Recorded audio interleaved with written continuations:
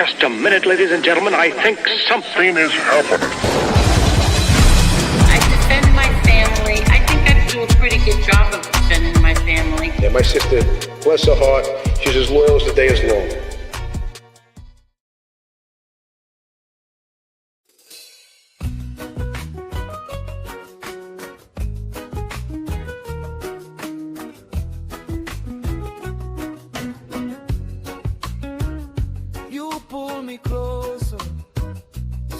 On your skin, sun on your face, laughing at nothing.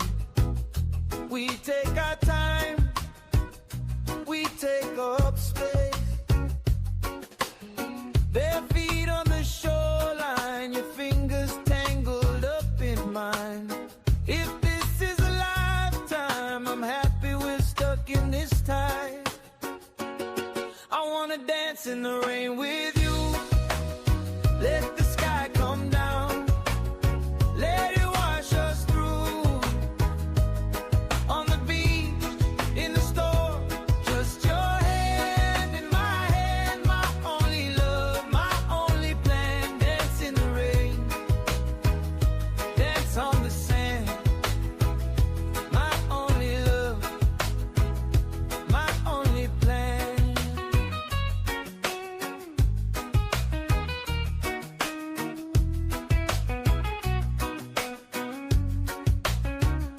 Clouds rolling over, warm drops falling. You lift your eyes, you spin in the water. I swear I've never seen you so alive. Waves singing behind us, your hair is soaking, you don't care. You kiss me laughing like every wish led me right here. I wanna dance in the rain with you. Let the sky come down. Let it wash us through. On the beach, in the store, just your hand in my hand. My only love, my only plan. Dance in the rain, dance on the sand. My only love, my only plan.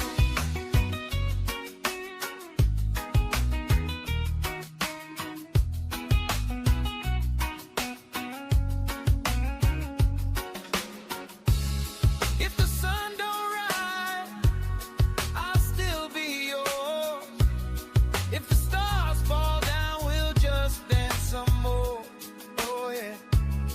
Every lifetime, same shoreline, same two heart, same score. I wanna dance in the rain with you. Let the sky come down. Let it wash us through. On the beach, in the storm, just your hand in my hand. My only love, my only plan. Dance in the rain, dance on the sand. My only love, my only plan.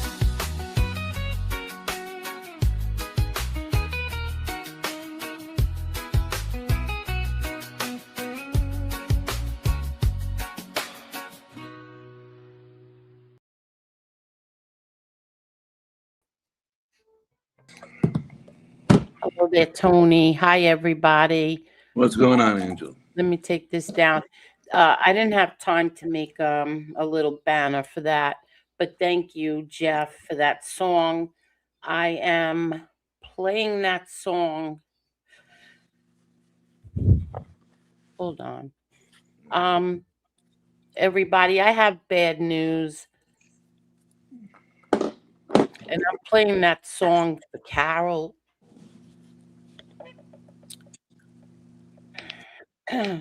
Carol's husband died today.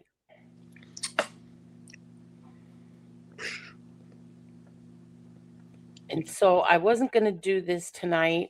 I was going to cancel. And then, a few of my friends said, don't do that. Dedicate the show to Carol. And so, Carol, we are here for you. We love you. We are so very sorry, Carol. Very, very sorry.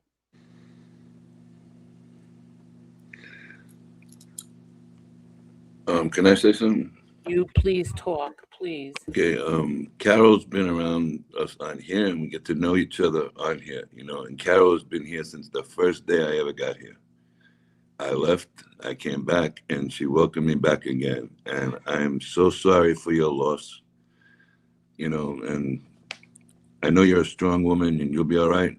But I just want you to know, for me and my family, I'm very sorry for you. You go. Hold on. You know, Carol's been here with us all in this chat since the very, very beginning. She's became a mod and she's never left. She's the most loyal person in this chat by far. I've seen her fight in other chats when we used to do that crap. She's just a loyal woman, and her husband was nice enough to always allow her to go on there, sleep during the day if she wanted to do whatever she wanted. Carol's a good, good lady. And Carol, I'm so sorry for you. And your family. Yep. Yes, Carol. Carol's been with me since the first day. Carol and I have gotten to be very, very close. I'm very close with Carol. I speak to her every day on the telephone. She's in the chat. Is she? Hey, Yeah, Carol. chat. And I've gotten to be we've gotten very close, Carol and I had her, her husband wasn't feeling well for a while, and I would tell her, all right, he went to this doctor, he went to that doctor, and I said, Carol, he's got to go to the hospital. Let him go to the hospital. I don't want to get into everything. It's nobody's business really, but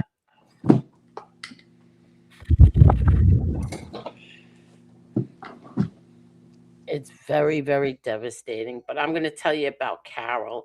Carol's been here with me since day one, and Carol didn't like things that went on here. Carol didn't like a certain person, but Carol never put me down. Carol never turned her back on me.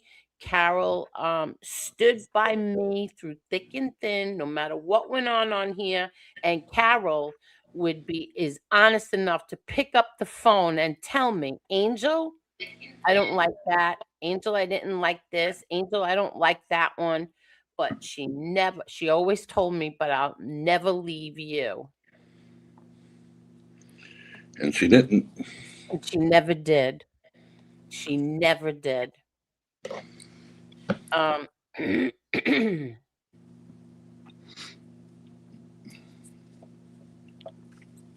so Vinny Callie, that's Carol's good friend, Vinny Callie, and he's here. Everybody, thank you all for showing her some love. Now, let's get her mind off of things and try to have like some kind of normalcy here. I had a whole different show planned, but tonight we'll switch it up a bit and maybe we'll continue to the plans on Sunday night show. We'll see. I know Chicky wants to come on. Chicky's going to come on. He has something that he wants to address. Excuse me. He wants something that he wants to address. He wants me to play a show from 4 years ago when his attorney came on here. I want to say also that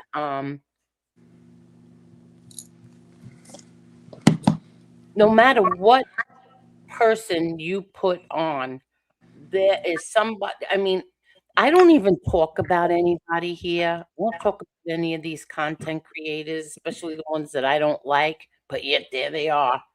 They still have to bring me up. They still have to talk about me. I'm going to get into that a little later on when we get into Angel Boulevard. But right now, let me play this for Chicky. Everyone, just let me play this. This is from Chicky's attorney. Hold on. Yeah. Hold on 1 minute.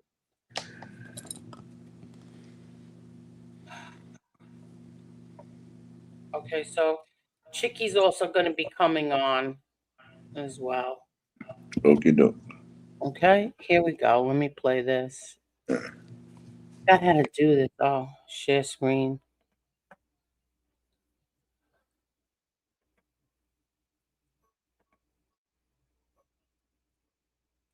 Can you see this, Tony? Yeah, it's up, Ange. Okay, you can see it. All right. You're good. Here You're we good. go. Okay. Here we go. This is Chicky and his attorney, Daniel Hagen, who's from Massachusetts. So hold on. Hi, everybody. Hi, everyone. Hey, Angel. Hey, Chicky. Hey guys, how you doing, everybody? Hello to the chat as usual. Yes, How you hello. doing, guys? Hello, everyone. I'm not going to tie up too much time. I don't want to keep Dan waiting. I'll say hello to everybody when we're later on, okay? So You don't have to rush for me, Angel. I'm happy to stay as long as you need me. oh, really? Oh, you do know we go like sometimes 5-7 hours, right? I've heard that. I'm not sure I'm in for that, but Yeah, sometimes we do that. But it's okay. I don't think anybody's going to mind if I don't say hello to everyone right now. Right? Nobody minds. So, Dan, you are Dan Hagen. You are an attorney from Springfield, Massachusetts, right? That's correct. I'm an attorney from Springfield, and I represent Chicky. Okay, so and I represented him in his recent gun case that he had. right, that's what I was just going to ask you. And so my thumbnail that I used was a newspaper clipping about you. That's right. It's a quote I put in the paper because I noticed something in the filings that on the public record that I thought was unfair. And I thought that it was really a disservice to Chicky, and it could lead people to believe something that's just not true. And so that's why I went out there and made the comment I did, that I don't represent rats. Right. So what was it? So to understand the situation, you kind of have to understand there's two cases really that you have to understand. So the first is an extortion case that happened in Springfield in July of 2019. And an individual was accused of extortion, of basically loan sharking. And they started the trial process. They were going through the motions, and then Chicky picked up his own gun case, completely separate from this extortion case, but his own gun case in December of 2019. So a few months apart. And Chicky's case, as most people know, was part of the whole East Coast Latin King roundup. They came into his house. He was not the target of anything. They just came in there, and they ended up finding a gun and ammunition on Chicky's bureau next to his bed. So as part of the due diligence that the attorney was doing for the defendant in the loan sharking case, who's a good attorney, and he was doing his job, and he started kind of asking some questions about a government witness list that was turned over. And when I looked at some of the motions that were going back and forth between the defense and the government, I said, well, hold on a second. This person that's allegedly on a government witness list here could be, you could figure that out to be Chicky. And I said, well, hold on. I mean, that's just not true, And so I wanted to go, and I did go to the paper. And because I think by the fact that you can see somebody as a government witness, a lot of people say, that must mean he's a cooperator. That means he must be, talking to the government. He must be helping them out, but it's just not true. And a lot of it has to do with people misunderstanding how witness lists work and how the federal government works. So I think to understand this misunderstanding, it's better to sort of know how the government operates. And in any case, they compile a list of people who they think has information. Not that they're cooperating government witnesses, not that they've ever talked to the government. They have no idea they're on a list. They simply could have information in the pending case. And I think Chicky could have been on that list for probably about 3 reasons. The first is that this case, the loan sharking case, involves somebody walking around wearing a wire. And if Chicky was picked up talking on that wire, well, he's somebody that could have information. He could also be, somebody could have mentioned him on the wire, that Chicky wasn't even there. Somebody said something about him and they said, well, maybe he has information.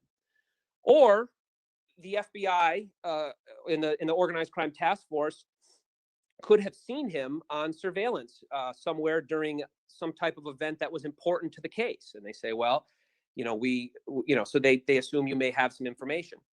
Most people don't find out they're on a government witness list until a subpoena arrives for them. So Chicky was obviously not going down and helping the government in any way. Didn't even know he was on the list. I believe if you probably saw the list, you'd say a lot of people probably didn't know they were on the list who could be involved in the case.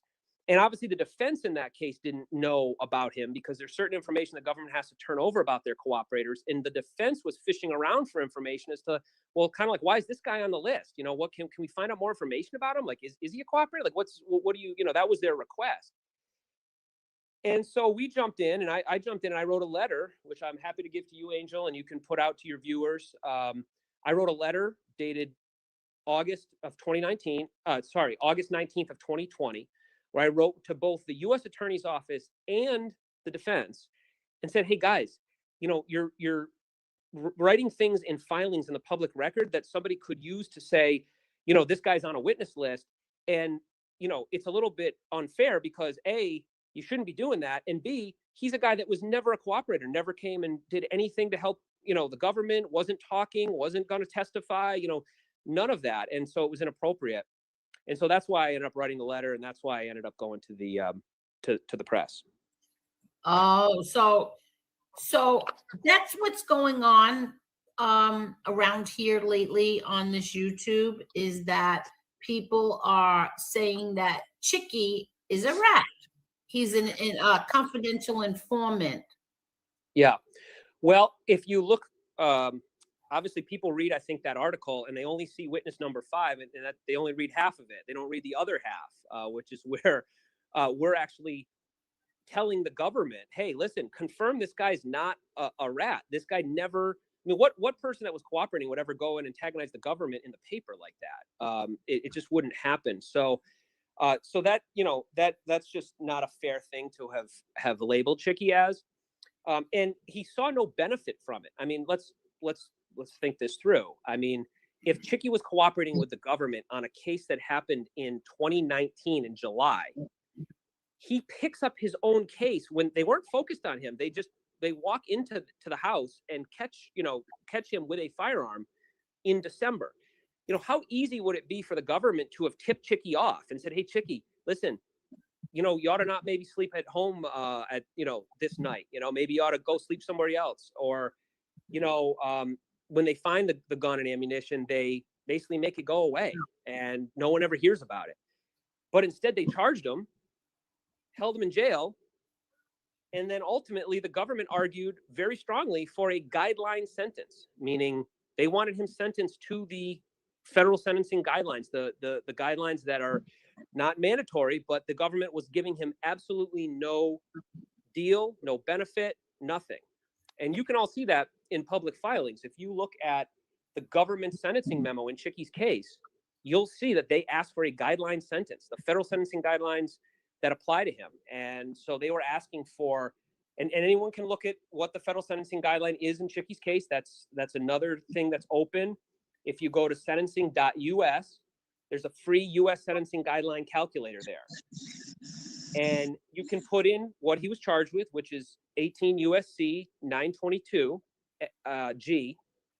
And you put a criminal history category 1, because that's what Chicky was, given that his criminal history is dated, it's old. And you'll see what the guideline is. And the guideline is 10 to 16 months. And so the government was asking for a guideline sentence. They wanted to put him in jail. Not something they do with a cooperator. Exactly. Now, also, Chicky received house arrest. So they're saying, oh, that's proof too that he's a cooperator because he only got house arrest on a firearm. Sure. So let's unravel that a little bit. So the government in their memo asked for a Senate, a guideline sentence of somewhere in that range that I just said. We asked for time served. All right. And the reason for that is, and I like to think it was good lawyering, was that in my sentencing memo, I put in several studies about, Chicky has some health issues, including one that he picked up in the military. It's called myofascia gravis, which is something that I believe presents similar to MS. And because of that, I found some studies about how COVID interacts with that disease and how it can have very bad outcomes for people who are exposed to that in a confined setting. So I use that amongst some other things to appeal to the judge. And so the reason Chicky got time served and then got house arrest is because the judge gave it to him, not the prosecutor. Anyone can listen to what the prosecutor said. You can listen to the arguments. You can see their memo. They absolutely were not looking to give him time served. I'll tell you that. Okay, so he received house arrest because of your lawyering, your good work. And I like to think that. I like to think that at least. Yes. And because of his health conditions, and that's why he got house arrest. Not because he's an informant or he did anything behind the scenes, to help the government. Correct. It's because of his health issues. Correct. And also remember, he was charged as a felon in possession. Okay, a felon in possession of ammunition. Now, I've also heard out there, Chicky's told me that people are saying, well, the firearm disappeared, so therefore, that he must be cooperating because they didn't charge him with the firearm. Well, again, that's not understanding how the federal laws are. 922G covers both guns and ammunition. It's the same crime. So they gave no benefit to him by having the firearm not as part of the case. And the reason the firearm's not part of the case is also because of federal law. Because a firearm, in order for the federal government to actually charge you with a firearm, being a felon in possession, they have to show that the firearm crossed state lines. And so in Chicky's case, they couldn't show that because the firearm was manufactured at Smith & Wesson in Springfield. So they couldn't show it crossed state lines. But it didn't really matter because they had him with multiple rounds of ammunition. And I was mentioned this earlier to Chicky, but it's kind of scary under the federal law, just having a shell, like the case, not the actual full round of ammunition with a bullet and everything else, but just the case of the bullet is enough to charge you as a felon in possession under federal law. And that's how they charge Chicky. And some other things too.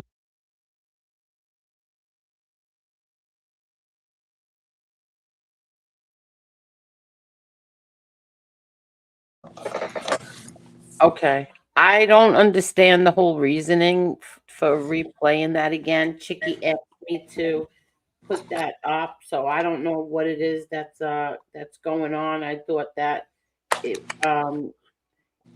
was about a prison that he was going into. So Chicky, I sent you the link if you want to come on and explain, what's going on with you and Common Simp. If you want to come on now, now's a good time. Jump on. Otherwise, I'm going to move to Angel Boulevard. I'm waiting for you. Okay, here he is. There you go. What's up, Chicky? Hey, what's up, Tony? Hi, Angel. Hi, chat. How are you guys? Hey, Chicky. How are you? Yeah, no, I just wanted to I mean, really, I was going to come on and say some crazy things, but I'm not going to because I'm above that. But I'm just going to address a few things, and then I'll never talk about it again. They can do shows till they're blue in the face, but just a couple of things I want to address, and I appreciate having a platform to do it. Anytime. But yeah, so that was my lawyer back in 2022, and we all know where all the rumors came from, but I won't even get into it. But so really, and I'm not going to say nothing bad. I'm just going to say facts. Common Sense wants to bring that up, and they have fun bringing it up.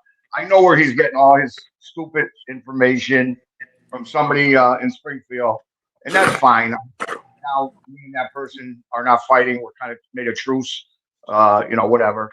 But they want to keep regurgitating the same bullshit. Now, things I'm guilty of, yeah. Did I screw up on YouTube? We all did. I get it. I'm not trying to be a saint. He said I'm trying to be, kumbara. I'm not being that way at all.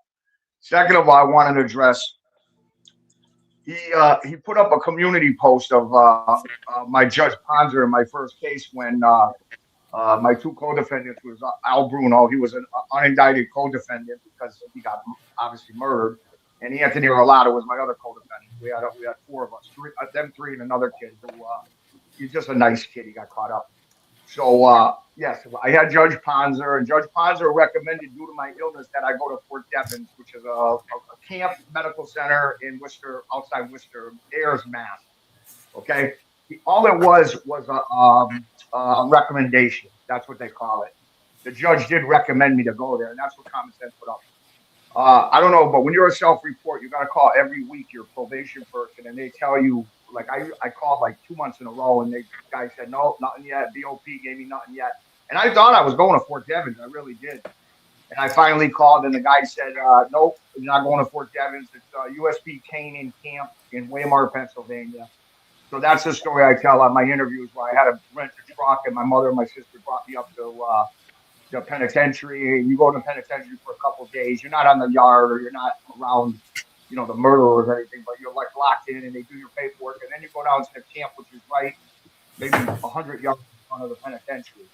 So that's where I did my time. And Angel, you talked to my daughter tonight. What did she tell you where she went and visited me as a kid? Yeah, that's what she said.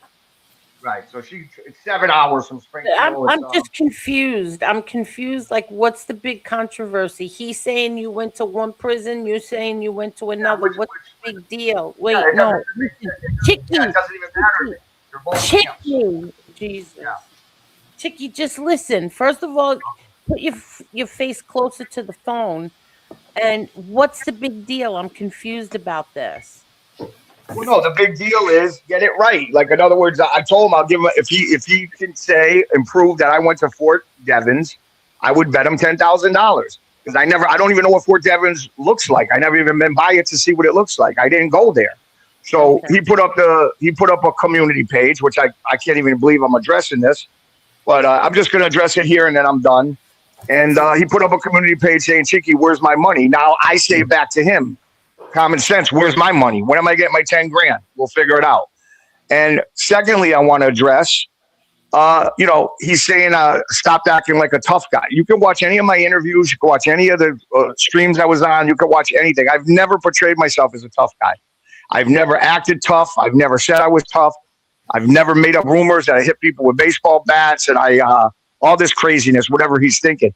He's the one the other night that said when he sees me, he's going to split my head open and put a scar on the other side of my head that matches the one from when I got in a car accident. Well, my friend, my boy, you're 45 minutes away from me. I would love to see you come to Springfield and try to do that. I would love that. And I'm not even going to address no more. But just don't. What was it, Chicky? What's the reasoning for him threatening you like that? I don't know. Listen, we all made mistakes on YouTube. I don't know why he got in this because I was in a chat and I was talking decent at first, and then they abused me about my weight, and which it don't bother me. It really doesn't. I've been, it's not a big deal. Which is wouldn't have even responded. No, I know. Well, who doesn't respond? We all say we're not going to respond, but then we respond. But you shouldn't respond. Well, like I said, I just wanted to make a couple things clear tonight, and I'm not going to respond, and I appreciate you giving me the opportunity to do that. But what I found out, and you found it out, and Lee and everybody else found it out earlier, even Tony, that no matter what you prove, no matter that you could have black and white proof, you could have video proof, and they're all, if they don't like you because of whatever panel you're on or who you used to talk to or whatever, they're just gonna, you ain't got a shot of winning. You're no good, and they're just gonna believe what they want. So I know who I am, and I really don't care. But like I said, if you're gonna make physical threats, stop with the talk from Connecticut. You're 50 minutes away. Take a ride down with a couple of friends to Springfield and find me. I'm very easy to find and see if you'll ever come close to split my head open. And that's it. And that's not being a tough guy. That's just being proactive. So that's not going to happen. And one other thing, and I'm just going to end it with that, and then we can go on and have a good show. And I'm sorry if I bored the people in the chat. You didn't. I don't think you bored people. I think that people don't understand what. Well, this was years ago. It's just setting the record straight on a few things. And if you don't understand it, I apologize.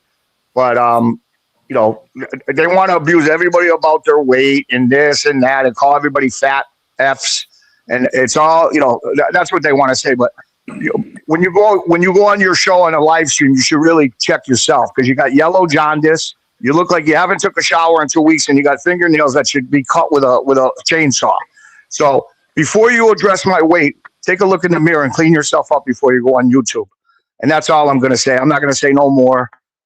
Thank you again. And like I said, let's just not talk about it. And again, thank you for letting me put that out there. It doesn't matter how much I prove myself. They're always, if they don't like you, Exactly. that's the way it is. So, yeah.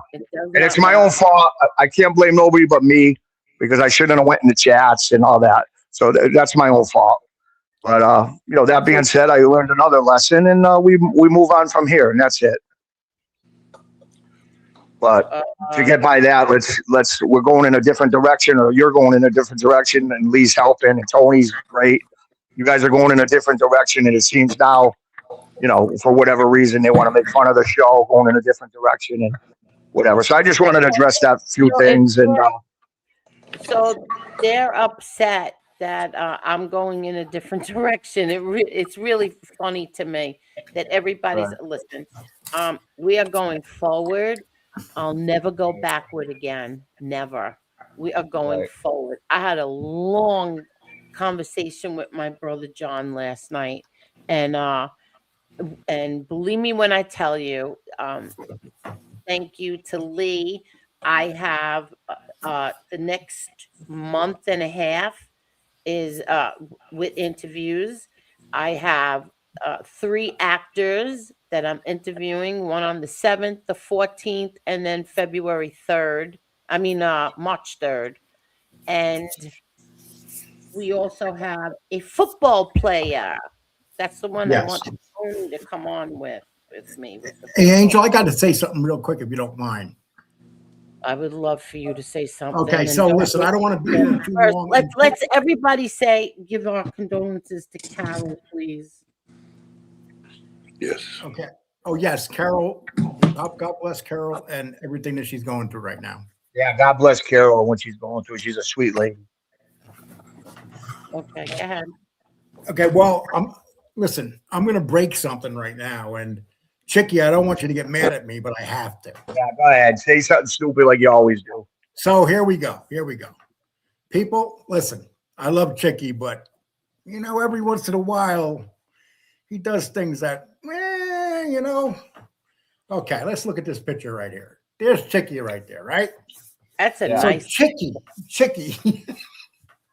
Right. You had this picture up on you had this picture. Listen, Lee. First of all, you can say what you want. I'm 126 pound lighter. Okay, you can abuse me all you want. When you lose 126 pounds and you look good, then you do what you want. But don't even bring that up. It's stupid. Okay, now you're gonna have these people torturing me. Why don't you just stop?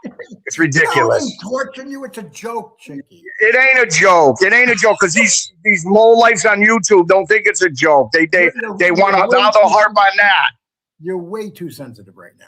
Yeah, I am sensitive. So just be quiet when it comes in. I don't go on and judge your stuff. Okay. Don't say nothing no more. I'm not going to say nothing about that. It ain't funny. You're giving these people ammunition because they're animals. Chicky, you're the one who gave them ammunition by going in their chats. Yeah, I know. No, I just said I made the mistake, but I am going to correct some wrongs that were said. That's all. No, some things were true and some things were wrong. That picture I put up was a very handsome man. I just wanted to talk about it. But I won't say nothing. Okay. Wait till the summer. Wait till another 100, and you'll see something. Okay.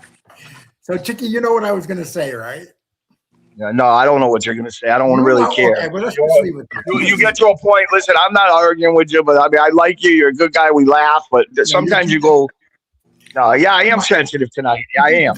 Because I showed a picture of you. No, I don't care. I don't want no pictures of me on this thing. Really, I don't.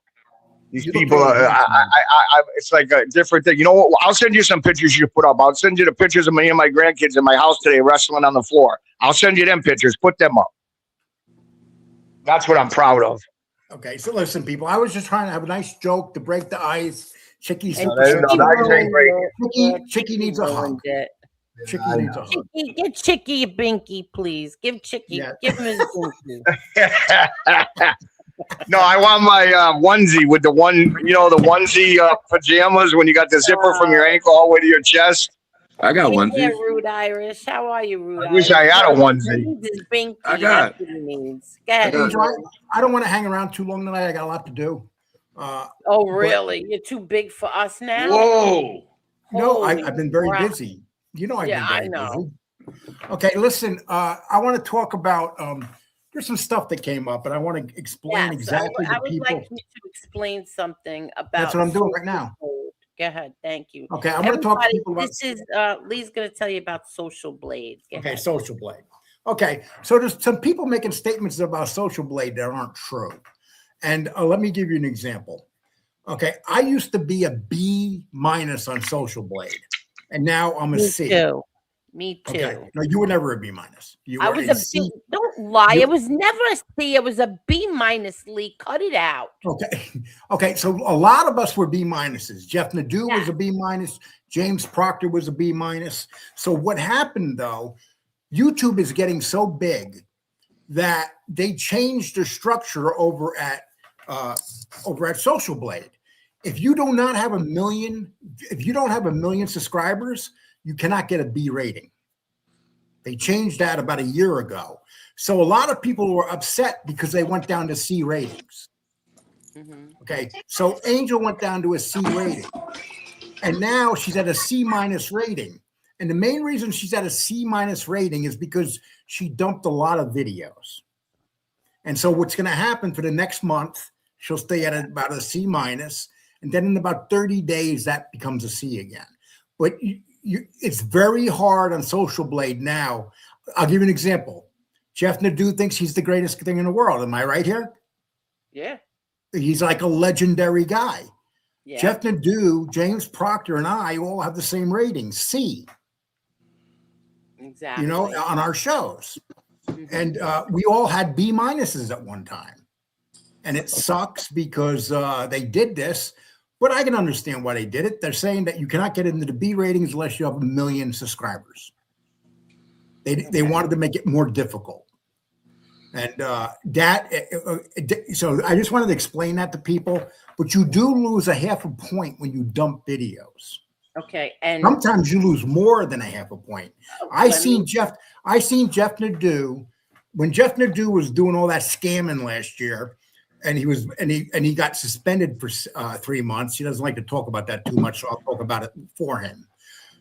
So he was suspended for 3 months on his show because he was buying subscribers, and he was buying and he got caught. And then he put up this video of Howard Stern's, and it got a couple million views, and that really pissed off YouTube. So Jeff lost his channel for 3 months. Okay, so Jeff comes on now and says, well, you know, Lee Cole and Angel Gotti and Proctor, they promote. That's the only reason. Like, so basically, we do it legally, promote. Jeff did it illegally, and he claims that other people are being illegal. Mm-hmm. So we'll get that out of the way right now. So if anybody wants to run back and tell that little bitch boy, you go right ahead. Okay, and okay, go. No, you go. I'm done. You can just say what you got to say. Okay. So what happened is about 6 months ago, right? I took a lot of videos down, a lot of shows. I took down every single pre-show that Marla did. I took down any show that was up. I took them all down, put them all on private. And now this time I dumped more today. I put more that on private today because Lee was like, you might as well do it now while Social Blade is not happy with you dumping So how many thousands would you say that I took down? 70,000. Right. 70,000. That's why it went to a C. 70,000 views you took down. Yeah, exactly. So that's why it went to a C- because Yes. I dumped everything. everything. And people do that sometimes. People clean their channel. Yeah. There's some people that do it. You'll get these big channels that clean their channel too.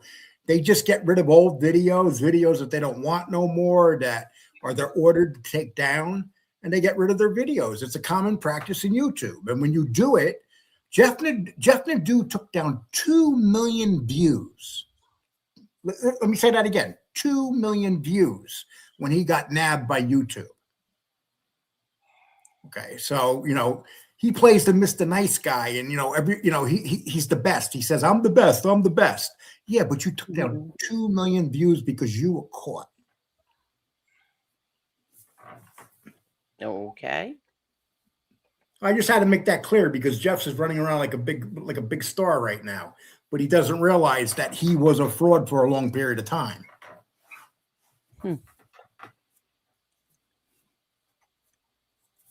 Chicky.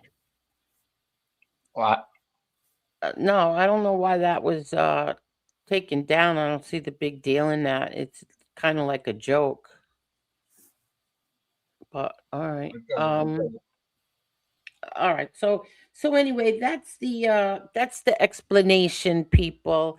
When you take down things, take down all those views, they don't like it, and you get the minus. And within a month, I'll be back up there. I'll be back up to the sea. No, maybe it might take a little bit longer. Don't say just a month. It could take 2 months. 2 months. I don't care if it takes. Yeah, but it will be back. I don't even care about Social Blade. I never check Social Blade. I think we did a show on that last year or the year before. Remember, we did a show on Social Blade, and I haven't checked it since. And then I just heard that recently it was brought up something about my Social Blade, and look, she's got to see. Yeah, because I took down all the shows. Okay, and look. Okay, and Jesse says I privatize videos at least twice a year, and I know Social Blade doesn't like it, but it seems to push out new videos. Yeah, actually, it's not that they don't like it. In a way, they do like it because they like you cleaning up old videos. Because some people have videos on their channel for like 10 years that are just sitting there, nobody's watching them.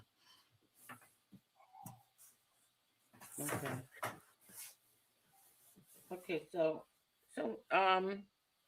like I said, Chicky, you okay? You're awfully quiet. Yeah, I'm good. I'm just listening. Okay. Chicky and Tony Silo were quiet today. Yeah, they're just very listening. quiet. We're talking. I was listening, Lee. I don't know much about that, so I was just listening. Yeah, I don't know. Angel, well, the other day someone said something about Angel that they weren't putting out the right facts, so we just figured we get that straightened out. And, well, why don't you just ignore it? Why does it bother you? Ignore it, like you told me. Just ignore it. Well, you know what? I'm about to put that picture back up again, and you can ignore that picture. Hey, you can put it as your avatar and put Chicky's brother or make up something. I was going to put it as my avatar. Chicky, there's a big difference in when I'm not saying that you have to ignore what they're saying, Right. but what I'm saying is don't go in their chat and start. Yeah, no, I'm wrong. That's what Shame on me. I know when you poke the bear, I get it. I said that. Shame on me. There, it's like, why would you even give anybody the satisfaction of going into their chat and arguing? And we ran into another problem today, Angel. I know you don't want to talk about it. Angel started to show off, and she put on that boring ass shit that Chicky gave her, and she got down to 159. She got down to 159 people, and then she takes it down, and she's back up to 240. Because but the thing is that people are confused. They don't know what they're watching. They don't want to hear some boring ass lawyer talking about some guy from Springfield. Right. Good interview though. No, it was good if you like. I like Dan. But you got to at least very interesting. Well, for that time period, it was a good one because everybody was going crazy on everything. So that was good. Chicky, that's pretty badass. You got caught with a gun sitting on right next to your bed like that. Yeah, But then I got beat up. But I didn't have the gun when I got beat up by a midget. Isn't the whole point to carry the gun? Well, you don't want to carry it. I tried to get to the gun, but he got me at the front step. I couldn't make it. Well, you're better off than you would have got in trouble because you didn't have a license for it. Yeah. Wow. But that whole thing is. And how much time did you wind up doing on that gun charge? Well, you know what's funny? I actually turned myself in. It was a crazy year, 2020. What happened was my daughter was getting married in October, and then January and February they're going, well, you might have to leave in the summer to do the whatever 12 months, 15 months, whatever they want to give me. So I ended up saying, I'm going. I did something. I don't remember what it was. Nothing crazy, but my probation guy took me off the street and put me in Wyatt in Rhode Island. So I ended up doing a total of like four months, something like that, maybe 4, and then a month when we first picked up the charge. So I think I had 4 or 5 months in, and they only wanted to give me like 12 to 16 months. And then Dan told you, because of my illness, and it was right in the worst part of COVID, and people in the jails were getting really sick, getting COVID in there. And so the judge gave me the house arrest with the ankle monitor around 12 months. I had to stay in the house.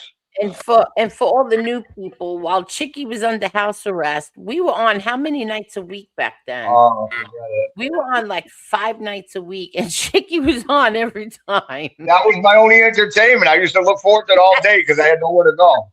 Yeah. We had Chicky and Becky O on. Oh, remember that? Yeah, we had good times, real good times. We had a lot of fun. Yeah. Oh, hold on. Hey, Rude Irish, what's up, buddy?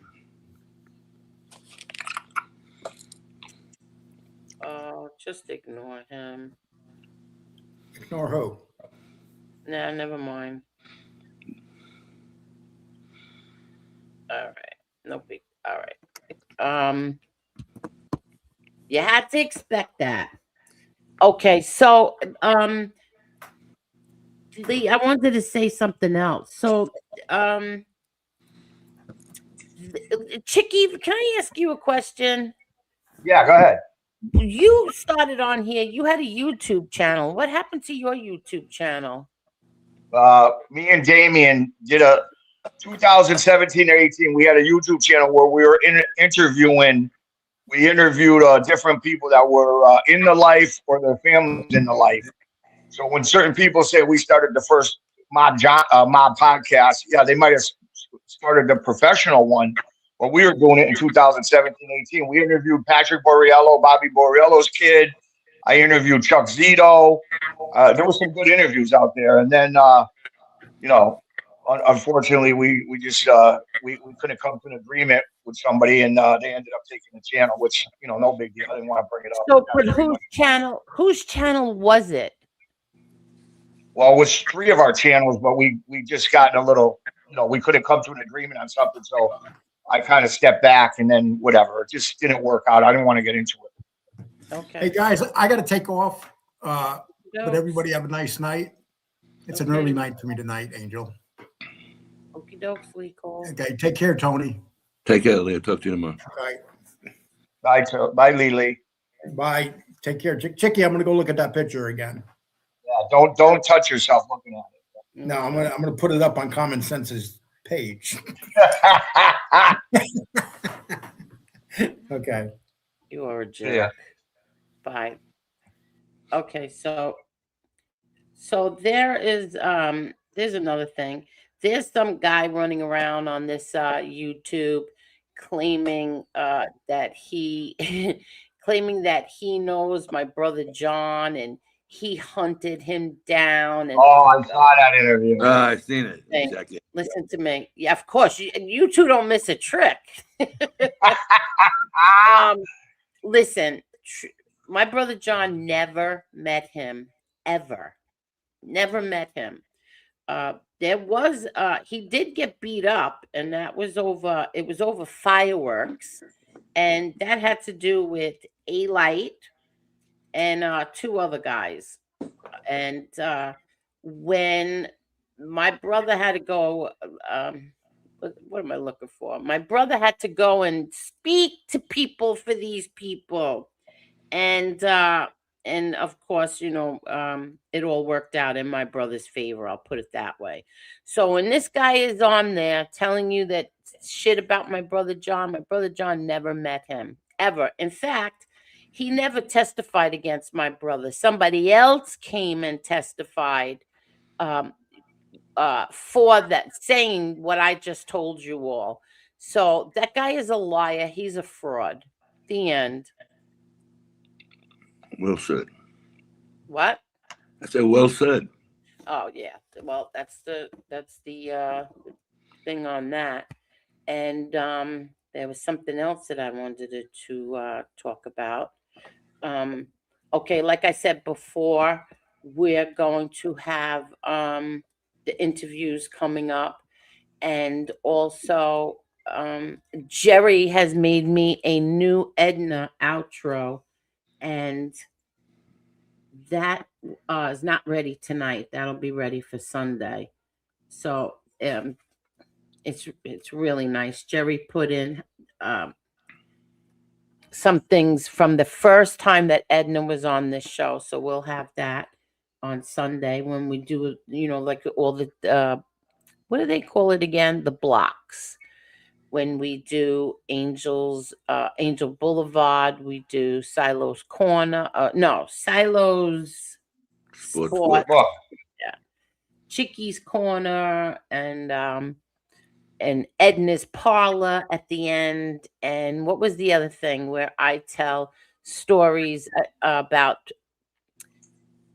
family business, family stuff? Yeah, I'm going to show them right now. So it will be this one, Angel Boulevard, when I come with my receipts. And let me tell you, I got a few doozies. And then this, where I'm going to be telling stories about, you know, my family. And then, of course, we have Silo's Sports Book. We have Chicky's Corner. Hey, Angel, speaking of Chicky's Corner, what'd you think of the video and the picture I sent you yesterday from the hospital? What do you mean? What picture and video you sent me? You wrote back. You got to show me pee-pee. It wasn't even pee-pee. Oh my God, that was disgusting. He sends me this. It wasn't urine stuff. Yeah. That's what they drain. That's how they get the water out of your stomach. That's how they get the water out of your body. Horrible. I said to him, "Wow, well, this really brightens my day to see your pee-pee in the morning. Your pee in the morning. Your pee, not your pee-pee." Whatever. It was. You know, that's goes, what's that's not my pee. That's from my stomach. I was like, "Ooh, it's the same thing." Yeah, it's like light brown, like soy sauce. Yeah, Chicky. What? I know. Well, that's the bot. It's in your stomach. Well, I mean, it is what it is, and it'll come out like water. I know. So how you feeling, Chicky? Great. I feel great. They took another. Now it's water, but they took another. What was it yesterday? I think 7 liters, which is 2 pounds a liter, for another 14 pounds yesterday of water. So I only got a couple more. They took 7 more liters out yesterday? Yeah, last week they only could get 3.5. I've been going every week. Last week they only got 3.5 because I really didn't have that much. Then the week before, 5. It changes every week, but as time goes on, it's like unbelievable. I mean, it's just draining out, and I'm eating wicked good, and it just makes a big difference when you got a water retention, like a lot of water, like I had. It's like just terrible. And yeah, they're getting it all out of you, and it's a lot easier to lose weight when all that water's out of you, you know, because you can move around a lot better. Okay, so that means they took 224 ounces of fluid out of you yesterday. No, well, whatever it is. Yes, that's 7 liters. Each bag is a liter. I showed Angel 3 bags filled, and they did another 5, so 8. So you got a half a bottle of Coca-Cola, a big Coca-Cola, times 7. Times 8. 1 liter, 8 1-liter bottles. It's 2 pounds a liter, so that was 16 pounds just yesterday. Wow, God bless you. But I mean, don't get me wrong. I drink bottled water, so if I drink you know, 4 yesterday and 4 today, that water goes back in. But You my got to be body, careful. yeah, my Well, body okay, but goes out. here's the deal with water. You're allowed 6 8-ounce glasses of water a day, Yeah, and that's exactly the proper amount. right. You balance yourself out with that. Right. But I gotta, you know, I keep hydrated. Like yesterday, once you have that treatment, they make you go upstairs to another room and then they put an IV in you and you get all the vitamins and protein that you lost by them taking out the 8 liters, you know? Mm-hmm. But I only got to do it a few more weeks, you know, and I'm all set. Now, if you have a bad day or something, you got Lasix at the house that you can take? Yeah, but I stopped taking it right now because it's crazy. Between that, I've been going, you know, number one, very, very good. On my own. The Lasix, they want me to take 3 Lasix a day. I mean, you can't even relax. You go to bed at night, you're up every 5 minutes, you know, 10 minutes, you're up, because it just keeps coming. So I had to slow down. You can't get no rest. You know, even if you want to lay down during the day, you can't because you're up and down. I've used it for diet. I've used it for when I was sick. Yeah, That's crazy. You know, and you got to give yourself 2.5 hours just near a bathroom. Oh yeah. It's just it was too much for me. And you got to watch the potassium with that stuff, Chicky. Yeah, well, I take a multivitamin. I take iron, like low iron pills. I take all what I'm supposed to take. All right, good, my man, good. But I'm telling you, night and day. I mean, you know, like I said, it's just amazing. You know, by June, who knows? I might be 100, 180 down. So I mean, you know, listen, I ain't gonna lie to you. I mean, between water weight and not watching myself, I mean, you know, I was pretty much a lost cause for a while. Okay, so let me ask you a question. But losing all this weight, you know, eventually you're gonna have to do a little bit of exercise, not the heavy. Oh no, I do. Well, what I did was right now I've been about 2 weeks, week and a half out of the rehab, out of the you know, to get me walking and stuff. I'm doing everything like today. I walk in my parking lot of my place. You know, I got like a walker. I walk, so I'm doing exercising. But I go to a gym like about 2 miles down the road from me. I haven't went lately, but they got a pool, and I love swimming. And then I got a pool right here at my place, a big, huge Olympic-sized pool that they open in the end of May. So all summer I'm at the pool. I showed you videos. I'm at the pool all summer. So swimming is my. But no, swimming is the best. Swimming is actually the best exercise. Yeah. And it takes all the pressure off your joints and everything, you know? Yeah, because you don't have to really put, you know, you're not touching the ground. And, you know, when you got a little bit of weight, right. You know, but swimming is excellent for you. Yeah. So that sounds Last good, man. summer I was swimming and I was like a little baby killer whale, you know, in that water. You don't feel the weight. But when you get out of it, you get all the heaviness back. I know. This year will be a whole nother me. You get there, man. You're going to get there. Yeah, and you can't, like I do. I used to enjoy it. I used to go out to dinners. You know, I'm not saying like cheap, good, bad dinners, like good dinners, fish, steak, nice joints. We used to go out like 6 nights a week. I mean, the money I was spending, forget it. And then, of course, with dinner, you either drink a bottle of wine. So that's another thing. It's been like 4 months, no alcohol, no wine, no nothing.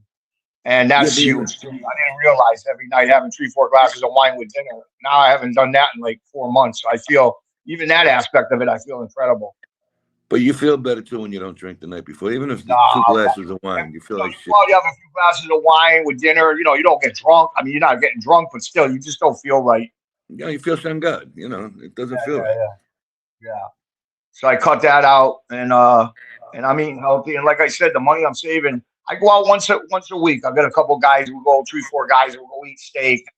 You know, healthy mushrooms. You know, nothing crazy. And once a week. So I look forward to it once a week. And every other night I eat home. I cook home, or my daughter will bring me something healthy. Good. It's better that way, trust me. You know, and you feel better. Yeah. Once the summer comes, the money I'm saving, you won't believe. Because you know, it's like I know, you go out to dinner, right? Mm-hmm. There's a bar at the restaurant. Now, forget about dinner. I'm having a couple glasses of wine, and then if they got Keno, I'm spending 100, 150 for Keno. You know, you play the Keno every night. We add that up in a month. You know, it's a lot of money. A lot of bucks, bro. Yeah, you go with 3-4 guys, you chop up the bill. Your end is for low, 125, 150, $100, maybe 150 a piece, $100 a piece, depending on what you order. Easy. Yeah, so I sat down and I went over my monthly and I'm like, are you friggin' kidding me? I mean, now I'm looking back. Back then I didn't care, but now you look back and you're like, are you serious? Trust me, it goes. But then you spend it other way. I'm on Amazon buying new sneakers, new sweatsuits, new sweaters. I got them all being delivered. My daughter thinks I'm nuts. Yeah. So people Well, you know, are when you saying start the feeling chat disappeared. Who? what? People are texting me that the chat's disappeared. There's some kind of glitch with YouTube that the chat just totally disappeared. Hold on, Let me check my phone. Thank just you, thought- Snake Whiskey. Angel, what a panel you had on tonight. Chicky and Tony and Lee. Thank you. I'm okay. I got the chat. I lost Chicky. We lost Chicky. Yeah, because he played with the phone again. I got the chat. You have the chat? Yeah, the last one on my phone is Carol Mijo, Chris A. Thank you. Chris just came in. Now Al Capone Mo. Oh, there's Chicky's back. I got it. Something. Yeah, I can't see the chat. I don't know if I'm. I think what happened. Farmhouse. Can you comment again?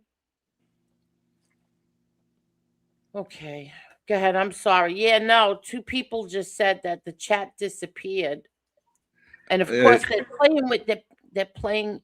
I'll just turn it on members only. I don't give a flying fuck. I'll turn it on members only.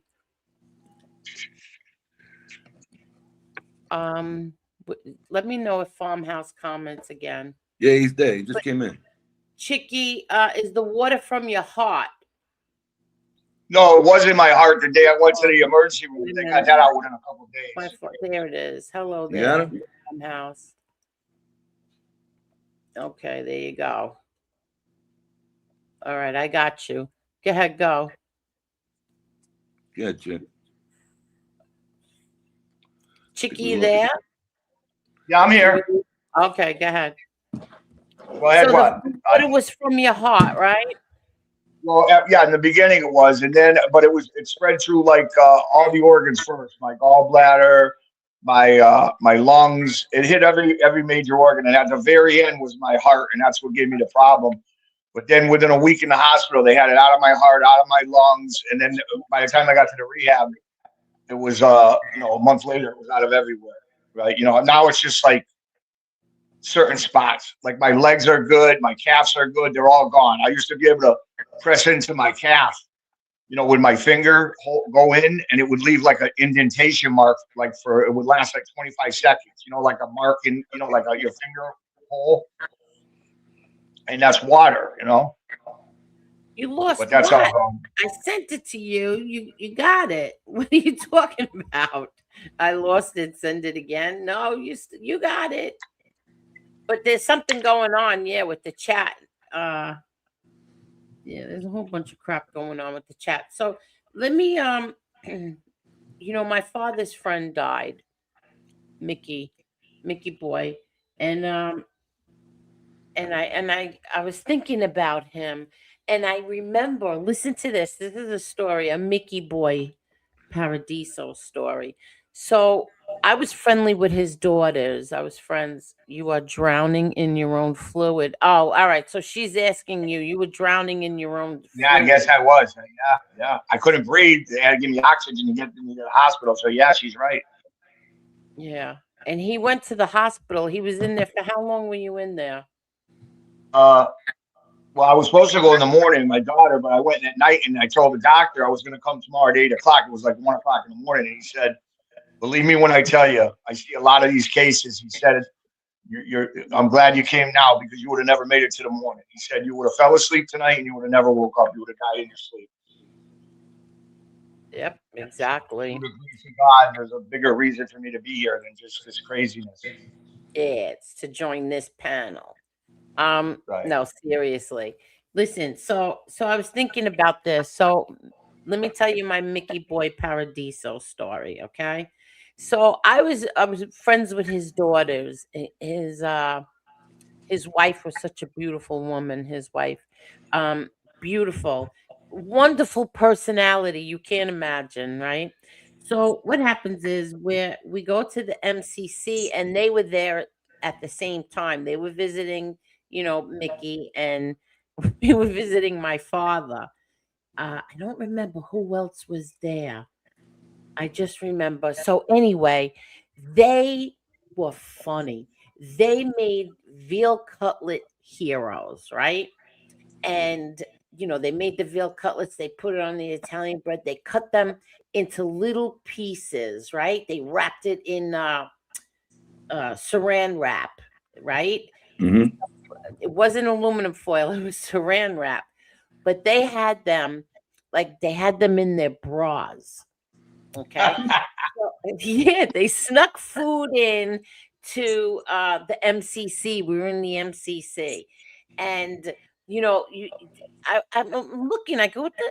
It was so fast, but I caught it in the corner of my eye, and they were trying to give my father some, right?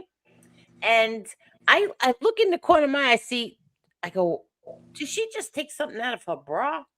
I'm like, what the hell? And then I see him get up and go into the bathroom. So, and this is going on for like a few minutes, right? And then I don't know if my father didn't take it. He didn't take any. And but then all of a sudden it was so humiliating. They pulled them up. The guards came in and they pulled them out of the visiting room, and they got caught. They were caught. It was on camera and everything. They got caught. And they ended the visit, and I felt so bad. His daughter was so upset. The wife was upset. I got tears in my eyes. I was so upset for them, and they weren't allowed to go back and visit him. Did Nicky Boy at least get the chicken? Did he eat some of the chicken cutlet in the bathroom? He went into that bathroom. He ate his veal cutlet. Yes, he did. Oh my God! Farmhouse Decorating says I did that, and flies were attacking me. No, see, we never did that. My father, forget it. If we would have got caught doing something like that, my father would have been mortified. He was mortified for them. He felt so bad. He's like, he couldn't believe it. He was like, these rat bastards. You couldn't let him have the chicken cutlet, the veal cutlet. You couldn't let him, but he was mortified. See, if something like that would have ever happened, and they pulled like us out, and everybody in the visiting room is looking at, my father would have died. So, hey, Angel, do me a favor. I know you said it before, but I think it's the best story you got. Can you tell the story about when you went and visited your father in the hospital, and the elevator door opened and somebody was saying, I know that story. You people make me tell that once a month. Just say it one more time for me. Yeah, I will. So, Mickey Boy, he was a character. I liked him. He was a little, he was, and his daughters, they were such nice people. That's all I'm going to say about them.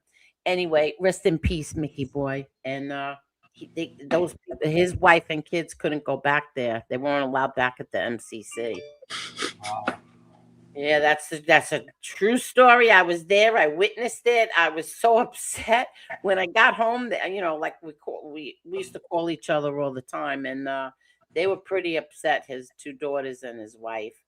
But hey, look at this, Round Irish. Hey, Rude Irish, thank you so much. Thank you. Don't ever apologize to these people. Who did I apologize to? Let me know. Maybe did I apologize to someone? I didn't hear you apologize. Oh, but yeah, I did. I apologized. I did apologize.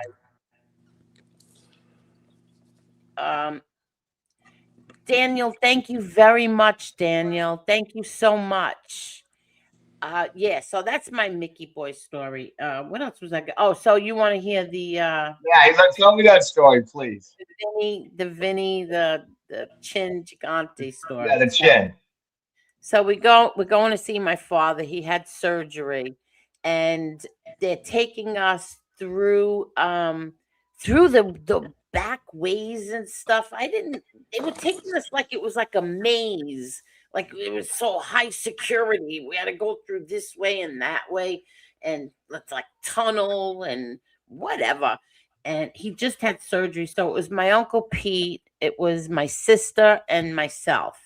And we get to the elevator, and the elevator door opens, and I knew I recognized this guy. I said, "Oh, this guy looks familiar." And he looked at my sister, he looked at Uncle Pete, he looked at me, and he winked at me. And I was like, wow. I get into the elevator and I said to my Uncle Pete, that guy just winked at me. He looks so familiar. And he started laughing. He goes, that's Vinny, or he said the chin, something like that. Yeah. I said, oh, he just winked at me. He says, yeah. I said, we got into the wagon and they brought, when they arrested them, he goes, and they brought him in. And I said, hey, Vin, what's up? And he goes, Did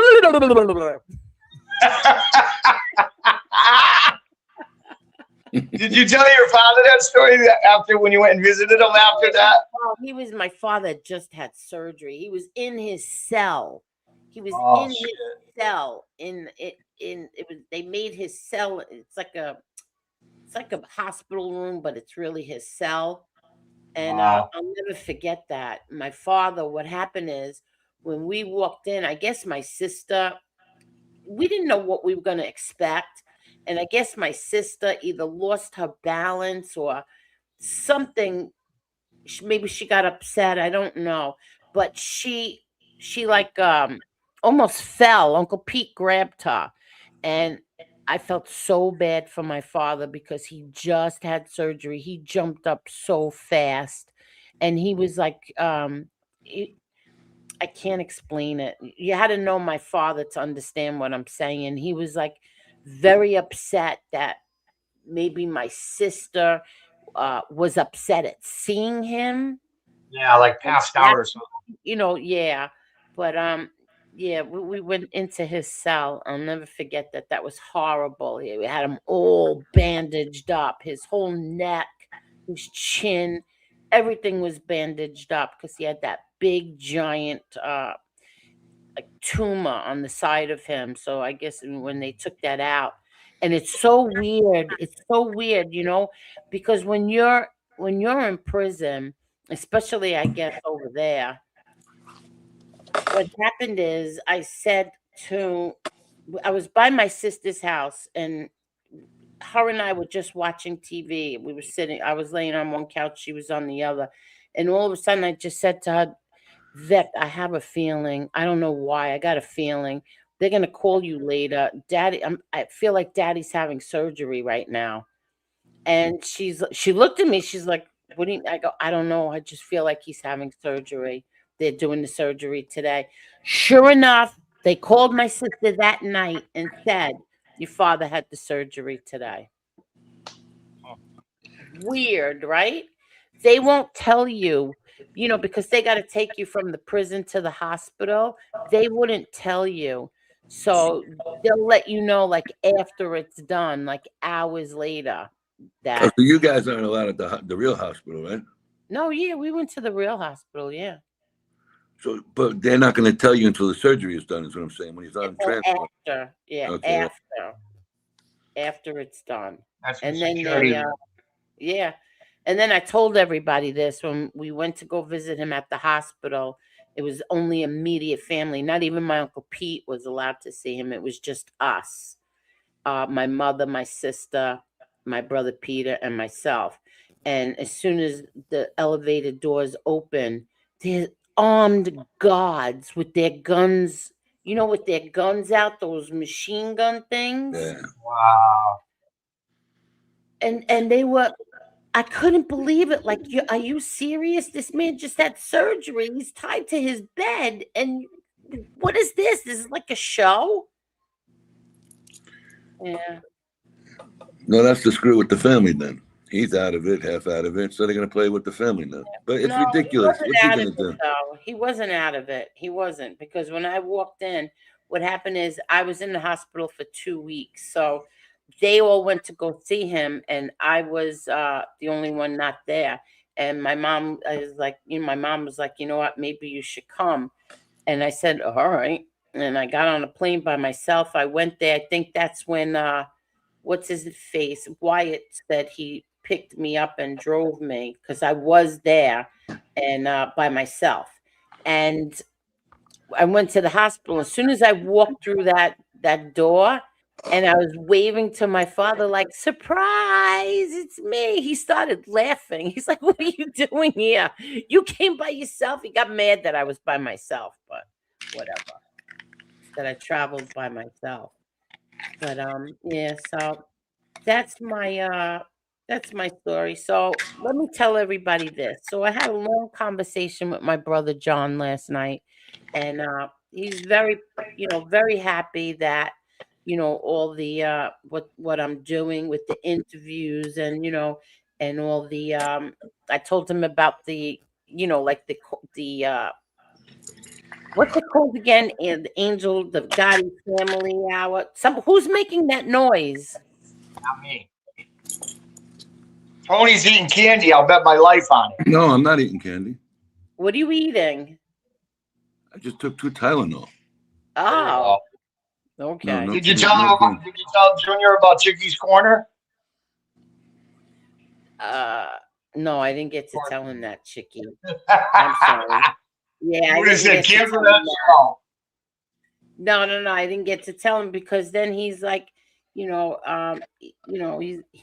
I don't want to tell everybody everything right now, but yeah, I'm not gonna say anything right now. But he's like, Angel, I have all the recordings of, I have you and Daddy, I have you and I have all your A&E footage, all the stuff that they didn't put in there.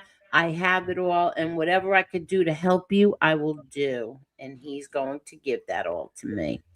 And yes, and I just want everybody else to know that any day now there's going to be a big announcement about my family, my brother John and his family. And it should be probably, well, I'll definitely have it probably by Sunday. But anyway, if it comes sooner, I will come live and tell everybody about it. But it's very exciting. So that's that for now. And that's why when people say, what are you going to do? This channel, again, is going forward, not backwards. Forward. You ever think And I people I apologize about bringing it a little bit backwards in the beginning, but I just a few things I wanted to address. But like I said, that ain't gonna happen again. Why? What do you mean? Well, it ain't gonna happen again. I'm not gonna be in the chats, and I'm not gonna bring up nothing again. So it ain't gonna ever happen on the show again. As far as me No, bringing it up. Chicky, lives are a different story. You could do. What do you mean? I just don't think that going in their chats and fighting with them is smart. No, that's my stupidity. Well, listen. Well, first of all, what happened, Chicky? They started talking about you because of you being on here. Is that what started it? Well, no, it doesn't even matter. But somebody had mentioned the show was going in a different direction, and they mentioned me, and then it started. Oh, I'm glad you brought up his name, but it doesn't matter. Like I said, it's water under the bridge. I address what I wanted to address. No matter what you do, they're not going to believe you. So I really don't care. But I won't be in the chats no more. As far as shame on me, you're right. You poked the bear, and I deserve what I got. But that's it. Chicky, they don't pay you. They don't do anything for you in real life. What do you even care about these mutts for? I know. Sometimes it gets you though, because if it was some things that are true, I can't argue. Okay, you're right. Blah blah blah. But things that are downright lies or things that are downright bullshit that they listen to somebody that don't even just said it because they want to embarrass me. That's a different story. But like I said, in the future, you'll see a big. Like I said, I'm getting better. So, yeah, as long as you learn and move on, it's all good. Yeah, exactly. I remember the day on the phone you told me, Tony, you can't be fighting with these idiots no more. Okay, Chicken. Yeah, then I do it. It happens, buddy. Don't worry about it. I know. And it never ends. So if they don't like you, they don't like you. Exactly. It is what it is. Hold on 1 second. You see what it is, Chicky? They get jealous. Something's going in a positive way, and they're stuck in the same rut doing the same same thing show after show after show. They don't have anything else to fall back on and proceed. You know. Look, When I was playing today, when I was wrestling around with the grandkids and laughing, something went in my brain and said, this is what, like I told Lee, you want to show something, I'll show you, videos of me with the kids at the soccer game or them at the baseball t-ball game. Show that, that's why, whatever, it is what it is. But you know what it is? You don't want to put the kids up there no more. They'll do degenerate things with you. So you know what? You know what you do. You tell your real friends what you're doing. That's it. Move on from that crap shit. 100% right. You're a great guy off of here. Forget about these people, buddy. Yeah, we all made mistakes on. I'll be the first to admit it. We did, but you know what? We all talk in real life and laugh our ass off. Yeah, What are they going to talk about? Oh, we got to go get some more paperwork on this guy today, and then nothing pans out that they get anyway. So the hell with them. And you know what I'm proud of, Tony? I mean, other than a couple people that dislike me for other reasons, you can come to my town and ask anybody, even the guys that are still allegedly out in that life. Mm-hmm. I'm out with them every day, eating lunch, going places, laughing.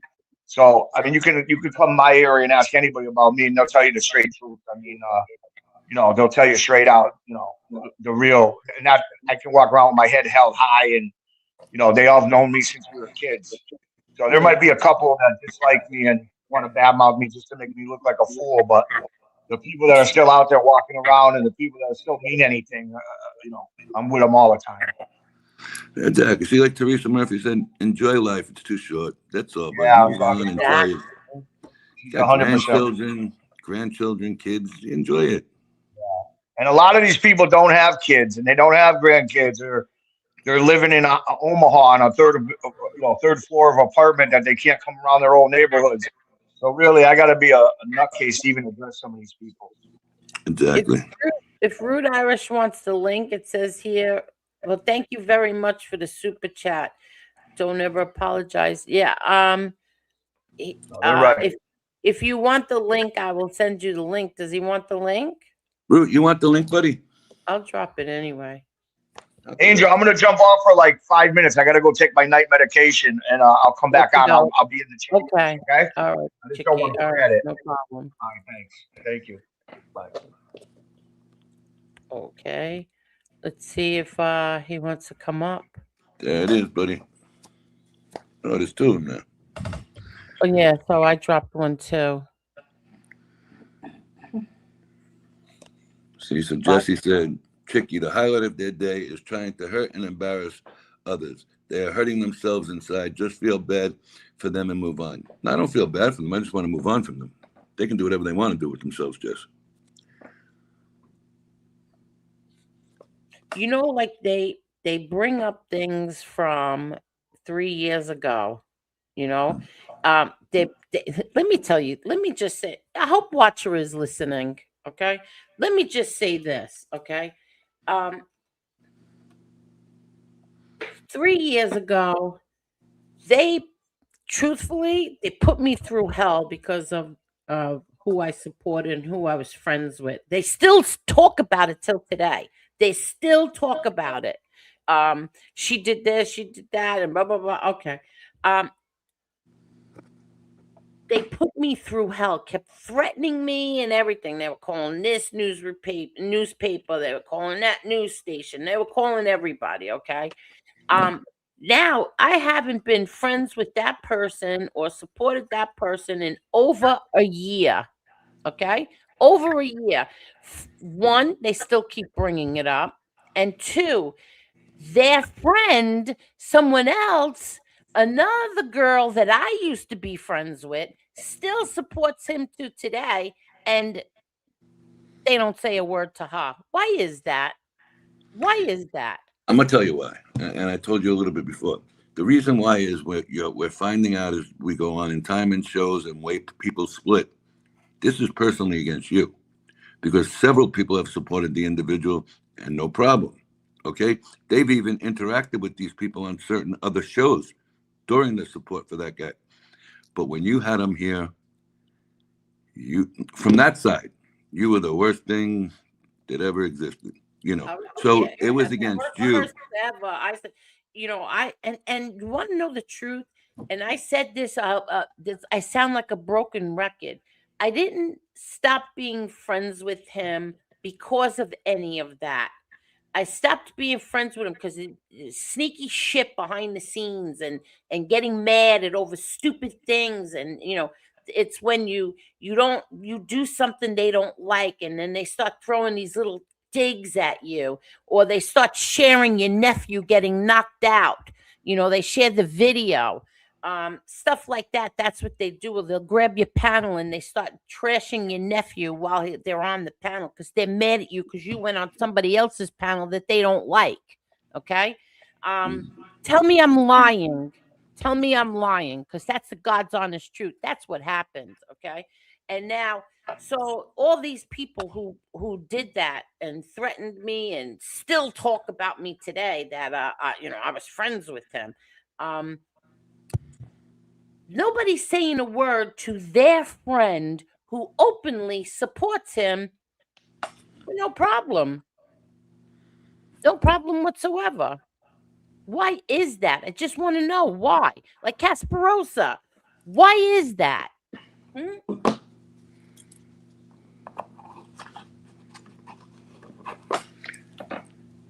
it. That's all I want to know. I think the answer's right there. They're still supporting them. You even see people intermingling in the shows with them. Yeah, you know what I mean?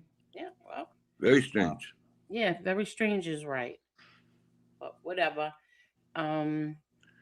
See, Teresa said that's why they're miserable. You're absolutely right, Teresa. Yeah.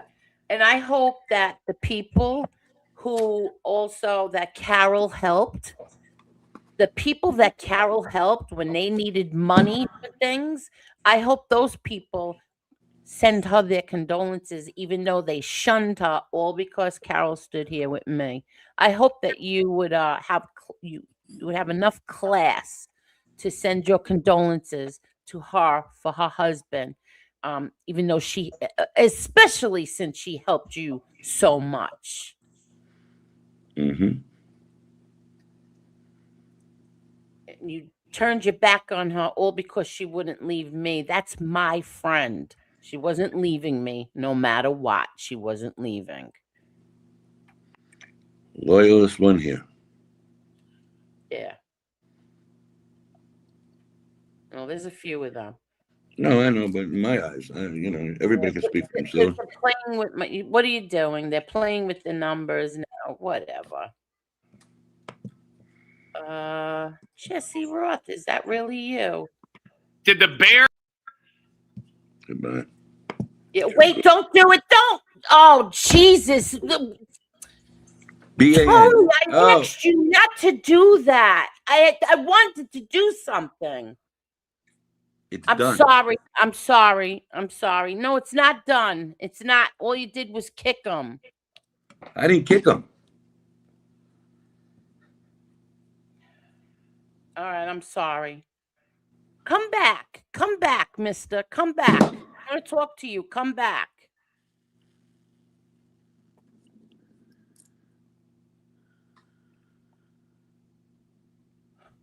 Thank you, Jennifer. Thank you.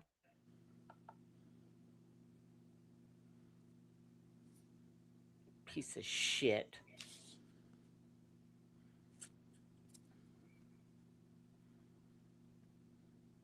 Chicky, the highlight of their day is trying to hurt and embarrass others. They are hurting. Oh, you just read that. I'm sorry, Tony, that I yelled. That's all right.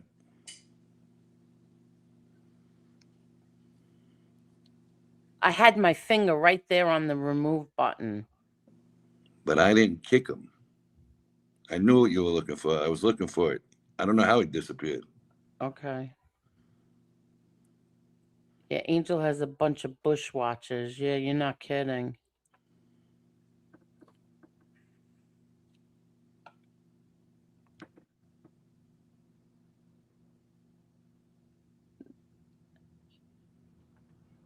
Yeah, I know it wasn't you now. Yeah, I know you did, Carol. I know you did.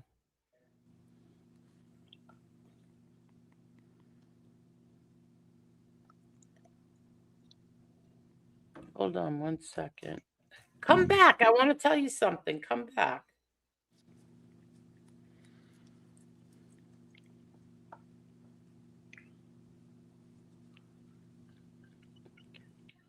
Let me just see something. Hold on 1 second, everyone. Hold on.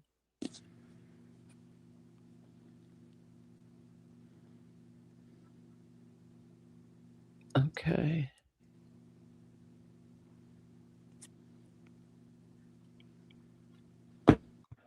We're making lots of changes. Lots of changes.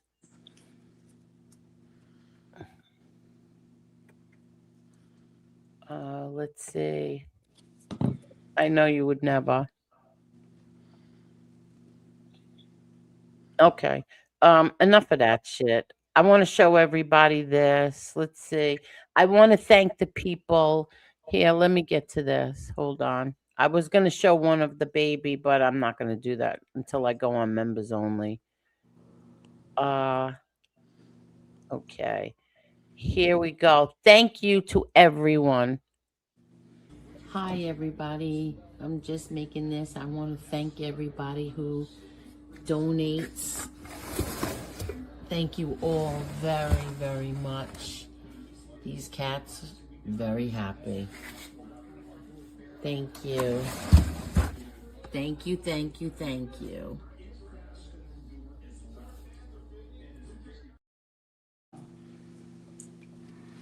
So everybody who donated, thank you again.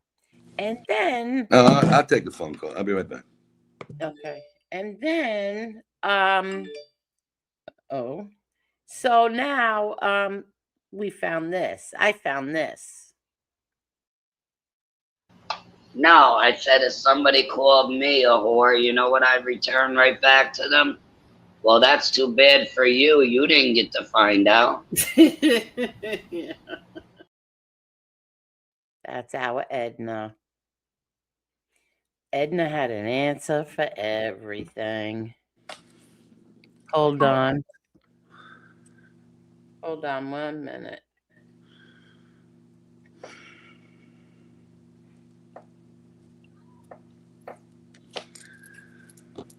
Punk bitch. I don't know. Is that Marla in the chat? It might be. Hold on. I don't know. Is that Marla? Hold on 1 second. I'm going. If somebody just text me, is that Marla in the chat? I don't know. You have a wrench. Can't you tell? I can't see the chat because it keeps disappearing on me. So I'm going to see if I could go back.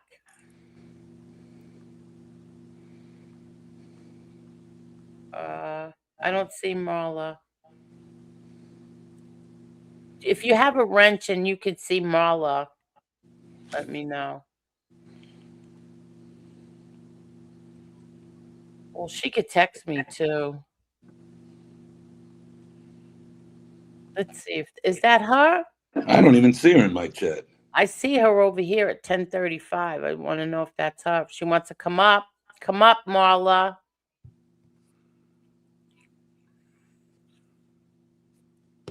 I don't see. Nobody sees her but me. I don't see her. Let me see. Let me go see how far this goes back. I don't know. It doesn't go back that far. Oh, wait, it does. Let's see if that's really her.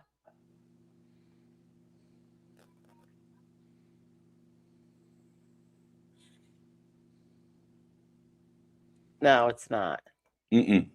That's not Marla. Block that. I'll block it. That's not Marla.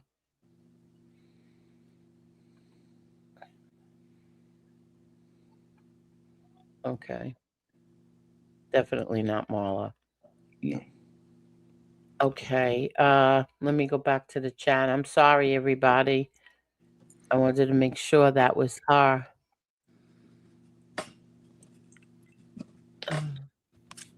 I love pork cutlets too. Pork cutlets, I think, are my favorite. Veal cutlet used to be my favorite, but now that's pork cutlets are my favorite. I like pork. Pork is good. What happened? I like pork. Do you like pork cutlets? Did you ever have Yeah. pork cutlets? I did. Okay. Very good. Very good. Oh,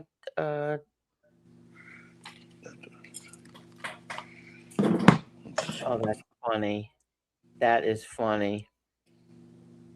Thank you, Jesse. It's going to be very good. It's going to be very, very good. Tommy just made chicken cutlets. Hey, Kevin Fahey, what's up, buddy? So they came home today, the baby and my daughter, they came home. They had, you know what? I think I could show it. Hold on. Let me just remember what I have in here. Okay, so here is Emma.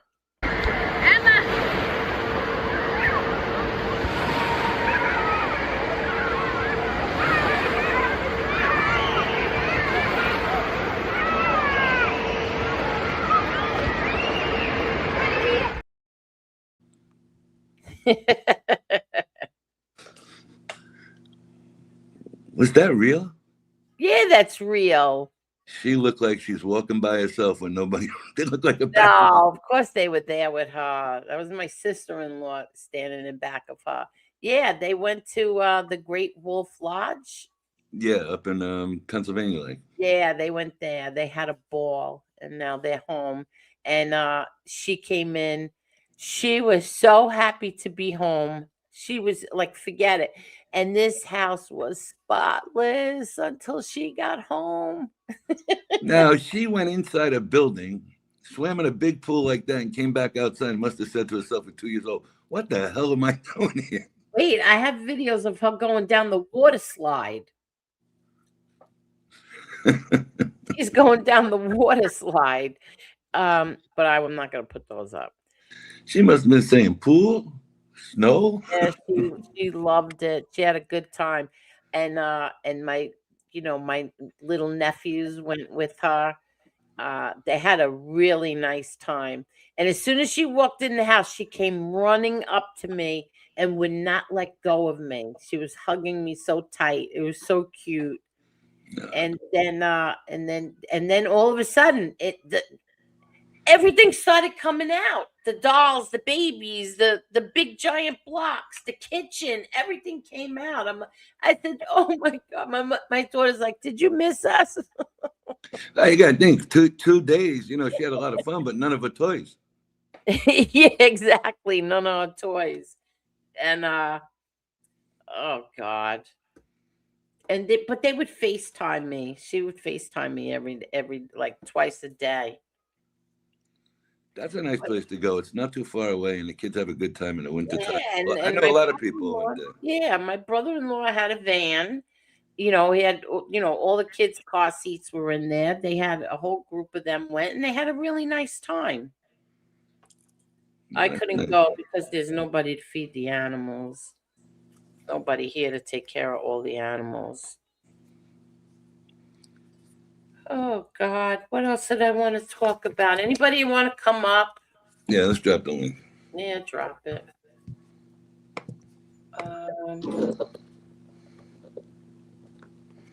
I feel bad when the people when they get when they go after Chicky. I feel bad because Chicky was like such a fun, easygoing, fun guy. Chicky's a fun guy off of this place. And you know what? He's got a life. He does things. He's got activity. He's got children. He's got grandchildren. And that's another thing against you if you do that on here and show your grandchildren and your children. And then you're going to deal with that nonsense that comes along with it. Just a bunch of devious pieces of garbage sometimes. Well, they did. They went after him. What was that? 2 years ago? Yes. And that is still, see, that's the thing on here is they hold things against you forever. Forever. No matter if you did something 3 years ago, they throw it up in your face today. Constantly, always. It is what it is. Look, like you said before, you had a guy, you platformed him for a while, but then you remained friends with him. Big deal. These people are doing the same thing. Yeah. But the difference is their last name ain't well, their name ain't Angel Gotti. You know, and that's what it is. I mean, they're even commingling in some of these chats. What do you mean? I've seen, you know, the old guy, the kid here, and I've seen the other guy jump in the chat for a few things to say and leave without going after it. You would have never seen that over here. There would have been a war here if they ever did that. You're not kidding. Now, go ahead. I'm sorry. No, it's you pretty much got black and white evidence now what they were going after. It wasn't only him. They were also going after you. Oh, yeah. Yeah. But that's all forgotten now. Like, it's all forgotten, but not when it comes to me. When it comes to me, it's constantly thrown up. Every single day. It's every time they go live, it's thrown up. I tell you what, I'll give you an example. I watched something the other day for 5 minutes. Chicky asked me to watch it. They still brought up, and I think it's got to be a year and a half that he hasn't been on here. They still brought up the, well, if, you know, it would have been nipped in the butt when he was over there. Are you kidding me? I was like, these people will never stop. I told you, I don't want to watch this no more. No, that's a lie. That's a lie. They like to blame everything on me. That's a lie. Fucking thing. Get him out of here. What's the matter? I got it. Yo, guys, you got to watch the chat a little bit, man. Why? What's going on? Fucking ghost of KKK kids. Of what? KKK kids. Oh, who cares? You know who that is. Yeah, I do, but you got to get that shit out of Who there. that is, yeah. But you know who that is. It seems to bother you more than it bothers me. I don't like to see kids' names in there. You know that. Yeah. It's okay. You know. No, Kathy, it's all right. I know you didn't have your wrench with you. Where's your wrench? It's at home. It's in Her wrench is at home? It's in her computer. So give her this is her phone. But is that really her? Yes, it is. Yes, it is. Okay. You sure? I'm positive. Okay. There it goes. Dub, yeah, you could come up, Dubs. But what do you want to talk about? Yeah, he was good the other night. He behaved. There you go. How come I don't see what you see? Where? On StreamYard? Yeah, I don't see it. It's right here. I don't see it on the I don't see it on the YouTube side. I erased it. Oh. 11:10 p.m. Normally I could see that. But go ahead. I'm sorry. No, that was good the other night. He behaved. Okay. What's up, Dubs? What's up, Dubs? You're frozen. Hi. How are you? You're good. You're good. Okay. Hi, XYZ. Hey, Betty. The dentist called me and they finally did send everything to because I threatened to sue them. So they send everything to the insurance. So what's the deal there? When are you getting some teeth? I got to go back on the 29th of February. All right. That's only a couple of weeks away, really, in this month. Yeah. You know, it'll work out, buddy. I'm leaving them. After I finish, I'm going to find another place. Finish my bottoms. Because this guy, he's got like more than one doctor there. And you go there and it's like 50,000 people sitting in the waiting room. No, I can't do that. Hey, Kevin. Hey, Kevin. Dub, when you're waiting with approvals and stuff like that, Dubs, don't be so fast to run away because trust me, they're all the same. They're the most guys in demand. They make cash money. They don't care about anybody. So be careful before you make a big decision like that. I had another dentist. He threw me out of his practice. It's not my fault, really. I was taking care of my old man at the time, and I missed too many appointments because I had nobody to watch my father when I went to the doctor, to the dentist. He wanted to charge me $50 a no-show. They make big money, Dubs. That's what I'm just trying to tell you. They make big enough money that they don't need a patient. You know, they get aggravated when you miss one because they're losing all that money. Yep. You know, they're passing a bill in Congress that can make that illegal. Not going to happen with dentists, buddy. It's going to be with everything. Yeah, dentists, all doctors. Yeah, Any doctor that charges you money to because you didn't show up, they can get a fine. Well, if you don't do it in the time frame, they have every right in the world to do it because they could book other patients, especially a dentist. A dentist has to book by, time slot with the chair. Of course. So I don't think you're going to see a dentist in that. I seen what they were talking about. I don't think you're going to see dentists have to go along with that. You're going to have to modify it a little bit. It's going to have to be within 24 hours or whatever the rule is. Yeah, of course. But if you don't call a guy and he loses a whole hour because you were in that chair, you deserve to get billed. The last appointment that I missed with my other doctor, it wasn't literally my fault. I booked the Uber and he left me stranded. He never showed up. And he canceled on me. And then I looked down at the phone and I'm like, this son of a bitch canceled. Yeah. Too Just get the work done and stop fighting the people. You finally at that place where you can get it done and don't fight. No, I wasn't fighting with them. It's just that they're leaving me hanging. And then when you email them, they don't answer you. And it's like, why aren't you sending anything to the insurance? Just answer me. Just tell me that you're working on it. Something.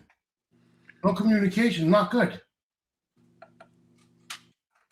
I don't know. So what else, Dubs? You only got Teats business? Good. No, that's it. No, Jesse, you cannot. What? Jesse, what? She says, can we bill them when we show up on time and have to wait for hours? No. Yeah. Jesse's right, actually. Well, certain doctors, when you go to certain specialists, you're going to wait. All right? Yeah, of course. When I first went to the neck doctor, the first time I waited 2.5 hours. I said, all right, I won't come back here. Then when you find out what type of surgeon he is, how highly rated he is, and all that bullshit that goes with it, you wait. Of course. You don't let some butcher operate on your spine. Nope. That's like my cardiologist. He's the head cardiologist at North Shore. I wait when I go there for hours, but he's a good doctor. That's why I stay with him. He pulled me to the side a month ago, actually. And he goes, I was on, I still take it, atorvastatin because my cholesterol was a little high. So I went and he goes, being that I used to take care of Dad and his history, I'm going to go aggressive with you. He goes, I'm throwing you on Repatha. So you're going to stay on the atorvastatin and you're going to take the Repatha. I want your cholesterol to get in normal range. It's low, but it's not where I want to see it. So I'm like, all right, no problem. He's like complimenting me. He's like, I wish I had patients like you that don't argue and don't. Hold on 1 second. No, Angela, you know what you do? You surround yourself with somebody who put your family and your life in danger. Remember? That's what you said. He put your life and your family's life in danger. Nobody has ever on here done that to me. So stick it up your ass, Angie. Sorry, go ahead. Stupid bitch. Sorry, go ahead. I'm done. I was done. Okay. Remember, your family's lives were in danger.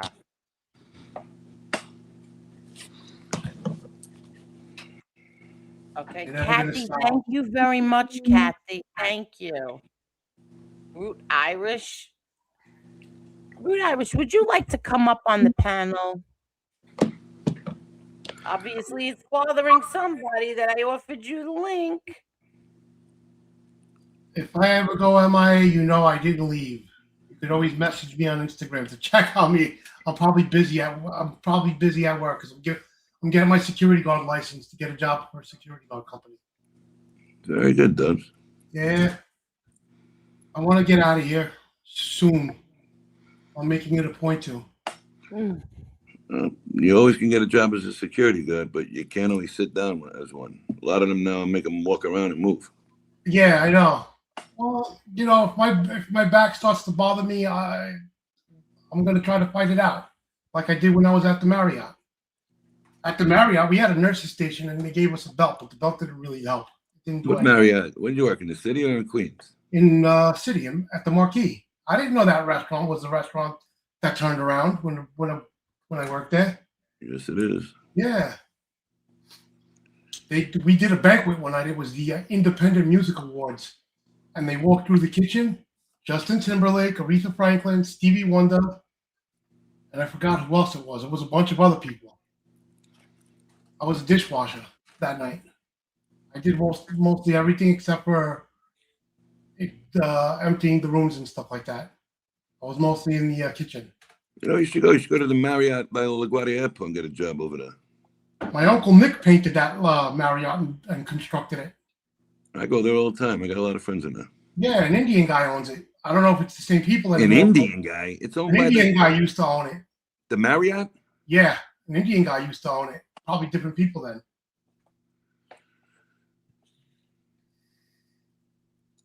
Let's see. Who was the fame? When I first heard about Dubs, I thought he was the famous YouTuber iDubbbz. There's so many fake iDubbbz accounts. There are so many. Hold on. There's a bunch of Dubs from all over the world now. I didn't know there was another YouTuber until recently, and I'm like, shit. Hold on 1 second. I just have to make a call. Hold on, okay? You guys talk. Good. All right, go ahead. So, yeah, Dubs. No, the Indian guy didn't own the Marriott. He owned the hotel across it. Listen to me. I've been there. I've been there since 1979. My father's personal friends with everybody in that place. You're correct. It was the hotel across. You're right. Correct. Okay, my father had the lounge there. Remember? No Indian guy was renting him a lounge. He actually rented from the Mormon family. Yeah. Mm-hmm. They're big in the hotel business down in New York, the Indian people.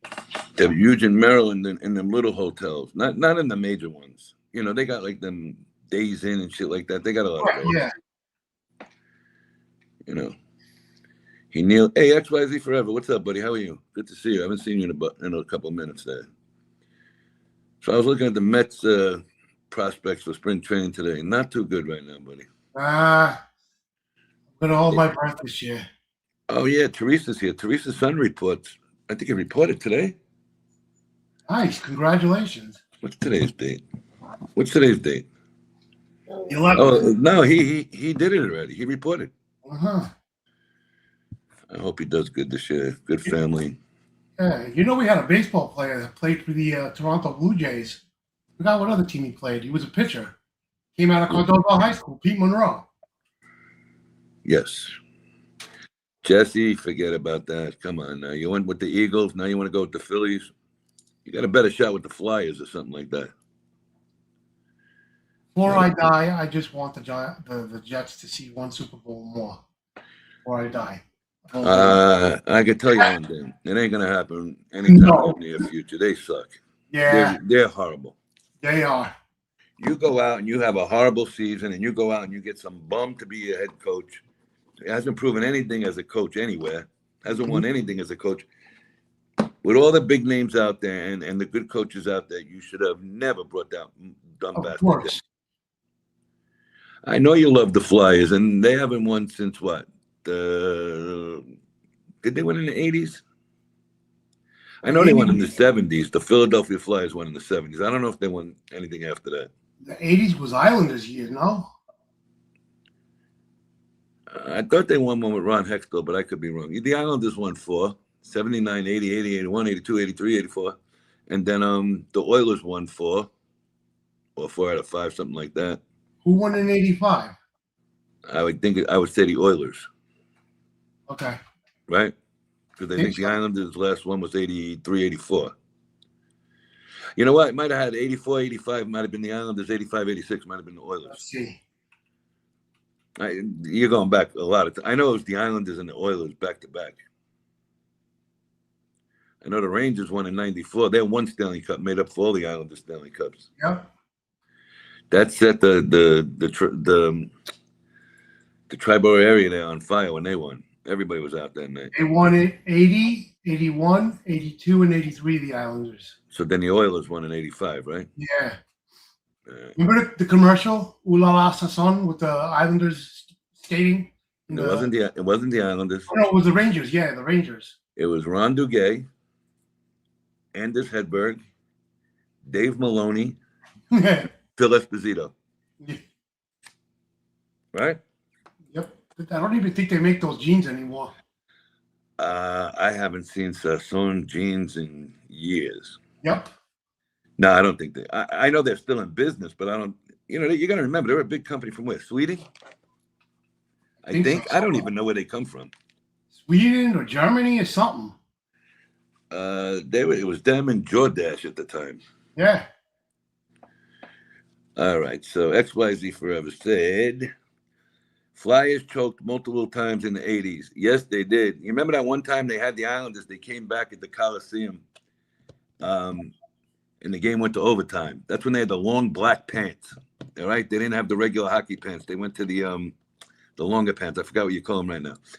And I think they were down 3-1. They came back, they tied it 3-3. They went to overtime. They had all the momentum. And Bobby Nystrom scored on an offside play. I'll never forget that. And they won the game in overtime. They won the Stanley Cup in overtime. He said, yeah, it was the 70s. They won a couple in a row with Bobby Clark. Okay, I'm back. I'm sorry. I want to thank Chris. I'm not going to say, Chris, thank you so much for the Cash App. Thank you, thank you, thank you. Thank you. Sorry, go ahead. I'm sorry. No, we were just talking about old hockey rivalry. Yeah, they won back in, they definitely won in the 70s because Bobby Clark, Rick McLeish, Reggie Leach, Bill Barber, all them guys were on that team. Bernie Perrant. Mm-hmm. They had I remember, you know what the best game I like the Flyers in, XYZ? You remember when they played the Russians and the Russians quit and they went in the locker room? They said they played too physical. Middle of a hockey game, they said, that's it. We're out of here. They beat the crap out of them so bad on the ice, physically. They didn't have no fight really, but they were hitting them so hard. And the Russians say, we don't do that. We're out of here. And they left. They went in the locker room. Yeah. That was some exciting times. And some of the Olympics are starting to get heated up now, too. I was reading about, you know what I read today, Angel? Remember Tanya Harding and Nancy Kerrigan? Oh, yeah. Yeah.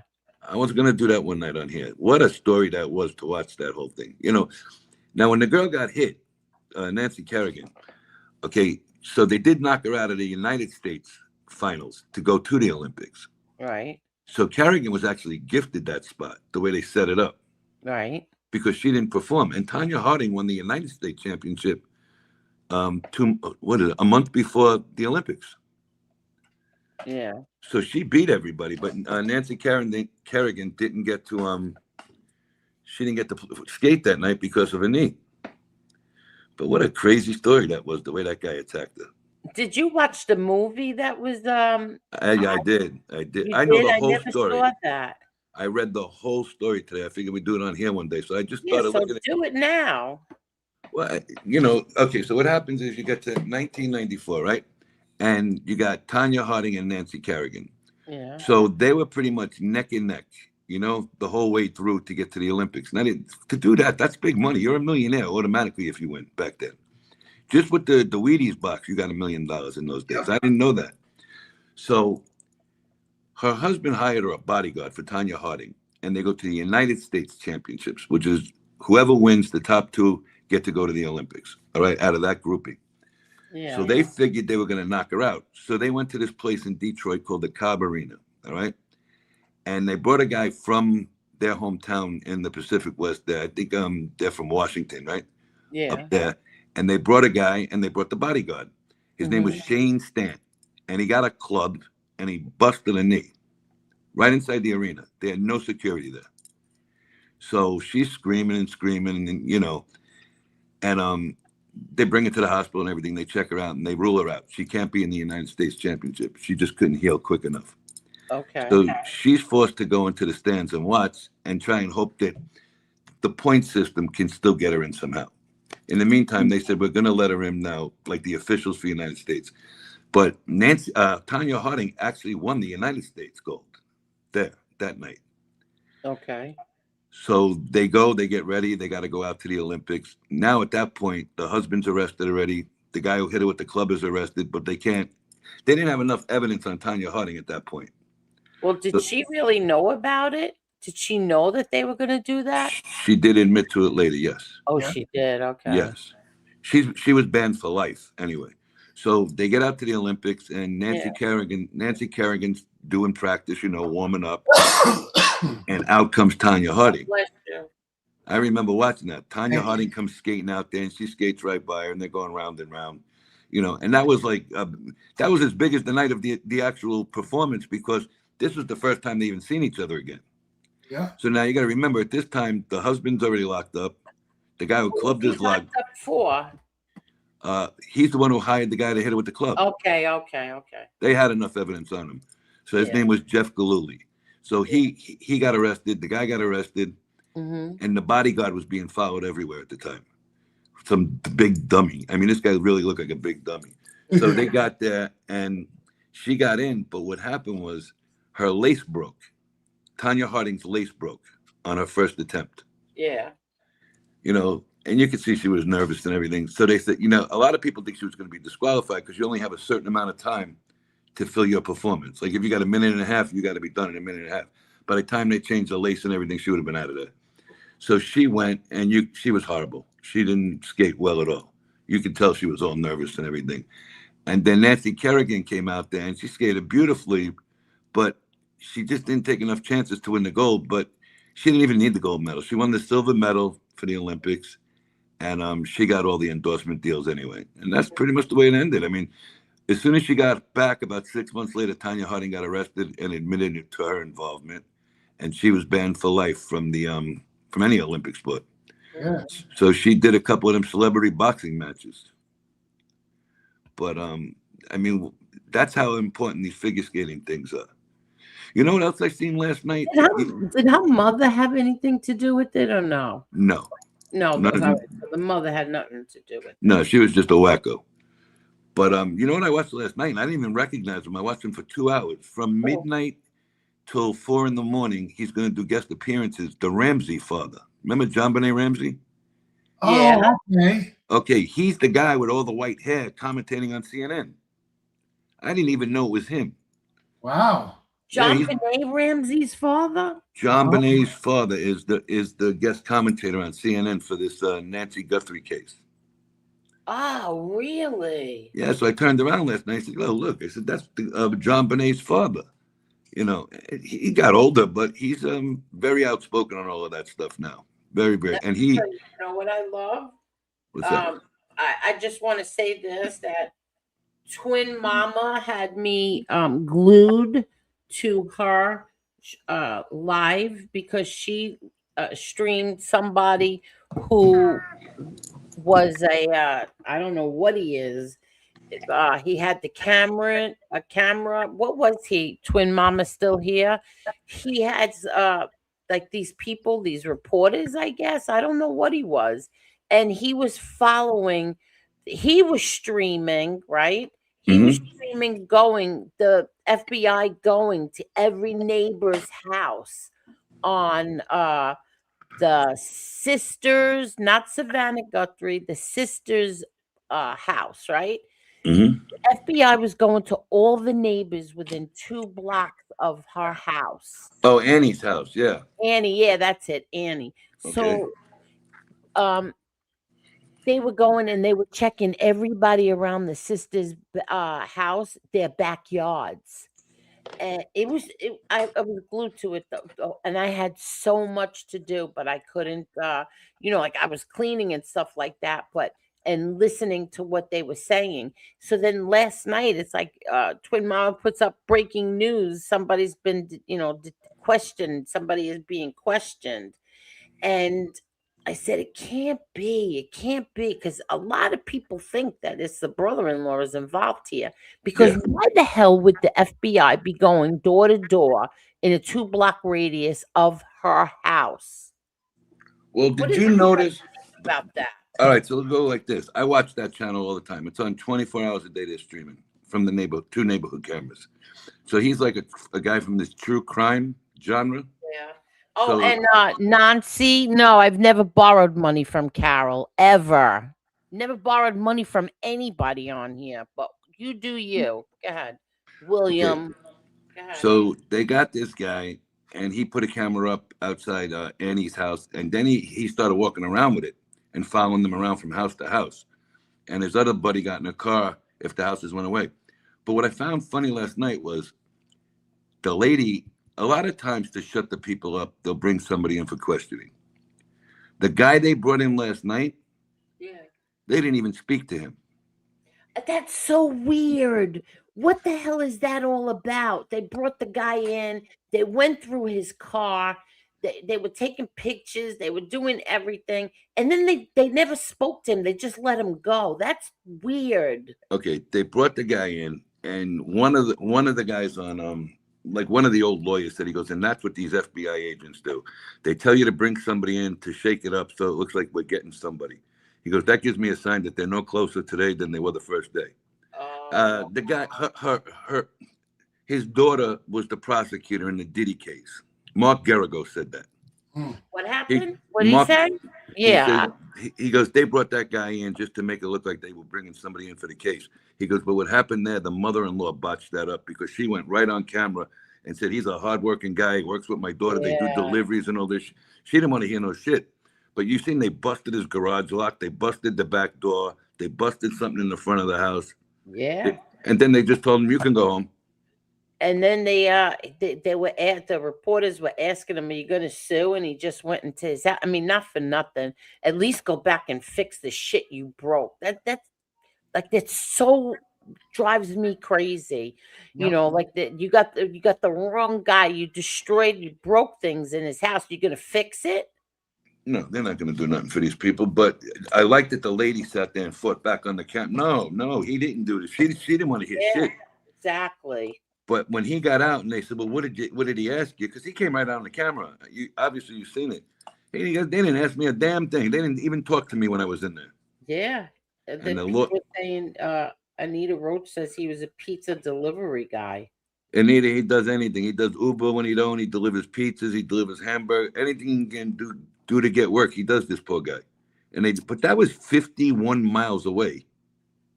I know it don't matter, but still. But what were they saying? They said that they detained somebody who was heading towards the Mexican border. It wasn't him. He was coming down towards his house. Yeah, he came down towards his house. He went all the way up for a long delivery or something. So they pulled him over at some time. But I mean, they don't even have a reason why they brought this guy in. There's nothing that he did. So now they found a black glove today. Yeah. So what do you make of that now? This black glove. All right, I'm gonna go by what the lawyer said. This isn't me. This is the guy who's a defense lawyer. Yeah. He goes, somebody could have threw it out there just to be a ball buster and called it in. He goes, or somebody. He goes, yeah, it looks like the glove on the video. But here's the problem: because of the coloring and the lighting with the camera, you really can't tell if it's the same glove. Yep. No, but here's the thing: any glove is going to have some sort of DNA on it. Any glove. Right, but that road is driven every day. That's one of the most traveled roads in Arizona over there in that area. Okay. All of a sudden, you find a glove 8 days later, just laying there. It didn't blow nowhere. It was just still on the side of the road. Well, you could say that somebody did it yesterday and had her in the car and threw it out. It's just that everything is starting to point to this brother-in-law. I mean, they keep really. Let's see. Maybe they know that, and I don't understand why they would pull this guy over. I really don't. Well, let me ask you a question. You've seen what the FBI could do with your own eyes. How about this? They've been to that house 8 times. The way they collect evidence, and they don't tell the public anything. So I don't think you guys, we know what they have. We have no clue. How about, you think it really took the camera company that long to give them that video? And they put it out to the public an hour or two after they got it? No way. Nah. Every lawyer that's on the panel saying that's bullshit. They had that video within 24 to 48 hours. All right, because there's a backup system.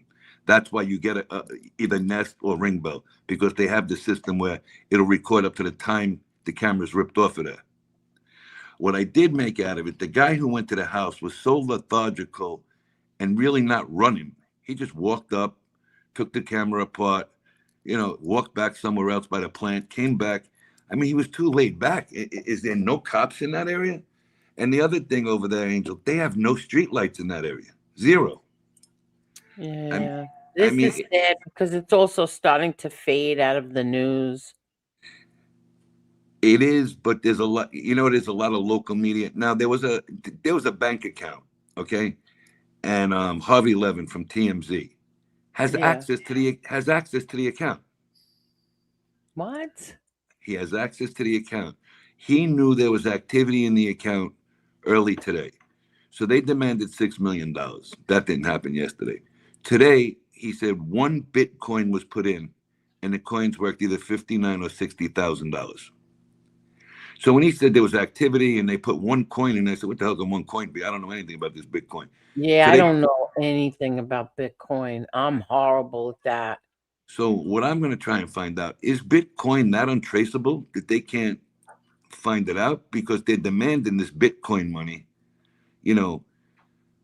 Look, I think at this point they're really looking to nail the brother-in-law on something. They're back there again today. That makes 8 times now.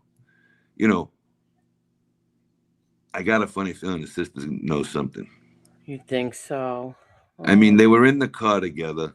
They're both covering their face for the cameras. Well, what is this? It's your mother. You're supposed to be talking to these people to help you, not covering your face. Your sister Savannah, who is a celebrity, is out there pleading and talking to people. Yeah. Yep. What got me is, why is she hiding her face? I said the same thing. Like, I don't get that. You know what I'm saying? So you're sitting there and you talk. She didn't even say nothing. If you go back and watch the initial one when Savannah led and she sat in the middle and the brother to the left and the sister to the right, she never turned her head. Like the brother was looking at Savannah, she looked at her. She stood there, looked straight ahead, and her eyes were moving towards her. That's it. That was the first time they spoke to the public. I just think she's got signs that she knows something. Now they didn't take anything. So somebody broke it down. Another attorney broke it down that they had on that. Well, that would show that maybe it's an inside job because you're going to inherit it anyway if all goes right. You understand? Yeah. So, okay, we left the jewelry, we left everything we found at the house because we're gonna get a piece of it anyway when she does be announced dead or something. Now the thing with the Apple Watch, she's been photographed with the Apple Watch many times, especially on the Today Show when she showed up there to surprise her daughter with a cake. Yeah. But the Today Show didn't tell you where she charges it at night. The person who told them about the Apple Watch told them exactly where she charges the watch at nighttime. So that was the key with the watch.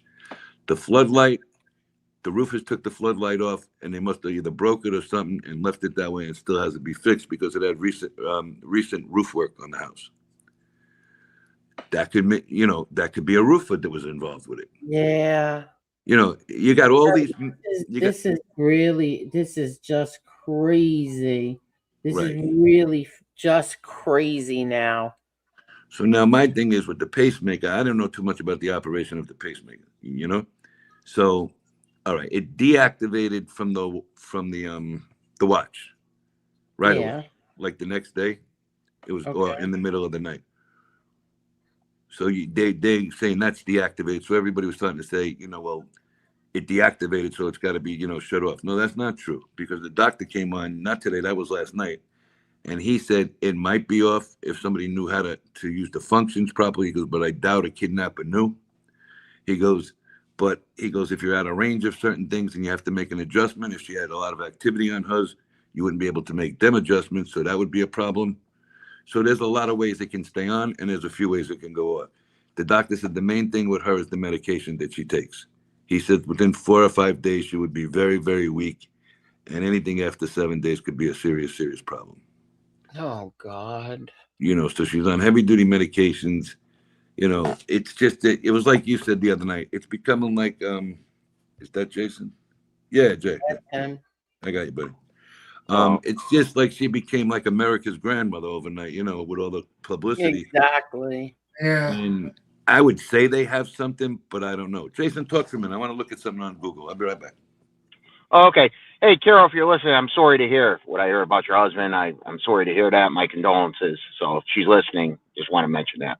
Yeah, I'm sure she's listening. I said it in the chat, too. I mentioned it in the chat. So, but now I'm up here. I want to make a mention of it. I'll light a candle this Sunday. I'm going to say it. I said it earlier, but I'm going to light a candle on Sunday. Thank you very much. Thank you. Yeah. I'm sure she's listening. What's up? What were you talking about? I just came up. So what were you? Oh, We were talking about the Nancy Guthrie disappearance. You can't even. I don't know. Do you call it a kidnapping at this point? I don't know. Yeah, disappearance. You're right. And they say that there's ways. Supposedly the FBI could look at that guy's eyes, even though he has probably a double mask on him. That's what I said. That's what I said. They could probably like erase that mask right off the face. Oh, you know yeah. what I mean? Yeah. But it's still hard to, I don't know. To me, even with taking the mask off, it's still hard to break it down. I mean, what if the thing is, if he had sunglasses on, then it would be even more difficult. But I mean, I don't know. I don't know if there's a way they could really break it down and say, I mean, I'm sure there's a way by the height and they could the size of the head. And if they look at the color eyes, supposedly they could look at driver's licenses and, you know, look at those and try to match something up. Yeah. I mean, listen, unless they already know and they're just, I don't know. I don't know what to say. I really don't, because this is baffling. Yeah, it is. It is. We have a video of a guy and he's got a gun. You know, you can't, you know, but that's what I think that they were showing all the neighbors. I think they were showing the neighbors the video of him. I'm not sure. Right. Right. But I just think that it's very strange that that's where the FBI chose to ring doorbells around, you know, around the sister's house. Right, exactly. And search those backyards. Yeah. And see, I think they said the local police and the FBI, it's a joint investigation. So I'm surprised that the FBI hasn't taken the lead, but then they said that, in other words, is it really federal jurisdiction? Unless it's interstate, it's not federal jurisdiction, but this potentially could be interstate, meaning from one state to another involved. Yeah. And the person that did this, remember that they were going to send that money over and this and that. I think that's all a hoax. And this person could be out of the country. This person could be long gone by now. Yeah. Who knows? Yeah. Really, who knows anymore? Right. I don't know why it took that long to get that video. Correct. Why it took that long video. And we don't know who's the person that dropped her off. What was it? Sunday morning or so? The son-in-law is the last person to see her. Okay. I'm surprised you haven't heard more from him. You know, the son-in-law. You haven't heard more about him. Because he's the last person to see her. You'd think they would question him or something. Exactly. Yeah. Yeah. We did. Yeah. There's something. I don't know. It's unless I think there's more information out there that the FBI and the local police are not letting on. But remember that guy? They thought it was him, that delivery guy, and it's not him. And you know, look at it, the size of his face and stuff. It's almost like he's that guy with the mask, but he's obviously not. But they said he was peeking into windows, and that's what he was doing. Yeah, you know what? Vinnie Callie has a wow. He said that they kidnapped her and unfortunately or they killed her because her daughter Savannah was the one who interviewed the Epstein victims. You think so? Oh, that's interesting. Yeah. It's interesting, right? Interesting point. Yeah. I was gonna say, I don't know. It's just baffling that I'm surprised. It's like from last this is about 10 days now or so, and we haven't gotten anywhere. You know, haven't gotten any further. No, very sad. Very, very sad. Yeah, and I don't think she's around anymore. You know what I'm saying? I don't think she's alive. I hate to say that, but I don't know. I just because when they sent the money, they wanted that Bitcoin or so, but there was no proof of life. Yeah. I think that might have been just a distraction, and I think that's for this person to get away. I think this person could be out of the country by now. Person could be in Mexico, Central America, South America by now. Who knows? Yeah. Who knows at this point? I was arguing with my godbrother because I guess he doesn't follow much, and he's saying, "Oh, she wandered. She's got dementia." I'm like, John, no. she didn't want her. A number one, they got the guy on camera at her house.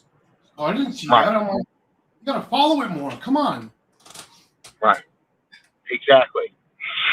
And I think the person that did it, I mean, is probably a professional criminal. I mean, for them to cover their face and for them to be, and they say the FBI, like that backpack, there's a way they could see, they could try to look at, like, say, Walmart or Costco, who purchased that. But that's still hard to find, because what if that person purchased that backpack 10, 15 years ago? Yeah. And, you know, how far are they going to go back to look at the film? Because they say they could find by the film. But then again, how do you prove that's the exact person? Right. You know, even with there, because the person's face is caught, how do you prove it? And what else was I going to say too? Trying to think. Oh, what if this person I said purchased that backpack 10 years ago at Walmart or Costco? I mean, they're not going to have film from 10 years ago. Exactly. What a damn shame. Really a damn shame. Right. Hey, did you guys watch the Super Bowl, or any of you guys? Yes, I did. I watched it up until the halftime show was over. Okay. Yeah, me too. Why? No, I did. And it was a bigger blow. I thought it was going to be a little bit closer, but end up being a wider margin than I expected. But it was Seattle's defense that pretty much shut New England down, and New England scored points, you know, near the end. But it's really Seattle's defense maybe should have got the MVP. I mean, they gave it to the running back, but you know, I think the defense was the one that they won that game for them, and the kicker too. Kicker kicked 5 field goals. That was important. And then the defense scored a touchdown. So the offense really scored 1 touchdown. Yeah. Near the end there, I thought the running back there would score that final touchdown. That would have made it 35, 36 points, but it was called back. What did you think of the halftime show? I'll be honest, I didn't watch it, but from what I checked on at YouTube afterwards, I think it sucked. I think it was terrible. Kid Rock did some type of as an alternative, and I don't know what Roger Goodell is thinking by having Bad Bunny, who's just anti-American, and I don't know where he's going with it. Wait a minute, what makes you think he's anti-American? Well, just how the things that he said. Well, how could he be anti-American? Just the stuff he said and the things that he said. And the stupid stuff he says that ICE is going to come and pick him up. He's an American citizen. And he makes his money here. Why did he say good things about the United States? He says good things instead of bad things. Yeah. Maybe he just doesn't like ICE. I think it's deeper than that. I think he's anti-American. He's anti-Trump. Okay. But you can be, listen, you can be anti-Trump and you can be anti-ICE, but you don't have to be anti-American. Yeah, but a lot of these people that are anti-ICE, anti-Trump are also anti-American. I mean, a lot of the far left liberals, the far left, that's the way they are. I mean, usually that ties in. Yes, maybe there are some exceptions to it, but a lot of the people that are anti-Trump, anti-ICE are anti-American. Yeah, I don't think that. Yeah, but Bad Bunny, he didn't nothing in English. It was all in Spanish. Yeah, I didn't like that because I couldn't understand what the heck they were singing. I would have liked to have heard it, you know, in English, so I would, you know, I would have known what he was singing about. I have no idea. Then he said something in Spanish about Trump or something after.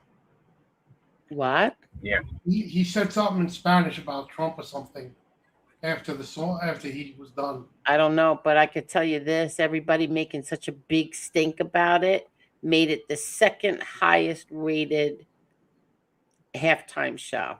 Yeah. Because I think, you know, there are a lot of the people that were here want to see it because they don't like Bad Bunny. You follow what I'm saying? They kind of watch him, they hate him, kind of thing. But that's what it is. What happens all the time when you're sitting there and you're you know, you're bitching and moaning about somebody and it's getting so much publicity. It's just like on YouTube. It's getting so much Right. publicity. Everybody out of curiosity now runs and goes and watches it. Right. Yeah, I know what Isn't you're it saying. Yeah, you're right. what goes on Right. here? You're fighting with someone, you answer them, they answer you, and then you just bringing people to go and watch your enemies. See, Roger Goodell, I think he signed a contract with Jay-Z, and then Jay-Z picked out Bad Bunny. That's how it worked. He's got some type of contract with him for the halftime shows. They said that he arranges all the Super Bowl acts, is the halftime acts. Jay-Z has the contract for the Super Bowl. Yes. Yeah. Okay, so here's what happened over here. They got a third ransom letter this morning. And the guy doesn't claim that he has it. He didn't want any money. He wanted 1 Bitcoin because he can ID the kidnappers. What do you mean? Okay, he's not involved with it. He has nothing to do with it, but he knows who the kidnappers are. So he wanted 1 Bitcoin, which is approximately $60,000, and he would give the information to law enforcement. 1 Bitcoin was put in that bank account today, but they're not saying if it was removed or not, or somebody took it, because you can airdrop it. Jay, you know anything about this? You can airdrop it. I heard something about it. Yeah, I heard something. But do you know how Bitcoin works? I do not know how Bitcoin works. I'm asking Decent. Does he know? I'm not too familiar with it, to be honest, Bitcoin. I'm not. Okay. What's that? No, I said I'm not too familiar with it. I'm not too familiar how Bitcoin works. The other thing they were saying was they brought this guy in last night. They got a rise from everybody. They got millions and millions of people tuning in, and they had absolutely nothing on this guy. They pulled him over, traffic stop. The third thing they were just saying, Patel was very cautious when he was talking about it. Very cautious. well, the other thing they're saying is, could you imagine that these people got law enforcement spinning their heads because they can't find anything else that they're looking for right now? And if these 2 gloves turn out to be the real deal, could you imagine you covered the whole crime but dropped the 2 gloves in the middle of the desert road? He's right. They can't find any kind of other evidence, and now you got these gloves that might have DNA. They took the gloves. They don't know. But listen, whoever those gloves, did it, I wonder if they could do. Go ahead, Jay. We're on a delay. Go ahead. Go ahead. You go. Say the gloves. Maybe they were. Wait a minute. Where did they find the glove? On the side of the road, like not a highway, just the side of a road with the desert mountains to the right. How far away from the actual? They didn't say. They weren't given. They weren't given the location. Oh, okay. Okay, so let's read this real quick. Bitcoin is a decentralized digital currency operating without banks or governments, relying on peer-to-peer network to securely transfer value. Transactions are recorded on public distributed ledger called the blockchain. Verified miners using cryptographic proofs. Only 21 million Bitcoins will ever exist, ensuring scarcity. And that's it. Okay. I wonder if those gloves were to throw them off. In other words, somebody put the gloves there to throw them off. Well, I just said somebody could have dropped them by accident. Somebody could have dropped them by accident. Somebody could have did it to throw them off, you know? Right. They could have been traveling on the other side of the road and threw the gloves on that side of the road to throw them off. There's a whole bunch of things you can put into this. Yeah. Hi, Michael. How are you, Michael? Go ahead. Back to this Bitcoin for a minute. It said instead of using central bankings, Bitcoin is managed by a global network of computers that validate transactions and maintain the ledger. So basically, sounds like it ain't a government. You know, the government really can't see into it.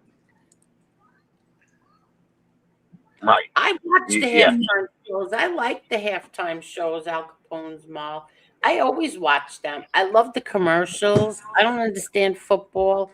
This was the first time that I actually sat and paid attention to a football game, like really paid attention. So I was starting to get it a little bit. And I wanted to see the halftime show because I wanted to see, you know, like what it was. I don't like, listen, okay. See, like my dad right? So he got us tickets to see Julio Iglesias, right? And we get to go backstage and meet him.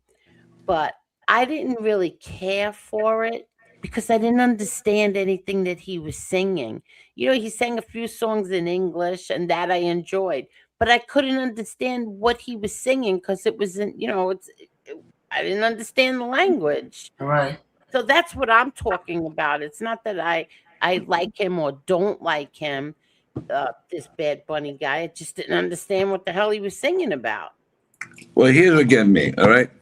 You know it's going to cause a political hoopla, which it did already. You got congressmen, you got senators, governors all chiming in about Goodell, about these guys singing. He had said something in 2019 when he performed with J-Lo and Shakira, and I think it was President Trump again back then. He wouldn't show up. He didn't show up at the game then. And that's another one I like. I like Shakira too. I like Gloria Estefan. But if they're not singing in English, I don't understand what the heck they're singing. You understand? Exactly. So that was the problem what most of the people had. And it really became that now you got Jay-Z involved who backs the left. All right. So what happens here is it became more of a political battle that he didn't sing in English because he speaks in English. All right. It's not that he don't speak. The whole press conference for the Super Bowl was in English. Everybody was trying to throw it off, saying there wasn't a dress. Yes, there was a dress involved. That was supposed to throw people off. Which, if they didn't say nothing, it would have probably not even been a big deal because other performers have worn dress. The only reason why I opened up my mouth was because it said in the paper, I forgot which paper it was now, it said in the news that he was going to be wearing a dress. The Post showed it It was first. the Post, right? So, Yeah. so that's the only reason why I even opened up my mouth. Like, are you kidding? You're going to have a guy wearing a dress, to the Super Bowl? But then that turned out to be not true. But like I said, I would have liked to have understood what he was singing about. That's it. Well, let me ask you a question. You had Gloria Estefan, who was doing the whole Spanish album when she performed at the Super Bowl. All right. Yeah. She sang like a half of a song, maybe a little more, and it went. Yeah, Jennifer Lopez. She sang a little bit in Latin. Yes. It went. Even the other one. What's her Shakira. name? No, yeah, Shakira too, but the other one, Selena. I loved Selena. Oh, that's my favorite of all time. Yeah, I know that is. But when she sang in Spanish, I didn't understand what she was singing. So, look, that's my prerogative. I would have went and seen her sing in Spanish. My opinion. But you know what it is? I think this became more of a political stance because he even did it at the Grammys with the Ice Out bullshit. Listen, I don't watch those awards. I only watched it to watch the Jelly Roll get his award, and I ended up seeing him come first because he went right before him. I love the Jelly Roll. I love him. Yeah, you see now, we'll get into that in a minute, but he made a statement too, they're trying to say, and I got to go back and look at it, by the way he walked out and did something. But it's true. This is a game supported by majority of American male, all right? But now with the fantasy leagues, you have no idea. I couldn't believe the number. I said they got to be making a mistake. There's so many women watching the Super Bowl now because they're all in the fantasy leagues, and they pick their guys and they pick this. So everybody's got a chance. A couple of women have won these leagues. God bless them. But they all started this petition. We're not saying anything about anything. We want it to be said in American. We don't want a man in a dress. So they squashed the dress. I have all the articles that he was wearing a dress and changed their mind. But Jay-Z is in charge of this. He could have very easily stepped in and said, hey, buddy, you got to do something in English or we're going to have to, go to them with something else. They're saying that the NFL needed him more than he needed the NFL for something else. And they didn't come out and say what yet. Really? Could be. You never know with these guys because they're looking to go global, the NFL. The NFL have games out of the country everywhere next year. They're going to go to Mexico. They're going to another Latin-speaking country. I think they're going to 3 Latin-speaking countries next year. So that's more for them. There's a lot of millions in them games. Forget about what you see in the crowd. It's just the whole aura of bringing it there. It's the merchandise and everything. So, yeah, you want to become more global, but not at the expense of the fans who supported you for 60 years of Super Bowls, 59 years of Super Bowls. Here. You just reminded me of something. Where is this? Al Capone's mall, right? Yes. I used to flip the channels, right? And to me, the was it Telemundo or the Spanish? Telemundo, Listen, 47. Spanish channels had the most Beautiful women. beautiful women and good-looking men, and their soap operas looked so freaking good. But I used to sit there and watch it, and I didn't understand a word they were saying. Like I wanted them to put up the what do you call those again? Closed caption. Closed captioning. Oh my God. I wanted to watch them so bad, but I couldn't understand a word they were saying. But I should sit there sometimes and watch it anyway. You know who used to play on one of those Spanish soap operas? Eric Estrada. He was on one of those Spanish soap operas. Really? Uh-huh. Okay, so now I even used to watch the news in Spanish. They were that pretty, you know. So Yeah, they're beautiful. you know, and even the guys were well dressed in the shows. They actually looked like polished guys, not scrubby and shit. I mean, they were all classy looking, you know. And then I liked Selena, and I listened to a lot of her songs and that. But she shouldn't have been in a Super Bowl. You know what I mean? It's different. But Goodell is out to prove a point. He drove Trump away from the game again. Trump wouldn't go to the game as long as this guy was singing. Oh, is that what that was about? Oh yeah, he would not show up because he's criticized Trump for years now. Oh, okay, all right. Now I'll tell everybody here something. Maybe you're not aware of it. There were more deportations under Barack Obama than any other president ever. And nobody said a word. That's correct. And nobody That's said correct. a freaking word. Everybody stood silent. Yeah, You and know, under Clinton, there were a lot of deported Yes. too. There's a lot yeah, of but deportation. nothing like Barack Obama, Jay. So Yeah, you know, you're right. this is just. You want to know what this is like? I'm gonna give you a comparison that we can all understand here. The way Angel is attacked, okay, by everybody for what she does, is the way Trump's attacked. She's the king of the genre. He's the king of the country, and it's exactly what's happening. It's not about if you're doing a good job or you're taking your channel the right way, you're taking the country the right way. They don't like you. They're gonna criticize you on everything. And that's exactly what happened. And then when you call them out on Obama doing what he did, they deny it and they claim it's no. It's fact. It's not facts. Okay, whatever. Well, whatever it is, I mean, They hate me now. Wait till they see what's coming in the future. you know, so it is what it is at this point. Whatever, they didn't want him at that game for some reason, and he didn't go. I find it hard to believe that they planned the halftime show just to screw Trump. Come on. Well, no, but it's part of the reason. It definitely is part of the reason. Part of the reason. Yeah, let me pull it up. I'll get it. You know, these people, they want to hold on to the Who power said so bad. that? Every news media, every news outlet. Of course. I'll get it. I'll pull it up. The Democratic Party wants to hold on to power and destroy this country. No more. Go They away. want to destroy this country, the Democrats. They're anti-American and they're communist. That's what they stand for. Yes, you're right.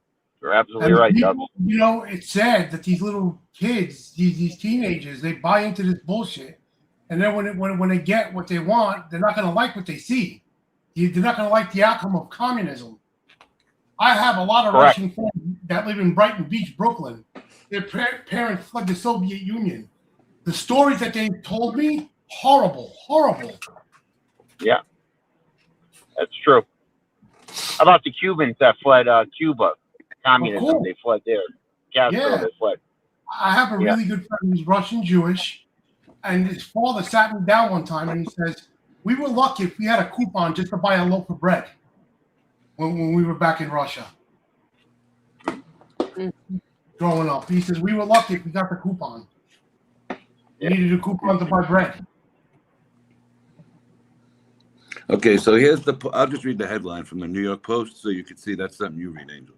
Trump tells the Post he's skipping the Super Bowl, slams halftime performance Bad Bunny and Green Day, that they're anti-them. I'm anti-them. I will not appear with Bad Bunny in any place. It's the headline. What did he say? Wait, read that over. What? Trump tells the Post he's skipping the Super Bowl, slams halftime performance Bad Bunny and Green Day. I'm anti-them. I will never appear with Bad Bunny anywhere. Really? But why? There's hundreds of articles here if you just put in Bad Bunny and Trump. Okay, so President Trump, let me find that thing. You guys talk for 1 minute. Okay, go ahead. Right. But yeah, What were you What's going to that? say about Jelly Roll? Oh, there's somebody's trying to say that he made like a gang symbol when he got his award. I don't I know. don't believe that. I don't believe it either. Yeah. I didn't see it. So I'll get that next. I'll find that next. I can't comment. Yeah, but I don't believe it. I don't care who said it. I don't believe it. Yeah. Yeah, he talked to a lot of Cubans, Russians that fled communist countries, others too, Eastern Europeans, how bad communism is, empty shelves, like Mendani, government-run grocery stores. Yeah, stores with empty shelves and long lines for bread and milk for basic necessities. I'll pass Yeah, on for basic things. Yeah, me too.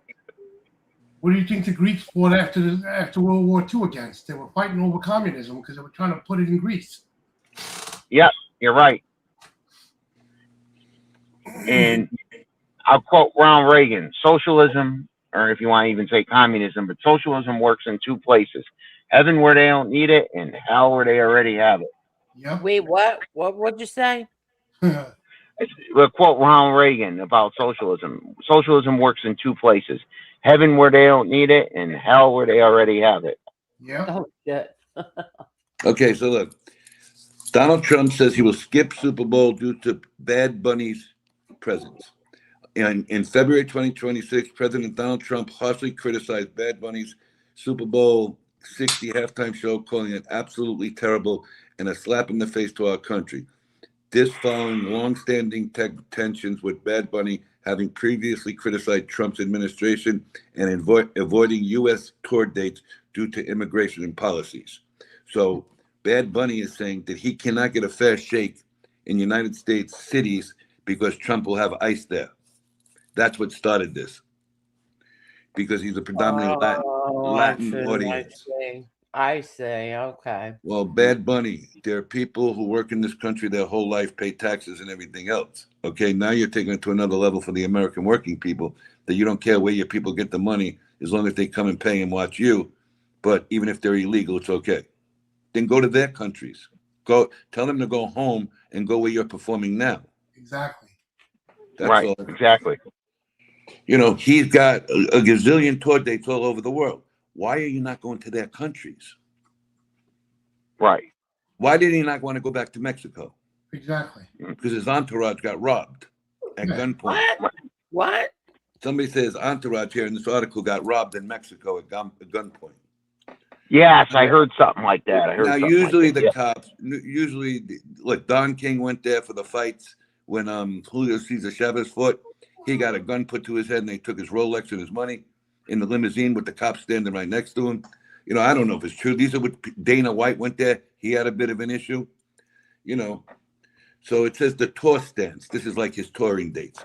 Due to concerns over ICE agents targeting his fans, Bad Bunny avoiding the continental United States during his previous world tour, opting for a San Juan residency. Okay, that's great, but you came to an American arena instead of stepping away to cause controversy. Right. All right. He won't come and go to Madison Square Garden, Nassau. He won't go to any arena in the United States. Okay. But as long as he's going to stir the shit, there ain't no illegals that were running around that Super Bowl the other day. But he wanted to stir more shit. I don't like the guy, period, because that's what he does. Yep. Right. So it says on the cultural divide, Trump called the choice of artists absolutely ridiculous, while supporters of the artist lauded his. I agree, Al Capone's mom. A lot of people don't want to hear about Trump and stuff. But go ahead. I'm sorry. Despite the criticism, NFL defended its choice by booking the Puerto Rican artist for the halftime show, as they plan on playing NFL games in Puerto Rico next year. Okay, for the NFL, it's business. I don't know where he stands politically. I don't look into the guy that well, but he does a lot of shady things. But they pay him $50 million a year, so he's got to know what he's doing, you know?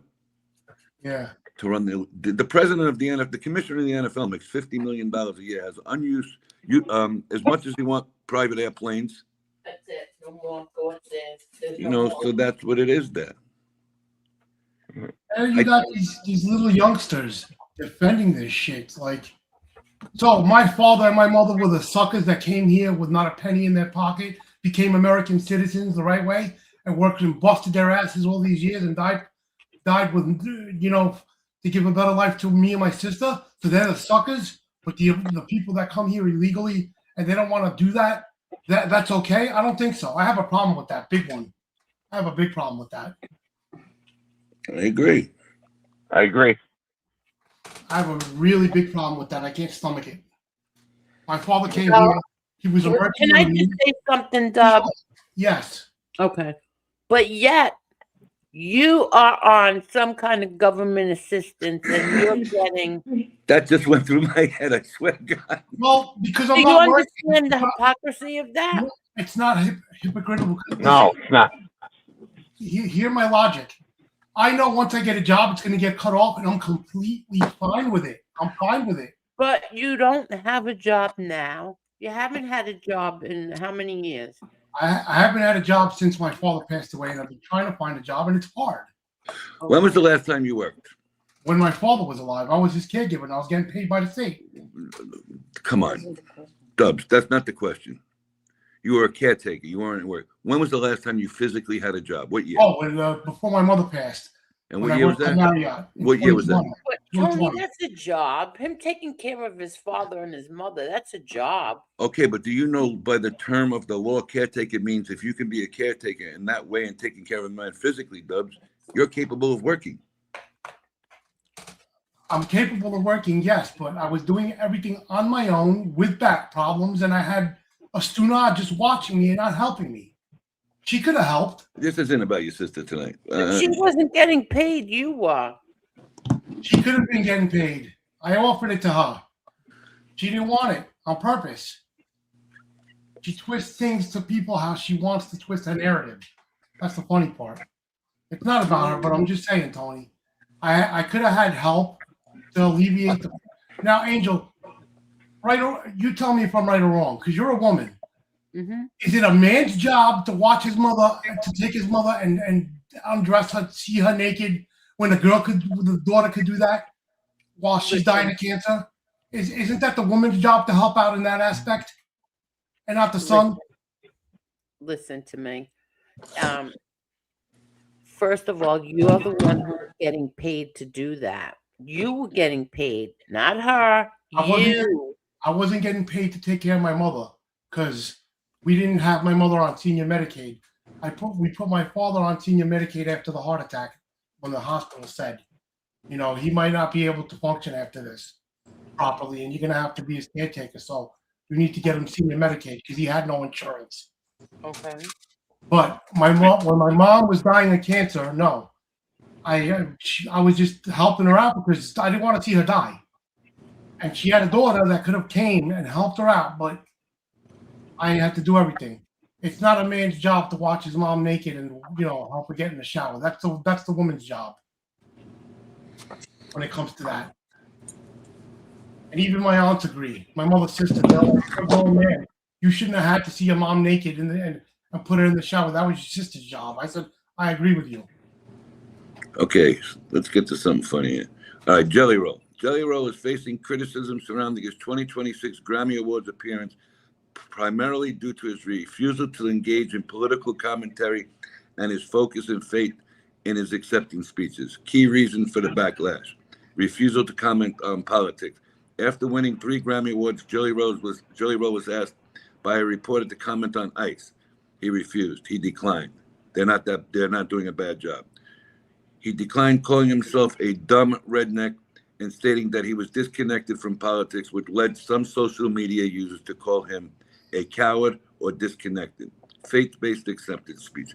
Jelly Roll, who won Best Contemporary Country Album, used his stage time to discuss his past struggles and thank God, which some critics labeled as performative Christianity. Defense by his wife, Bunny XO. His wife, Bunny XO, defended him against the backlash, stating that he was simply sharing his personal testimony and that people were weaponizing his faith. I agree with him and his wife 100%. Okay.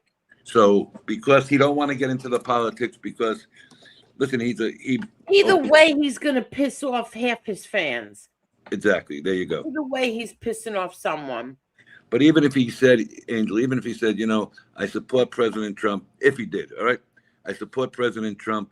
Look at what they've done to everybody else who's come out in the entertainment industry. If you don't support what they want you to support out there, you get bashed. Mm-hmm.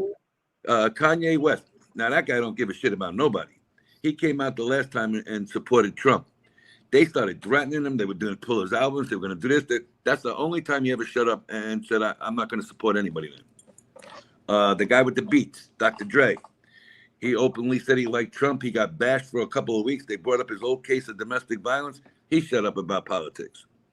They're bad out there. Yeah. This poor guy, all he wanted to talk about was he did it like, I guess, a religious Christianity kind of album or song, right? Angel? Yeah. Oh. Okay, so he did that kind of song. He wanted to talk about, God helping him with his way because he had a checkered past in certain things he did. Look at him now. He's a good guy. He's a great singer, good entertainer. And what happens? He gets bashed because he won't bash Trump. That's bullshit. Tony, I'm against the Olympics here. These people in the Olympics representing our country, and bad mouthing Trump or ICE or whatever. Why don't they talk about what goes on in other countries? What's going on in Iran? People getting killed, or China? Some of the stuff that's going on. You don't hear them mention any of that. Okay. Absolutely not, Jason. You're correct. So now, but here's the deal with that, Jay. You got the NBC, all right?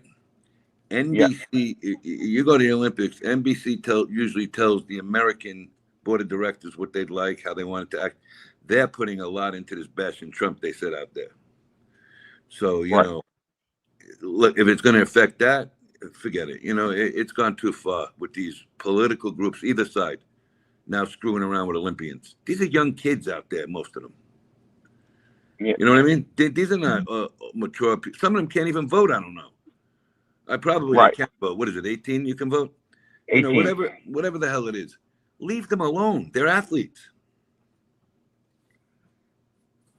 Angel, is that you? Mm-hmm. Hold on a second. See, but Two of them. There's two. Because I just brought you up in the back, so I'll bump this guy.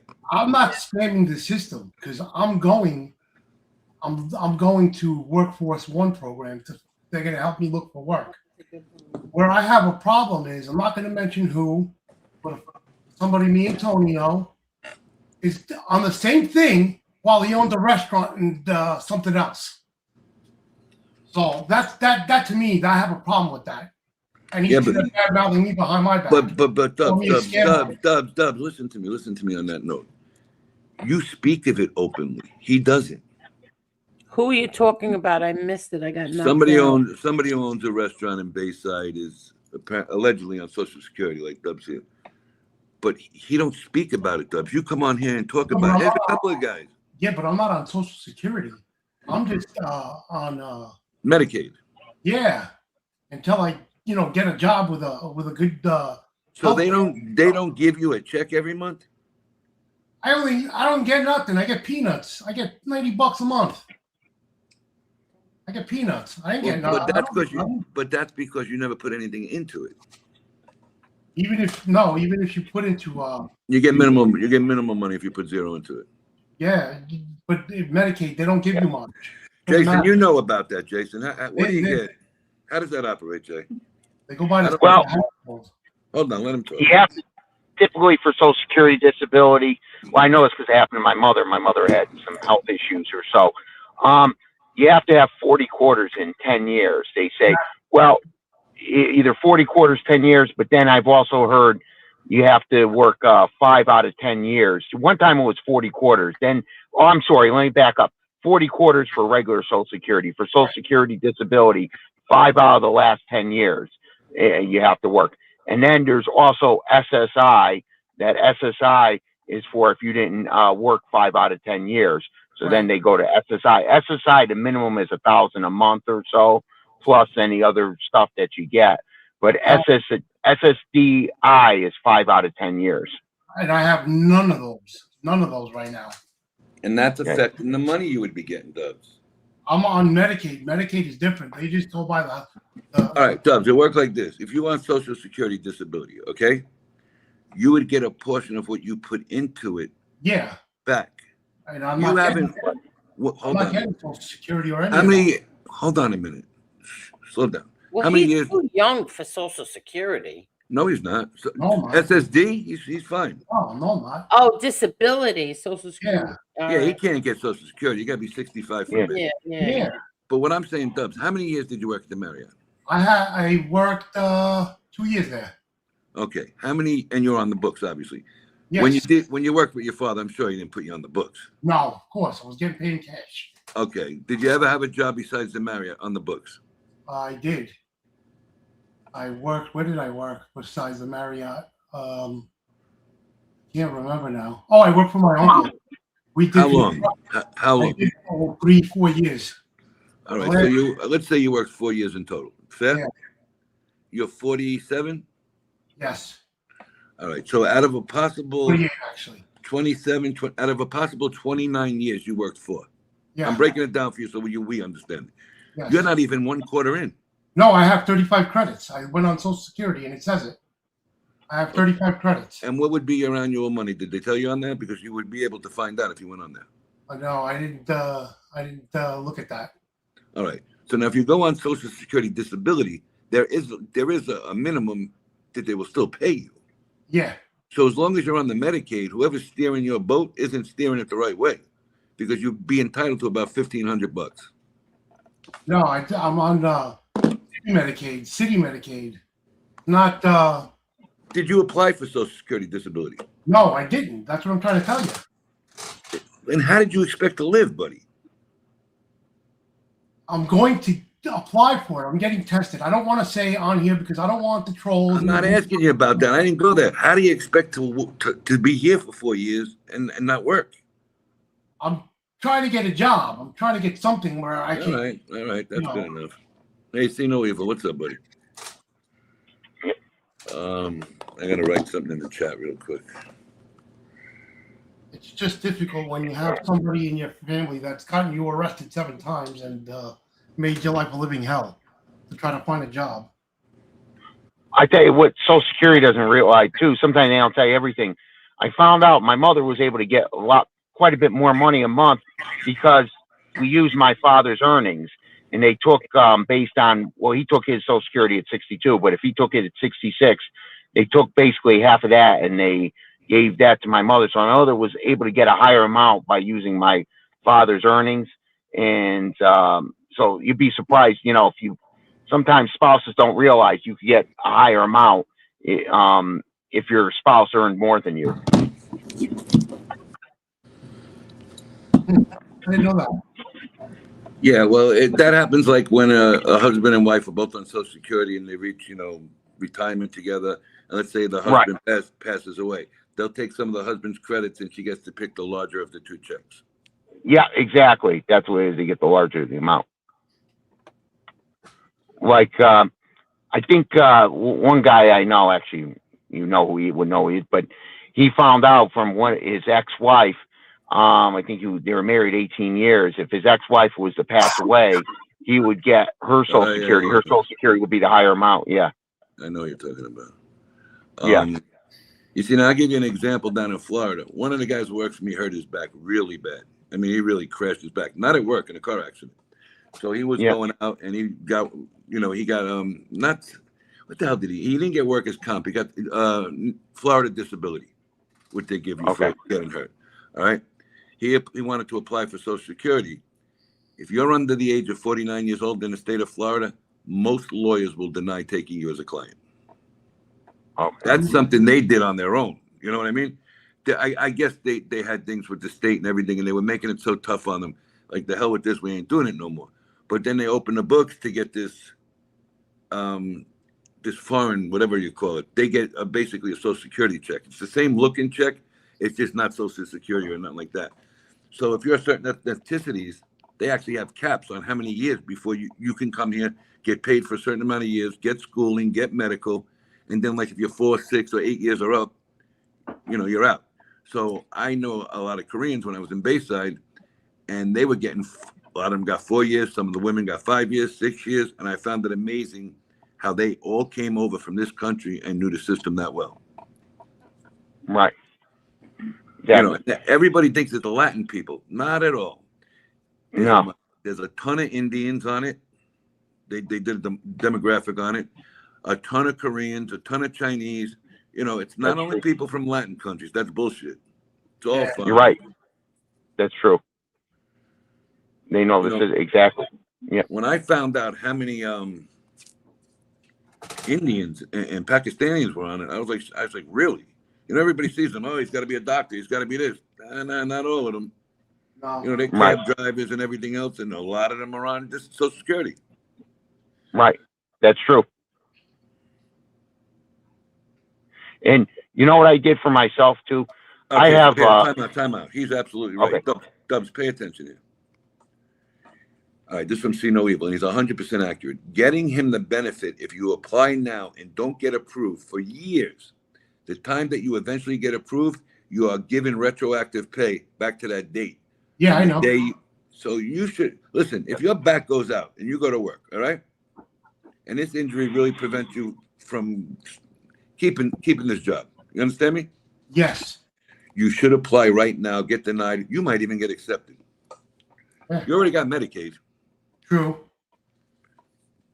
I gotta call the attorney. Now you got this attorney you guys use. He never told you, Dubs, go apply? No, my godbrother, he retired from American Airlines, and he worked he's paralyzed on one side because he had meningitis when he was a baby, and he went out on disability and he's getting his pension from American. He gave me her number, which I called Social Security. She told me to find out whether I could get it or not, and I never called her back because Jesse's right too. All right. She said, apply if you get denied, then appeal it immediately. They might give it to you, Dubs. You're sitting here doing nothing. You tell these people this. Hey, don't be bashful. You know, hey, look, I can't walk around. My weight's up. My diabetes this, my this, that. You never know what's going to happen. I know. I'm going to call them off this week. And at Social Security, I spoke to them one day just out of curiosity to see if I can get it. And he looked at my credits after I went on the website. And he says, you know, you can get a job and still collect, but it has to be less than what you're making. And you can so if you get a job, I know in New York State they have a cap. I think you can make about 13 grand a year extra. Yeah. Anything over 13 grand, there goes your money. Exactly. What is Real Deal saying? Yeah. Oh, come on. All right, yeah. No, that's false. One only gets retroactive up to 12 months.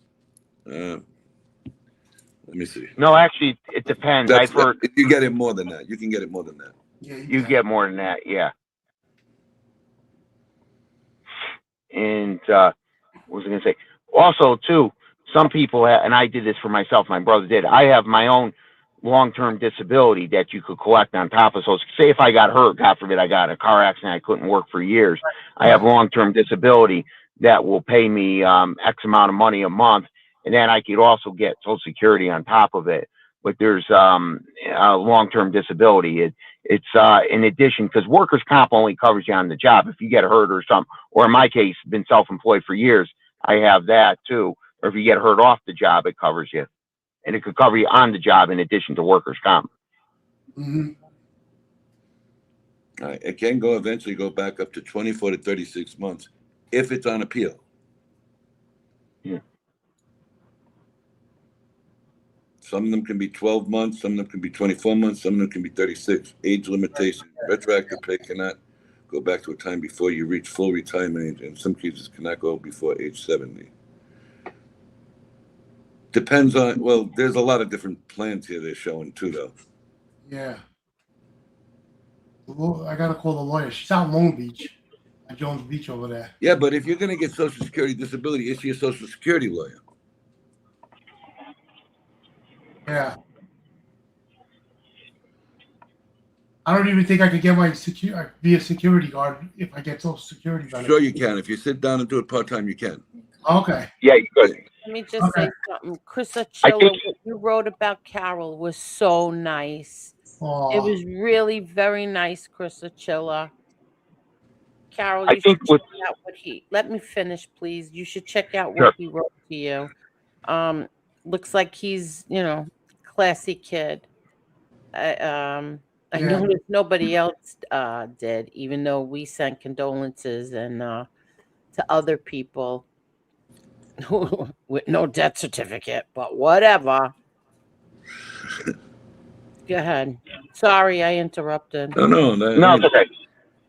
I was going to say Social Security disability. I think you can make up to, I want to say $1,600 a month or $1,700 a month. Somebody told me I knew somebody that got hurt. No. Yeah. Okay, you can't make more than 13,000. Let me find out the exact number because I'm gonna say a number and somebody's gonna say that's wrong. Yeah, you know where I want to get a job, Tony, all time if I can. What's the that? medical buildings in Lake Success, 1999 and 1991 Marcus Avenue.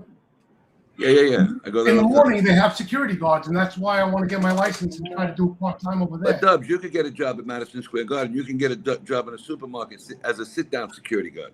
Okay. There's ways people will help you, but you got to show an initiative to go. Yeah, that's what I'm going to do. I'm waiting for the snow to melt because I got to go to the. You go to the wrong attorney. Call me tomorrow. I'll give you the attorney. I got an attorney. She's going to help me. She just wanted me You're to. going to go to an attorney in Nassau County when you live in Queens your whole life. Well, because she helped my godbrother. That's why she's going to give me a discount price. They don't pay. I They don't take know. the. You know you want to be discussing all of this on here with all these animals.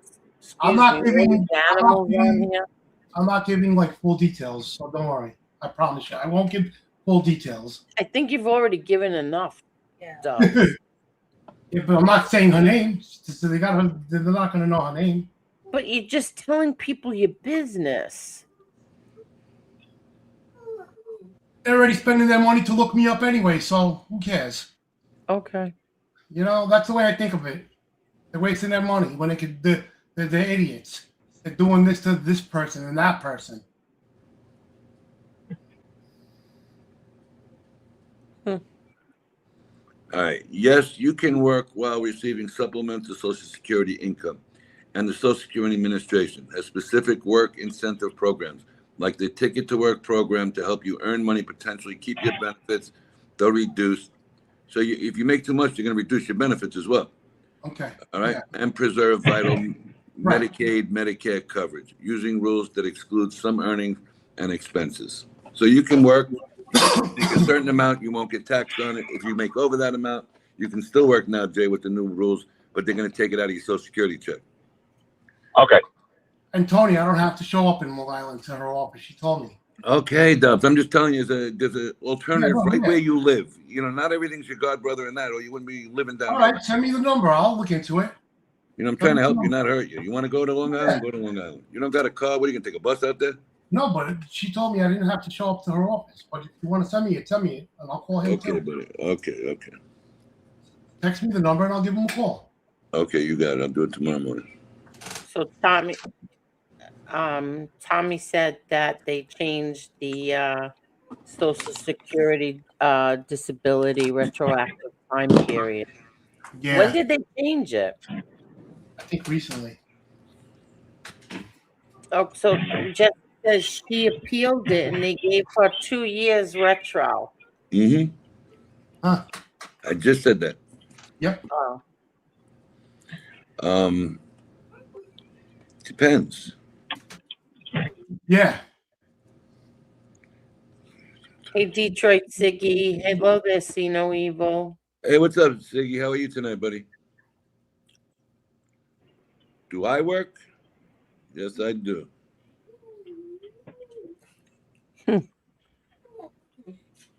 All day long.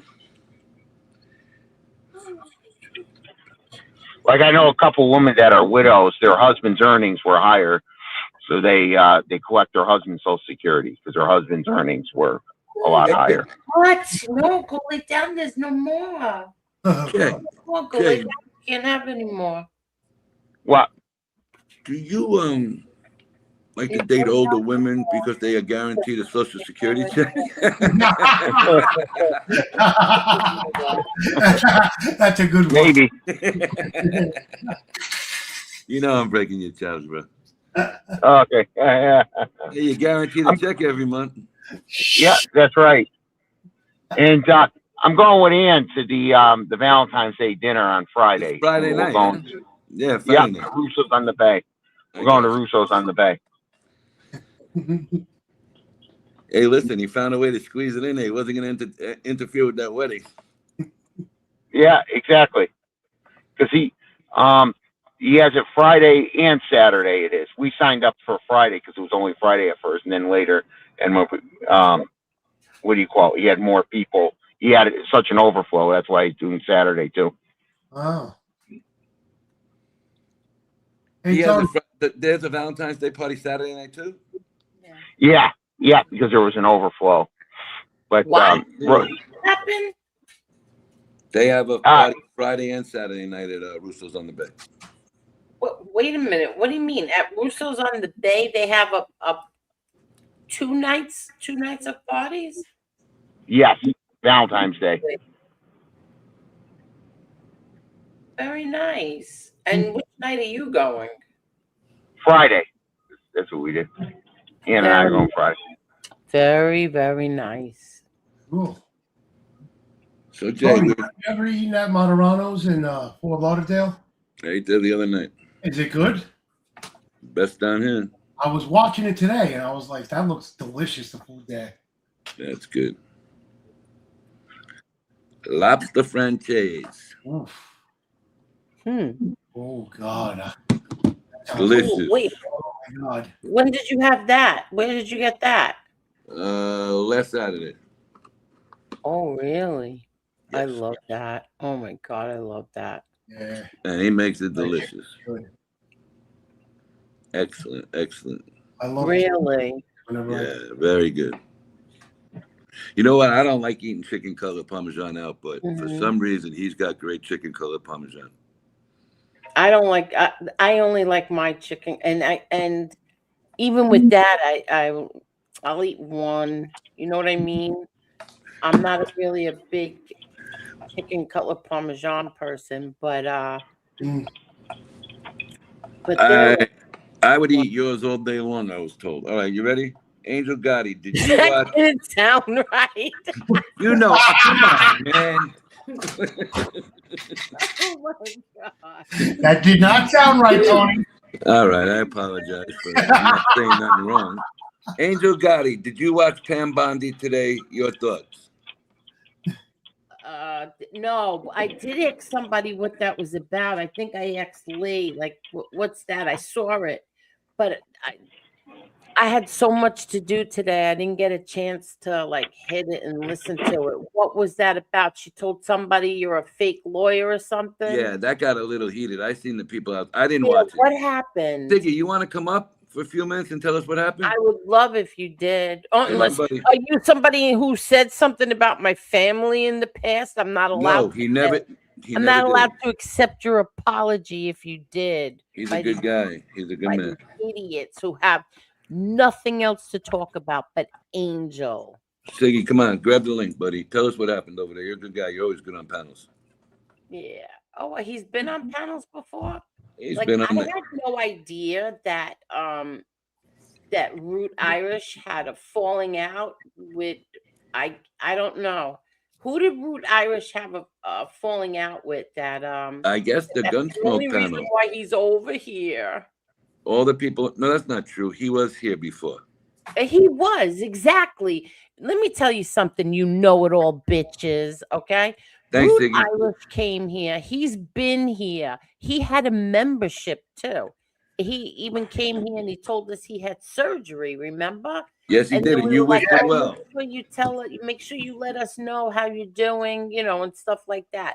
And then we didn't see him for a while. Then he came back, and then we said, you know, we were worried about you. How did everything go? And then he showed up again, and now he showed up again tonight. I don't understand. What's this controversy? I don't watch you asswipe, so I don't know whose shows he got thrown off of or whose shows he went on. I don't know any of this. These people have no lives, man. They don't have a life. Jesus. So let me pick up on this for a second. He was here. He was here when everything was copacetic with Mark over there in UK, and he was here. He was bouncing around here for a while. He was here when I first got here. Then he left. Then he came back. Yeah. And there was a disagreement one night. He really didn't do nothing with somebody else, and he got booted. He always asked about the show over here when he was over there. So he's never bashed anybody openly. You know, did they Listen, throw I him out? remember at one point there was something with him because Mhm. I swore that he was JC. I swore that Rude Irish was JC. Everybody did. Yeah, we all thought that he was JC, and then it turned out he wasn't JC. JC, I think, was up on the panel one night. I don't remember, but it turned out he wasn't JC. No, he's So not. yeah. So and I came on here and I even apologized and I admitted that I thought he was JC. So I don't know what went on somebody else's channel. I don't know what he was talking about. I don't know anything about that. I don't know either. I don't want to. Okay. Well, All you right. just knew. You just said you knew he. Oh, he I had know a- who threw him out. Yeah, I was told. I didn't watch. I couldn't tell you anything that happened over there. I know he got into an argument with the guys on Gunsmoke's panel. Okay. I don't know anything that happened there. Jesse said, "Oh my God, Pam Bondi was a hot mess." Why She is got he a hot mess? well because Jesse's a leftist. She got caught lying and got she got called out for hiding perverts' names, but not Epstein's victims. LOL. Wait a minute. She got caught lying and got called out for hiding perverts' names. But Jesse, not I'm gonna drop the link. Yes. Come on up and tell us about it, because I don't know. I had seen today also that there was a Democrat who admitted something about being on Epstein's island. So I don't know. I mean, does it really even matter if it's left or right? Either way, they're perverts. Oh, Kathy's here. Wait, hold on. Yeah, go ahead. Get your hand there. Yeah, go ahead. Okay. Hello. Kathy, that's Kathy. I can hear the background noise. Hi. Hi, Kathy. Kathy. I'm so sorry, Kathy. Thank you. Kathy, sorry for your loss. Are you sweetie. with Carol? Yes. Okay. I've been I at the love you. hospital all day with her, and I love you, Carol. She knows I love her. Carol, we got you here. Jesse, is that you? Yes, it is. It's Okay, the real me. Okay, Mrs. Clinton, tell us about the day. All right. Well, first of all, today was completely about the whole Epstein file thing. Okay. It was the hearing about why trying to word it properly. It was the like congressional hearing about all the Epstein documents. So I can't think of the right word at the moment. Okay. But anyway, they were supposed to dump 6 million pages. Only 3 million were dumped. In these Epstein files, the victims' names were supposed to be redacted, and they were not. There are victims now who have been protected for years. Their own family members didn't even know they were Epstein victims until these files came out. It was like basically they were supposed to redact the victims' names. Mm-hmm. They only redacted one victim out of thousands of names. Also, what they did was they covered up a lot of the emails between like Epstein and a lot of the people involved. But they did redact all like the high-powered people that are involved, which they weren't supposed to do. Like the perpetrator, we'll call them the perpetrators for lack of a better word. She also got caught lying literally while testifying in front of this hearing today about one of the names that were redacted that should not have been redacted. There is one, and I know it does get political because a lot of people think, oh, the Democrats are trying to,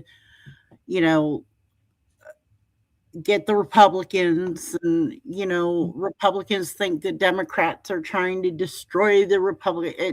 No. First of all, something like this subject, I'm totally bipartisan on. I don't give a crap what you are. If you're involved, get the hell out. But I think it was Congressman or Senator Massey, who actually is a Republican, actually put Pam Bondi to brass tacks. So her own party like pulled up a lot of this misdoings. Really? So there's been a lot of cover up, and that's pretty much what I've been watching most of the day today on my day off. Yeah. I didn't even know it was on. What was it on? It was on everything. It was on PBS. It was on. Really? Okay. Yeah. Oh, yeah. It was. It was the. I'm tired. It's late. I forget. But it was basically the hearing about the Epstein files, and they were questioning her on the cover up of a lot of this stuff, and they still haven't released the other 3 million papers or pages that they were supposed to release. That's why they're trying to hold the DOJ accountable, because they're not releasing stuff that they were ordered to release. They're redacting things that shouldn't be redacted, and they're not redacting things that should be redacted. So, and she got caught like red-handed. Wow. I mean, not that anything will be done about it, but it was definitely interesting to see, especially when the congressmen of her own party go at her and basically tell her what she's really? Yes. His name's Massey. I forget where he's from. Yeah, I know who Massey is. Wow. I gotta catch that.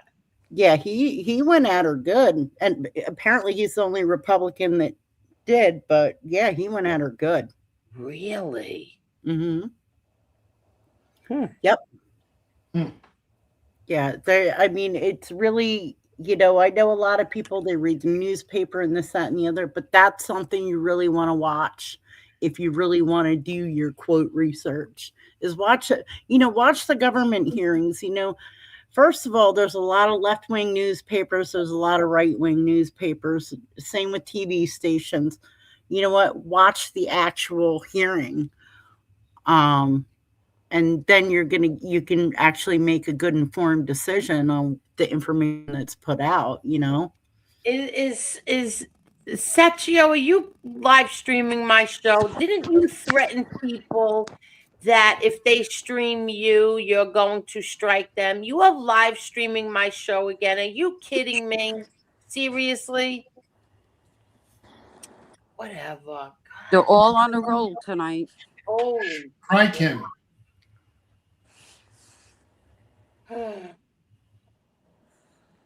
I heard he was threatening people. If they stream him, he's going to strike them. But that's all he does is stream me, live streaming, puts my shows up. And you're threatening people if they do that to you, you're going to strike them. But yet you do it to me all the time. Well, go ahead. Go ahead. I'm sorry. Go ahead. Well, that's pretty much it. She basically just got questioned and did nothing but deflect. She didn't answer anybody. Every time she was asked, and I want to remind people, this is the Epstein file hearing, okay? That's what she was there to be questioned about.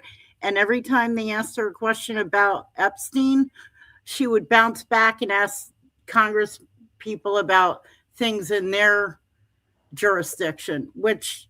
All right, you know what? Every jurisdiction does have crap going on, but that's not what this was about today, Pam. It was about you, all about you. She just deflected and didn't really answer anything, in my opinion. Really? All right. Oh, I didn't watch it. I'll have to watch it, and then I'll let you know. Because you are leaning towards the left. Well, I lean towards the left. To me, we were talking about it the other night. She's turning out to be like a little bit of a disappointment. Yeah. Listen, let me tell you something. When it comes to something like this, I don't give a crap what party you are. If you're involved, you're a creep, It's, and I will even say this, guys. I understand, as much as I dislike Trump, his name shows up a lot, but they were friends. That doesn't mean he was involved in it. I get that, It doesn't mean he was involved in what was going on. But there is, people have to, like I keep saying that I saw something that Trump ratted out Epstein. So which one is it? Trump, I don't know if Trump ratted out Epstein. I know years ago there Yeah, was something that had to do with one of his casinos that I heard he ratted out one of his business partners many, many years ago. Oh, I saw that. I think I saw that. I'm trying to remember if I saw that in the Post or whatever, but I saw that Trump ratted out Epstein. So I heard that. Is that true? I'm not aware of. No, he did not rat him out. So why did they write that? Well, first of all, something started over at Mar-a-Lago when he was drunk and he was trying to get people to come out of there and work for, well, I don't know what he was going to do. I was going to say, yeah, thank you for that. Epstein was taking girls out of Trump's business. Correct. Yeah. From Mar-a-Lago. Yep. Correct. Yeah. So something came out about that, and he said something to somebody that don't trust him or something, but it wasn't on a stand or anything. No, it was just it was like a passing by comment type. Right. And they were calling him a rat. So if anybody else has anything, let me know and I'll look at it. He is streaming. Oh, at Tony Sally, he is streaming right now, making fun of it. You know what? You're Okay, just a man. well, you threatened. You know what? I did. The one thing that I did take away from Mr. X was that he told me about copyrightslap.com, and I have been paying for it for about 2 months now. I think this is like the second month and haven't used it. I think I will use it tonight. I think I will. I think I will hit the copyright slap tonight. Do it. Let's see what happens. You should All right, look let it me- up. Copyright slap. Or slap I'll write that down. whatever it is. I pay for it for 2 months now and haven't used it yet. I think I will use it. Use it.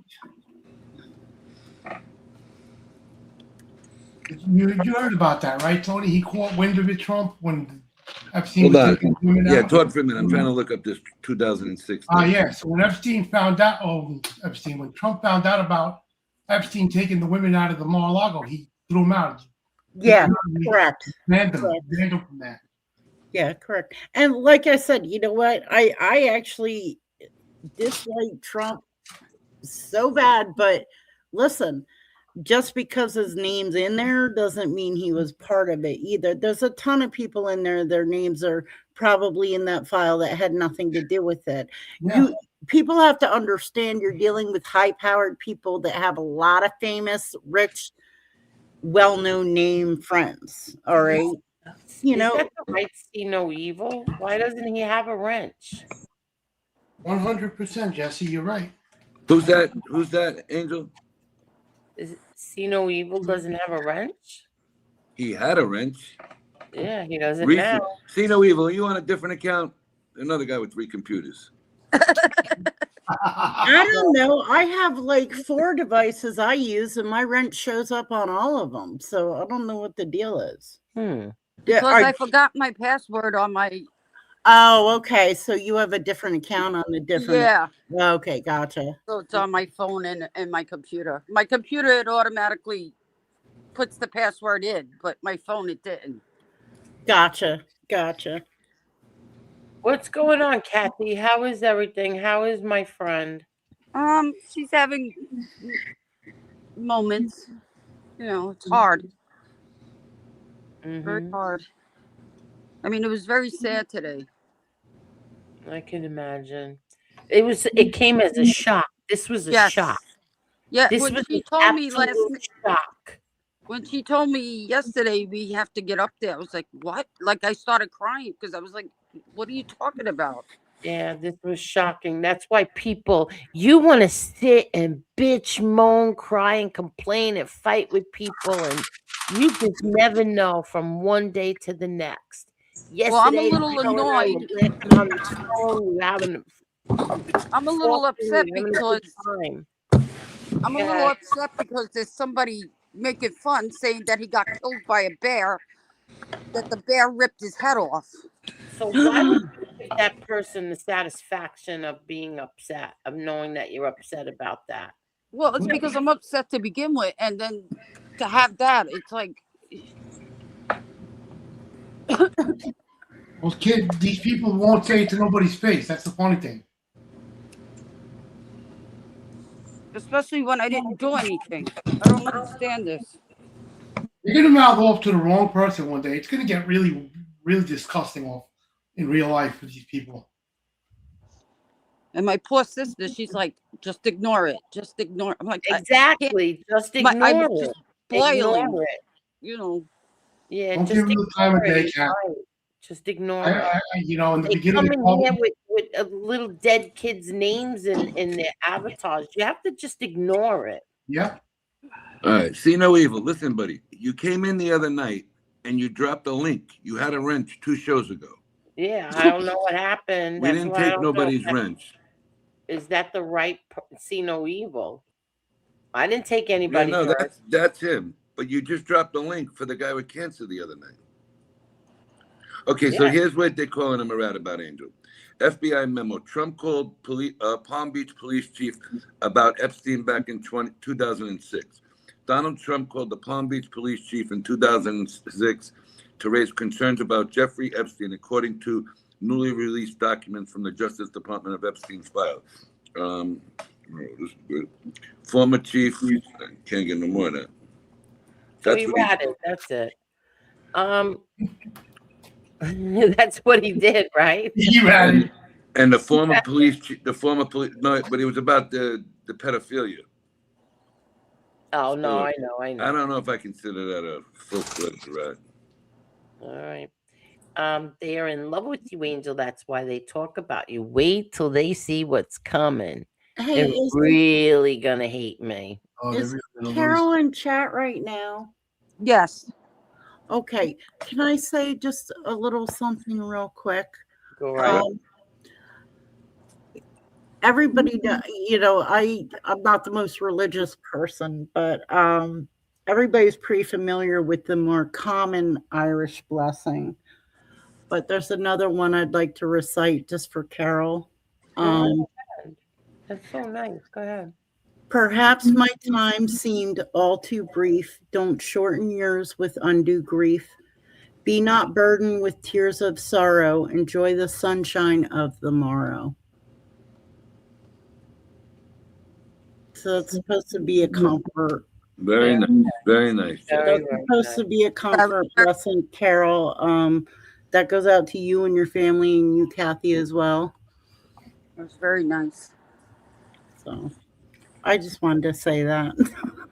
Well, thank you, Jesse. That was very nice. But now Tommy Real Deal wants you to answer a question. Jesse, just one question. Just answer one question. Why didn't the Biden administration bring out the Epstein files? Ooh, good question. I can't answer that, Real Deal.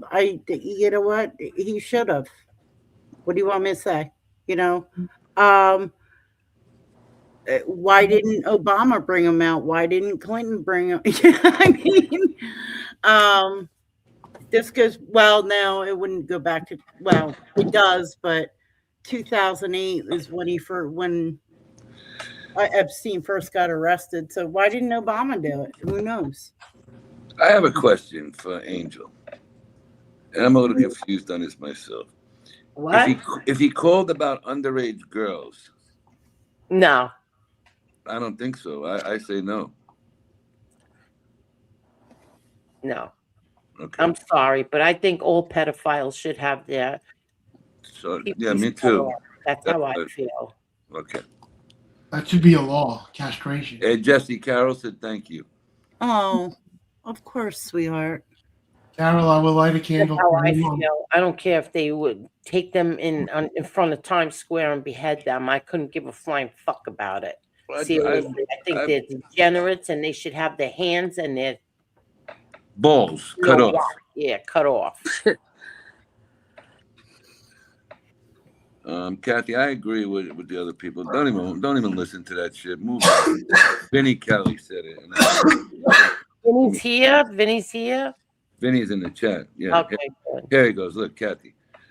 Ignore it, Kathy. The more you bring the type of stuff up, the more people will do it. Forget about these people. Exactly. I guess No. because it just happened today, and No, I get it. I get it. You're right. I just lost my mind. It was the feeling's raw. But here's the thing. Now that they know that you lost your mind over it, they're going to do it more and more and more, and it's probably going to get worse and worse. Very nice. Well, I said what I had to say over there, and I came back over here, and that's it. I'm just gonna ignore it now. Okay. But I had to say something. I just, you know what's sad is that like this was unexpected, but like God forgive me, God forbid, but I thought my husband would go before him. Like I'm just shocked. I mean, shocked. And so is Carol. No, Joseph Epstein actually was originally arrested in 2008. He did a very minimal time. Yeah, they made some kind of deal with him. Right. In fact, it was the prosecutor was Acosta. He was Acosta, and he was on the Trump administration, right? And they fired him because of it, or he was fired. Well, he stepped down, but he might have been asked to step down. We don't know.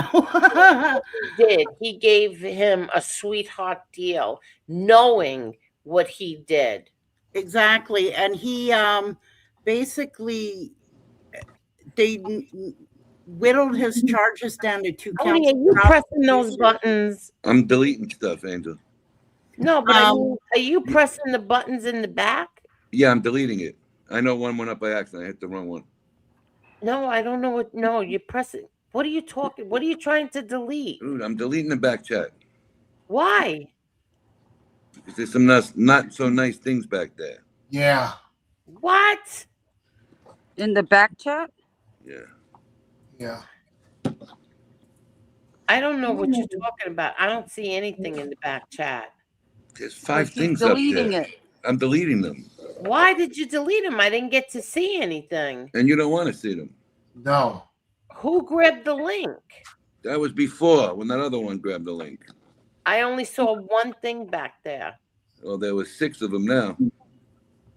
So that means that he grabbed the link again and went in there? Somebody went in there. The phone numbers are in there and everything. I don't see any of it. You should have let me see it before you deleted it. All right, go ahead. I just put the 4 back up. Go ahead, look. How could you see? I don't see anything. Yeah, I don't know how you don't see it. It's up on mine. Yeah, I'll take a picture for you. Thank you.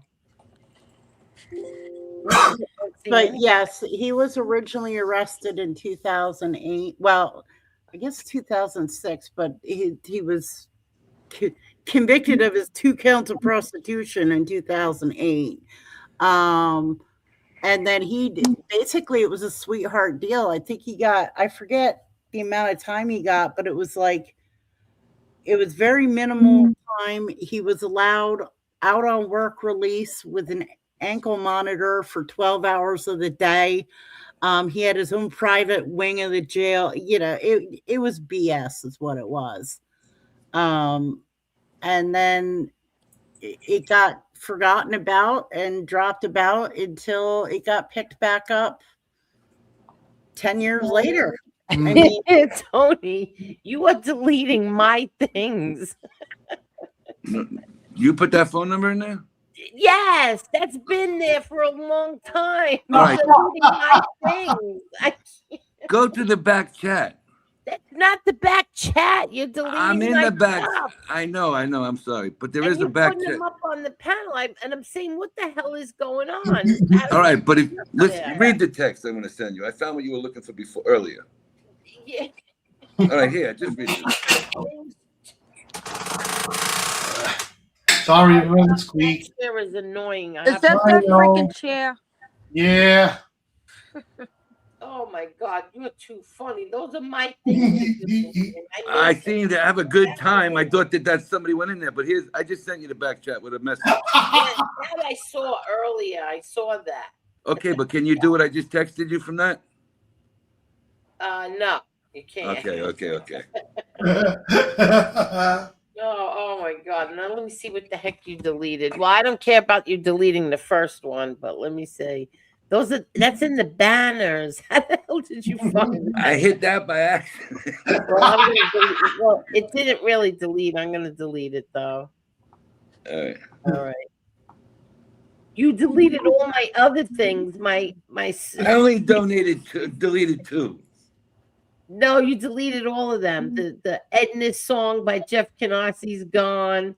The John Gotti song "Lion in a Cage" is gone. All those banners are gone. All right, I'm sorry. Not the banana song. I like That's that. all right. It's all right. That's funny. That's though. my fault. Well, I seen the good time one, and I thought somebody was writing there off of that one. No. I got you. That's Well, my there, bad. fish. Right. See, no, Evo, I get it. It's, I understand why people feel they need to redact those worldwide names and this, that, and the other. My biggest bitch about this whole thing is they didn't redact the victims' names, and they should have. They purposely let them out and released them. And they got caught red-handed doing that. They were told not to do that, and they did it. And it's, so you're going to protect potential perpetrators, but not victims. Listen, I don't care what side of the political fence you fall on. That's not right. I don't think, you know what, I think she's trying to sabotage Trump, in my opinion. Who, Bondi? Yeah. She could be. She's doing a good job of it because she's looking pretty dumb. Yeah. To be honest, I mean, I actually thought that. I thought, wait a minute, she's supposed to be on Trump's side. I mean, that's the thoughts that were going on through my head, and I can't stand the guy. And I'm sitting there going, and I'm sitting there going, she's going to ruin him. You know what? I'm just sick and tired of career politicians running this country, and they do nothing. They do nothing. Why do they care that he's not a politician? Maybe it's time we need people like Trump that's not a politician. They know what they're doing. Why not?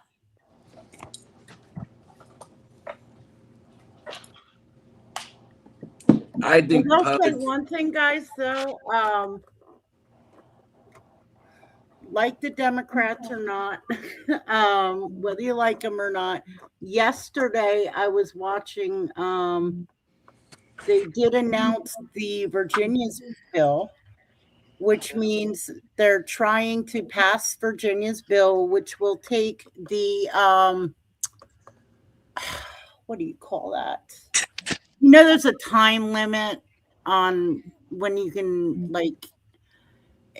it's not for the criminal, but for the civil. There's a time limit when you can prosecute certain things. Right. What do you call it? I forget what they call that. They want to limitations. Yes. They want to take the statute of limitations off of civil cases of trafficking and assault and all that stuff. They want to take the off the civil end of it, so that at the very least, victims can pursue later on, because a lot of times it takes victims years to come forward. Yeah. And a lot of times, a lot of these women that, and apparently they've done studies on it too, that women that are assaulted when they're younger usually don't even talk about it until they're in their 40s or 50s, as they're getting older. You know what I want them to do, but it'll never happen. like wrongful death cases over like the hospital is negligent. Mm-hmm. You got in New York State, you got 2 years, 2 or 3 years to file a lawsuit. But I wish they would make it more than 2 years because sometimes it's hard to prove and then when you do prove it, the negligence, they say, oh, it's too late. Let me ask you a question. You have 2 years to file, but once you file, you could keep refiling until you get all the evidence you need, correct? I don't know that. I don't know. Oh, okay. I'm asking. I don't know. I'm not sure. Can somebody get rid of that uncomfortable butt plug? I can't do it from my phone. Why can't you do it? I don't know. Oh, he's gone. He's gone already. He's gone already. He's still gone. When you see it from StreamYard, you don't see that they were already taken out. Yeah. But so yesterday they announced that they're going to be pushing the Virginia's bill. So guys, look into it.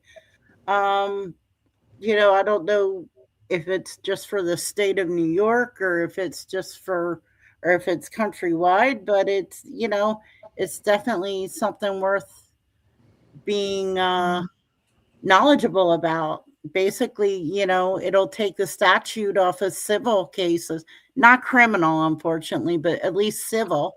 Yeah. At least they can get some sort of justice. You know what I mean? Mm-hmm. Be right back, people. Need a drink. Huh? He's going to get a drink. Okay, yeah, me too. I'll be right back. I gotta turn the alarm off. You do that. So, I'm not getting into politics with Jesse. Well, like I said, when it comes to this topic, listen, there is no Republican or Democrat. Anybody that was involved is wrong. Period. Point blank. I don't care. I agree. And if it comes out it's one of them, they got to go. That's it. Hold them. Exactly. I mean, look, hey.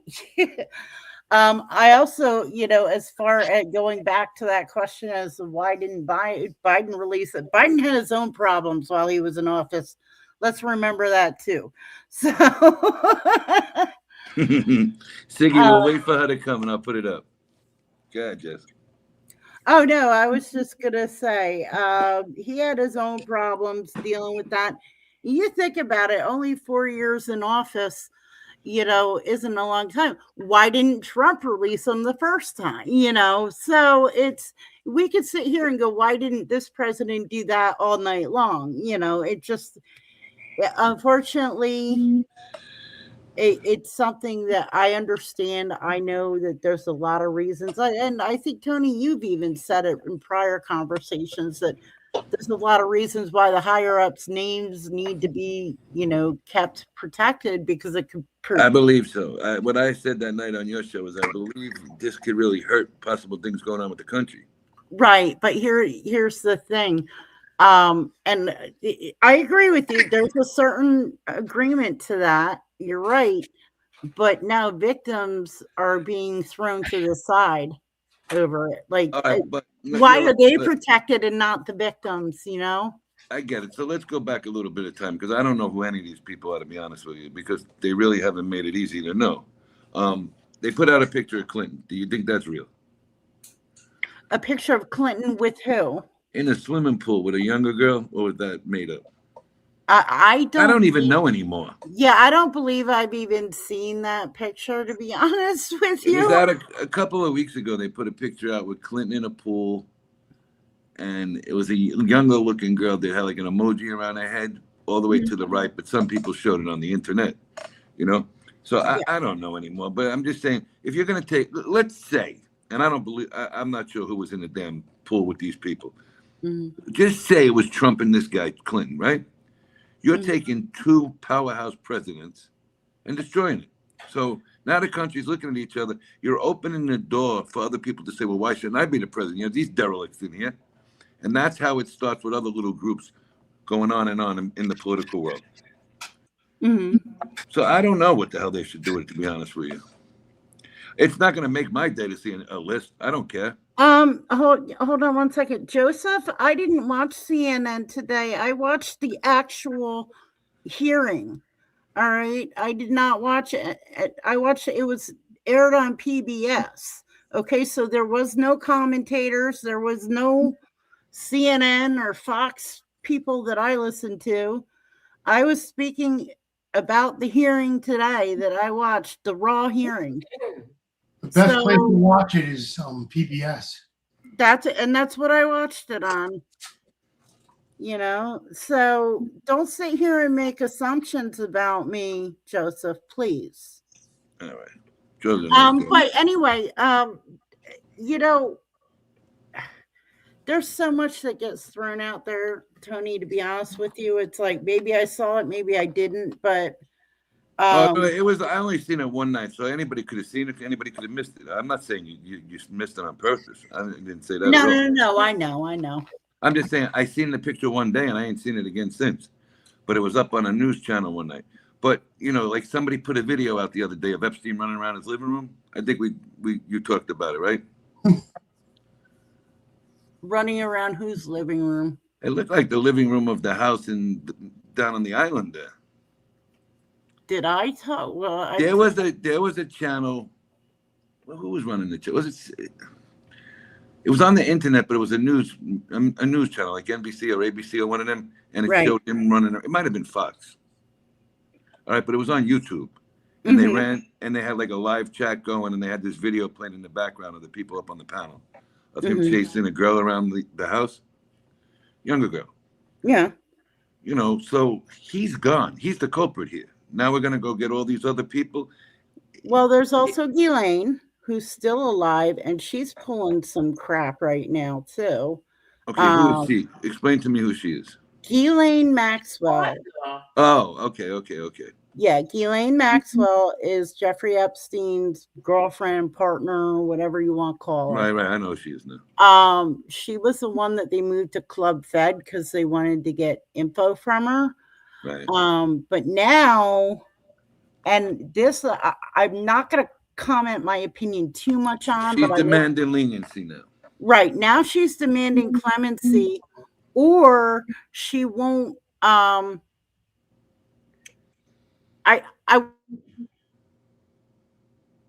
heard this right till I heard it. My understanding is she's demanding clemency, or she won't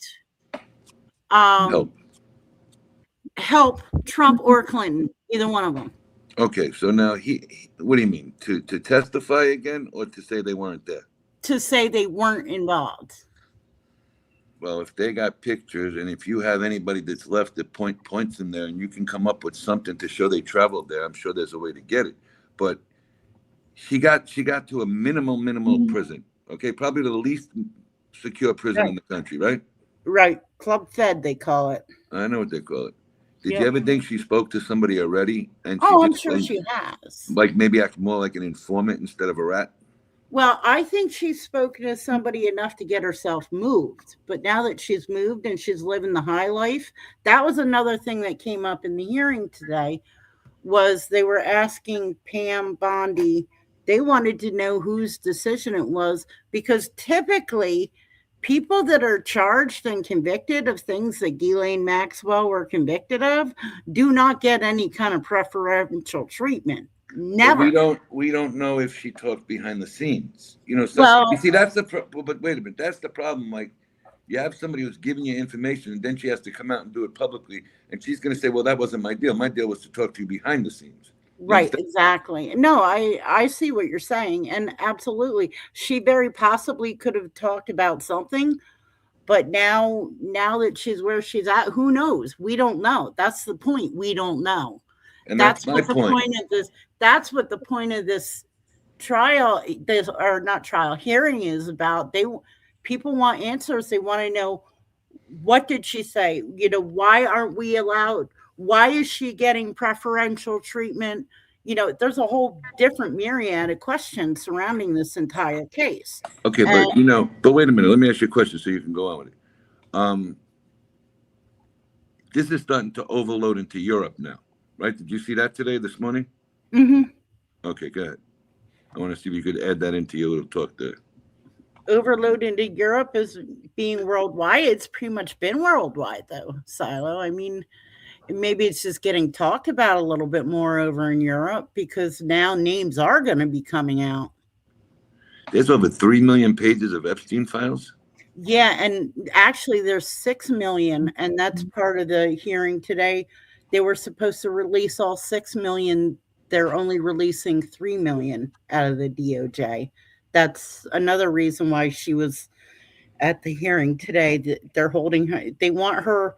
She's basically like, they want to know why they're not, they want to hold her accountable for the actions of the DOJ. They're basically breaking the law because they were told to release all this stuff and they aren't. And the stuff that they did release was a sham. Well, yeah, it looked like it. All right, so let's see what happened over here. This is from Geneva. The fallout from the Jeffrey Epstein saga is rippling through Europe now.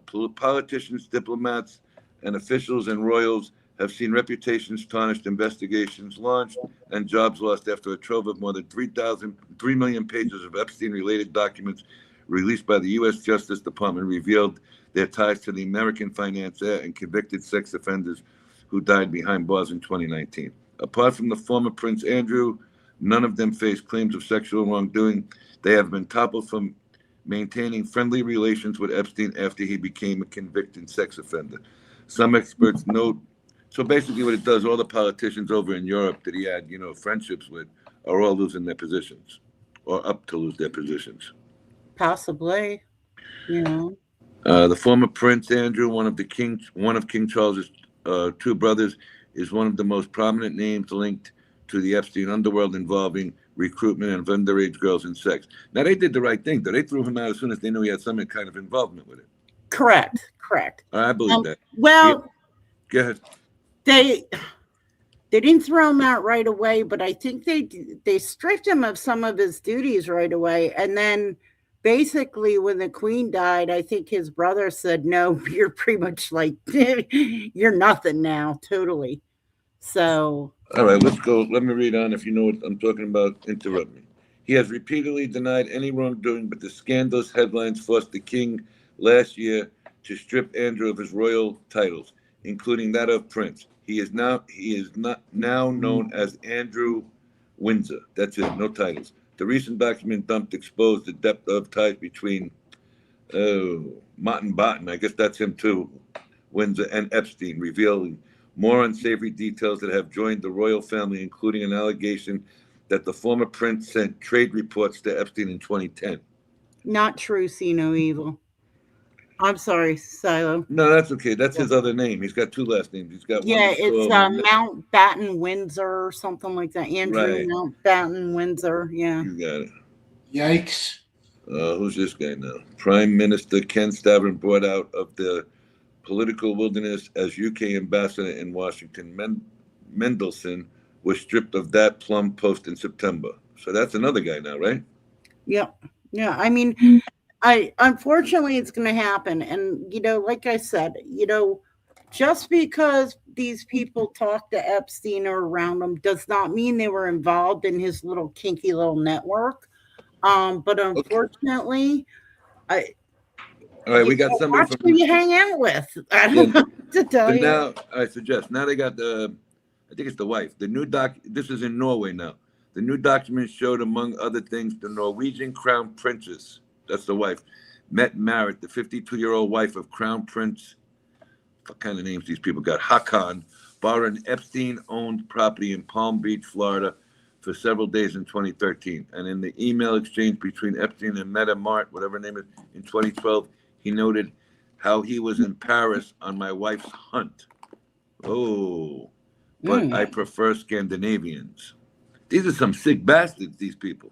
Let me tell you something. I was hearing, I was going through YouTube the other day, and someone was reciting, I really need to get, I don't even know if it was published yet or not. To be honest with you, they were going to put out Virginia's memoirs. But there was somebody that was reciting one of the passages from it, and it's a lot more brutal than what we've been hearing. Like a lot of this stuff is a lot more like it's the horror that these people are going through, like when these women went through, how they felt trapped, how they felt, you know, and I don't even know if it was actually Virginia's account that they were reading. Something happened. It distracted me, to be honest, but I'm listening to what these people are being told. Like she couldn't get away. Yeah, it was Virginia. She couldn't get away from Ghislaine, and that's how she ended up in Australia, because she was actually over in I forget where they were, overseas, and she met the guy that she ended up marrying, but that was her only escape. Was she happened to tell Ghislaine, listen, I need a certification to get to be a massage, legally, so she was able to actually get classes, to get away, and that was her chance to get away. Because once they took them away from their family, they were trapped. All right, so the French also had a problem. This guy, Jacques Lang, 86, stepped down as the head of the Arab World Institute in Paris over alleged past financial links to Epstein that prompted a tax investigation. Hold on. Lang was summoned to appear Sunday at the French Foreign Ministry, which oversees the institute, but submitted his resignation instead. So he was supposed to go be questioned on Sunday, and he just quit. Mm-hmm. Slovakia, their Prime Minister, Robert Fico's National Security Advisor, I don't know this guy, Lajak, resigned over past communications with Epstein, including text messages in which they discussed gorgeous young girls. I think you're going to find a lot of people are going to either resign or be fired. I mean, that's you got 33 here so far. Mm-hmm. Their staffs are resigning too. Mm-hmm. And you got who's the other guy here? Where did he go? Foreign Minister Espen Barth Ede said that a ministry investigation into her knowledge of contact with Epstein will continue, and Jewel will continue discussions with Norwegian officials on a speedy resignation. You got like 10 more leaders here resigning. Mm-hmm. Well, you're not for nothing. You got foreigners here. Maybe they'll give up some names. You're not going to get all the names out of every party. No, you're right. You're right. So let's be realistic. If you got Democrats, you're going to get Republicans' names. If you got Republicans, you're going to get Democrats' names. It's right. A game. To them, this is all a game. And I'll be honest with you, Ghislaine is one of the convicted felons involved. So I don't trust her at all. She's a freaking snake, in my opinion. How much time did she get? I think she got like 20 years. How much did she do so far? Oh gosh. That's 5? Yeah, 5 maybe that, yeah. It's a tricky thing, because you're going to get people to put something out and not everything out, and you never know how these things work out. I mean, come on, look at all the trouble the Kennedy guy got in that time. You heard bits and pieces from that, and then he became involved with Congress for how many years? Mm-hmm. And I'm not using it because he's a Democrat. I'm just saying. No, in general. They hide each other's shit when they want to sometimes. Oh, they will. Exactly. Republican or Democrat, they're all dirty. Look, end of the day, wasn't Trump and Clinton friends at first? They were friends for a long time. A long time, yeah. Do you really think he's going to give up somebody that he broke bread with? No, I don't know about that. They're not going to give each other up. No, hell no. Hell no. I mean, listen, I have my opinions, but I'm also not going to sit here and go either what, I don't know that either one of them were involved in that specific arena of Epstein's life. So no, I'm not going to sit here and say, oh yeah, they were there. I know it. Do I have some opinions? Yes, I do. But opinion, you can't prove opinions. You have to go by what you can prove. And all right, so what did Pam Bondi do today exactly? She accused Democrats of deflecting from crime in their states by asking about Epstein files. Well, they were asking her about Epstein, like the Epstein, they had questions about the Epstein files, yes. And she would just deflect back to them on what's going on in their territories. Which Well, but wait a minute. So what is going on in their territories, whether it be Republicans or Democrats? If they're taken away from their own states now, from active crime to just bullshit and gain credit and TV time for that, don't you think that's already hurting the country? well, this wasn't the actual Congress people. This was the committee, the judiciary, the committee. But what I'm saying is, they're going at her about Epstein, right? That's over with. They should have like maybe a special prosecutor or that.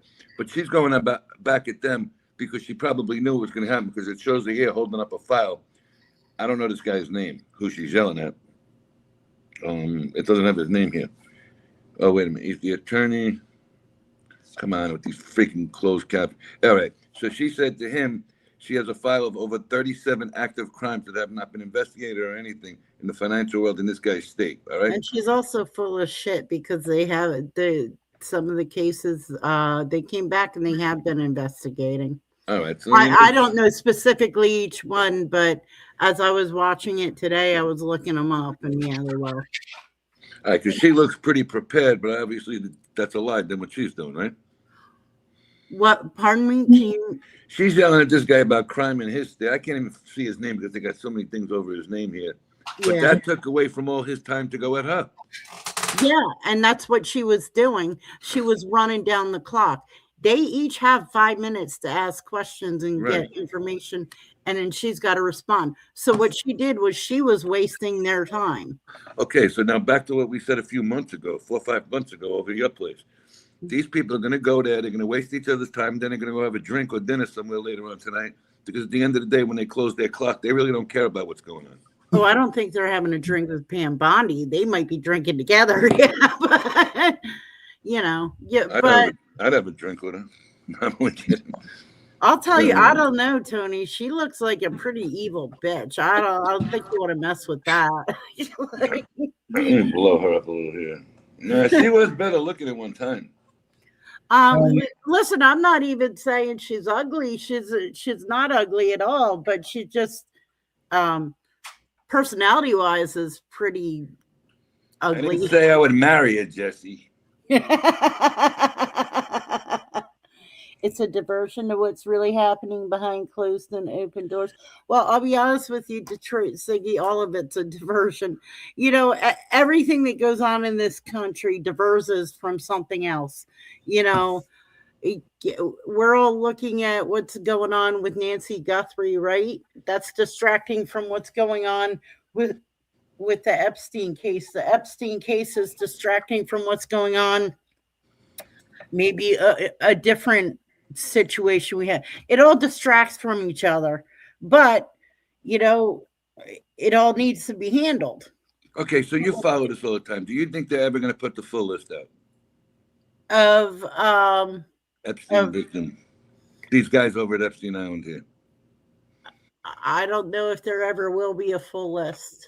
So if we're going to fight for and waste taxpayers' money every day with them doing this stuff, maybe there's a time to close it. Take what you can take and get out. And I don't know who's on these lists. I don't care who's on these lists. They're disgusting. I'll be honest with you. I think and this is coming from a female point of view that maybe you've never experienced, Tony, but I don't think there should be a time limit on catching a predator like that. Isn't there a statute of limitations on this? Well, wait a minute. The predator's dead, Jesse. Right, but they're looking to see who else was involved. Okay, so you got a guy like Prince Andrew. Is he being criminally charged yet? Well, he needs to set foot in American soil before he gets charged. No, he don't have to. He will never be here. Right, you got all these people in Slovakia, France, Norway. You think they're going to come over here after they know what's going on now and they resign? Oh, probably not. Probably. Okay, so there's about 30 people that are already not coming here to get it. But you're gonna find that a few of them might get stupid in about 5 or 10 years and go, oh, they've forgotten all about me, and boom, get on a plane. You don't know that. I mean, I don't think they're gonna come here. Not with something like that. I don't think you're gonna see these people over here.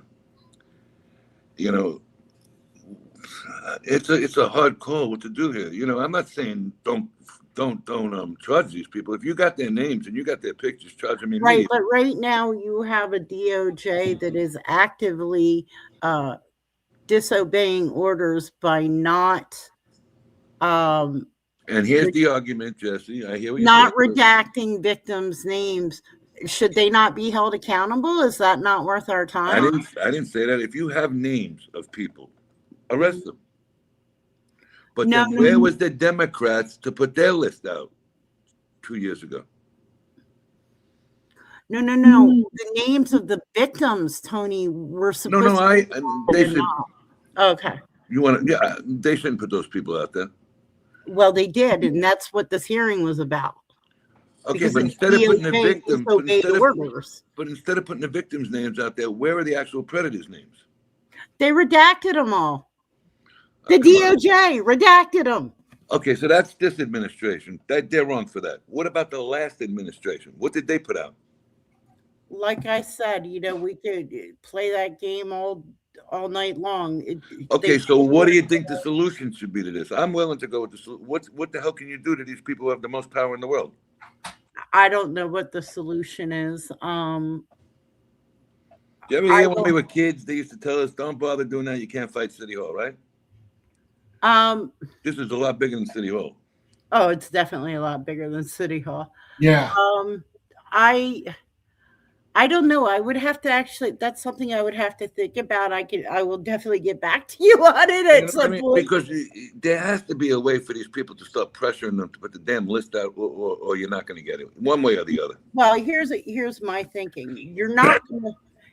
Nobody's going to hand over a list of these are 600 people that I know for a fact assaulted young girls. Okay, nobody's going to have a list written like that anywhere. You're going to find a phone book, which everybody's going to be in, meaning every friend that you have involved or not is going to be in it. You're not going to open up a desk drawer one day and see lists of assaulters, blah blah blah, and blah blah blah.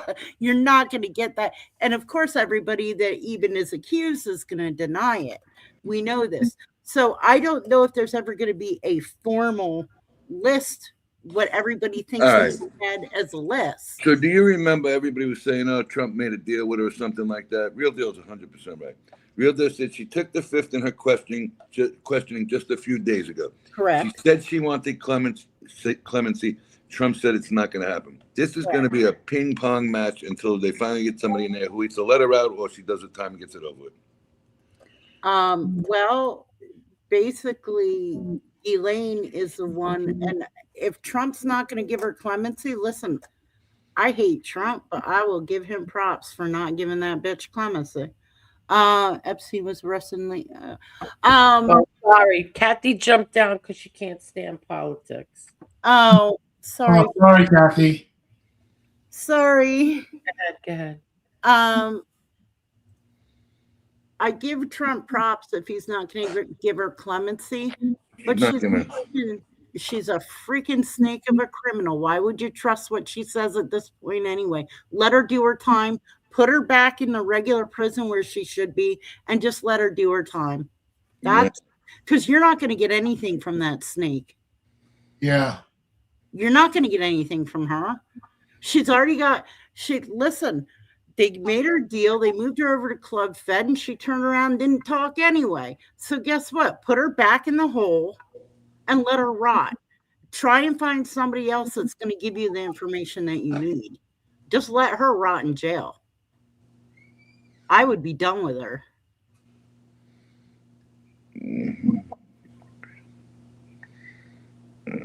Oh, she was asked why she wasn't investigating Prince Andrew. That's what sets us off today?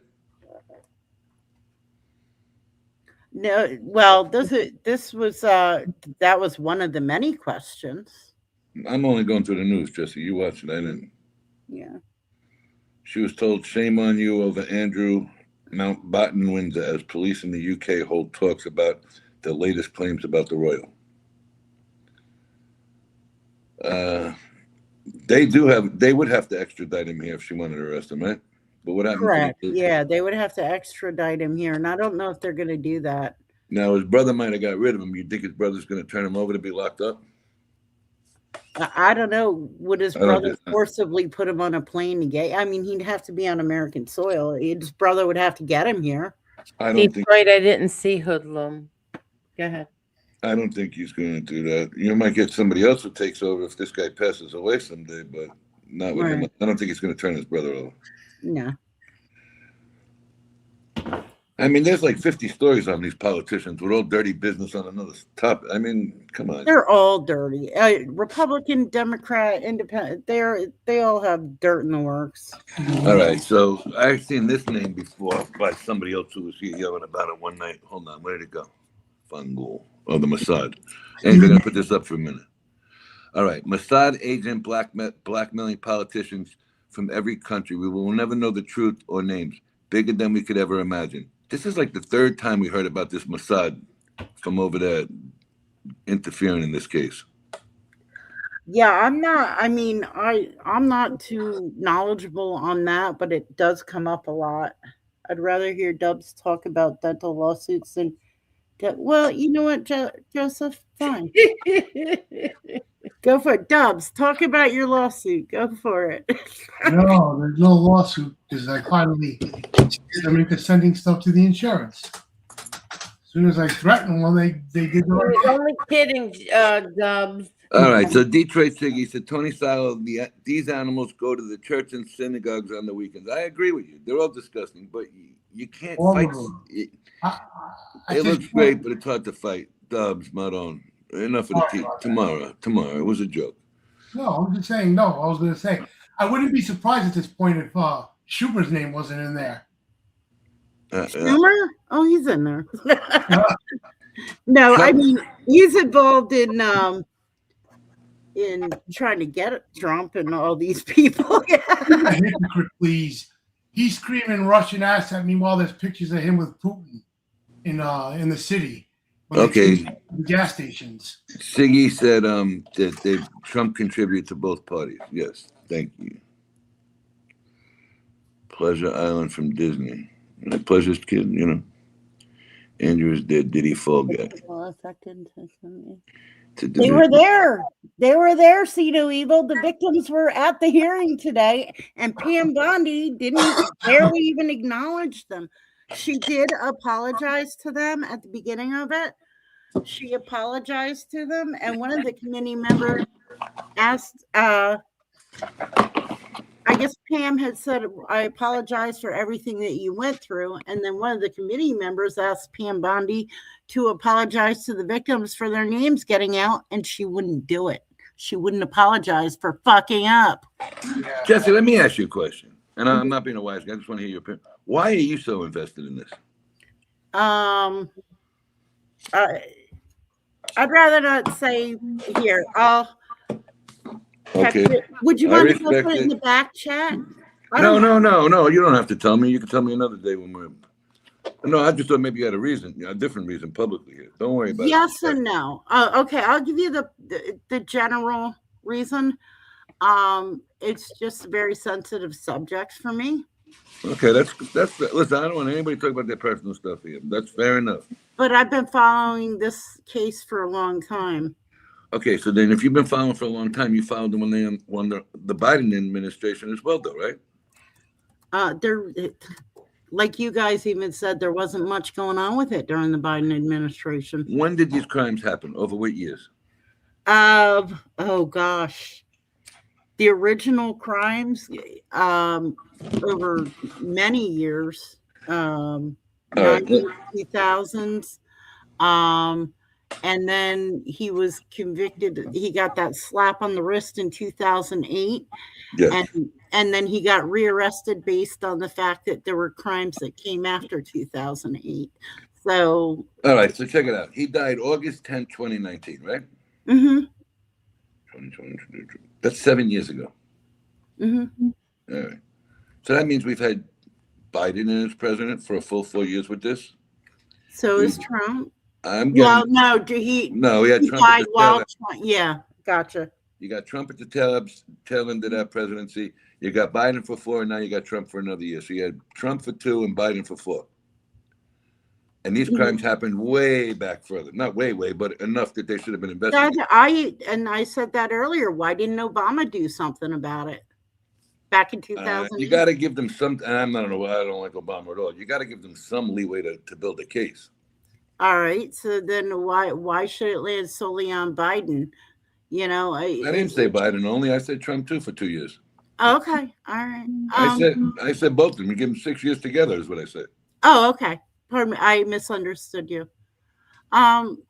So now what was your question again? Like what? Well, according to all these things, Biden's administration should have been in full swing with this investigation. Right. But again, Biden had his own issues while he was in the office. All right, but can you answer the question honestly?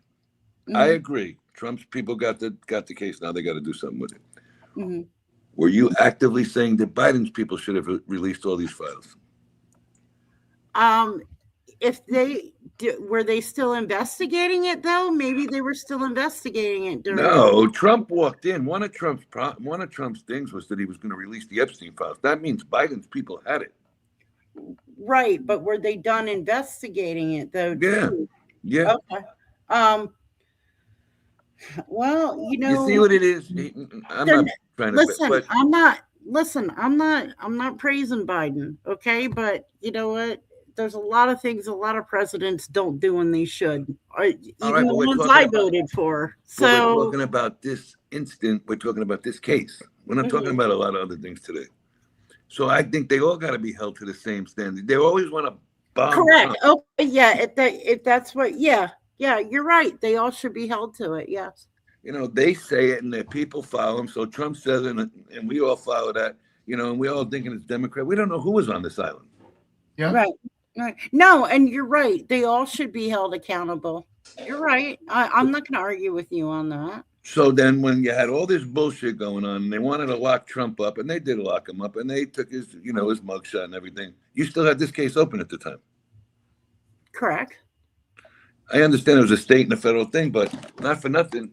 That shows the hypocrisy of politicians in this country. We can lock up the former president or the president at the time, but we're going to let Epstein's files remain sealed. Oh, I agree with you 100%. I mean, and that was all Democrats at that time. Yes. All Democrats at which time? The time when Trump got locked up, wasn't it? Yeah, Biden was in office. Okay, so where were they? And Biden was behind it as well. We all know he was behind Trump getting locked up as well. Where was he with these Epstein files, and where were all the people trying to get Trump and his people going after Biden and his people? Good question. Didn't exist. I'm not going to argue with you. So you see what I'm saying? It's always going to be a game. Yeah, I'm not. Yeah, listen, I'm not arguing. I'm not, I'm not saying what you're saying is wrong. You're actually right. I mean, everybody involved should be held accountable, point blank. Point blank. The problem is whoever's in office, I'm going to blame the last guy. The people that are in office are going to blame the last guy. It's going to be too hard to do this. If anybody else has a suggestion how they can fix it, please say. And I'm not saying you only. I'm saying all the people who are blaming Trump today. None of them were blaming Biden at the time. Maybe a few of them. Listen, I'm not blaming anybody that wasn't involved. I'm only blaming anybody that knew better, should have done better a long time ago.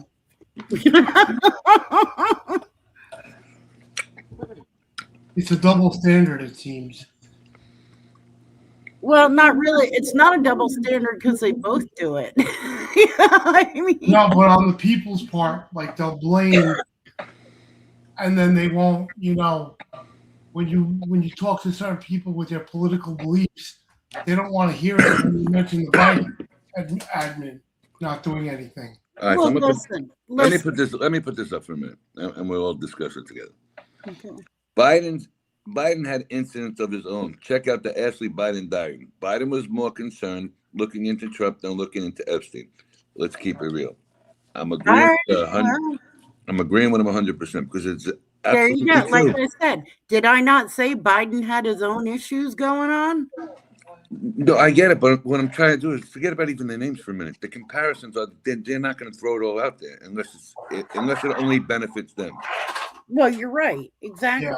Here's the problem. If you threw out the honest to goodness Epstein files with no redactions tomorrow, both parties are going down. So that's my opinion about it. And then we got another Mundani who's running New York to be in the White House. True.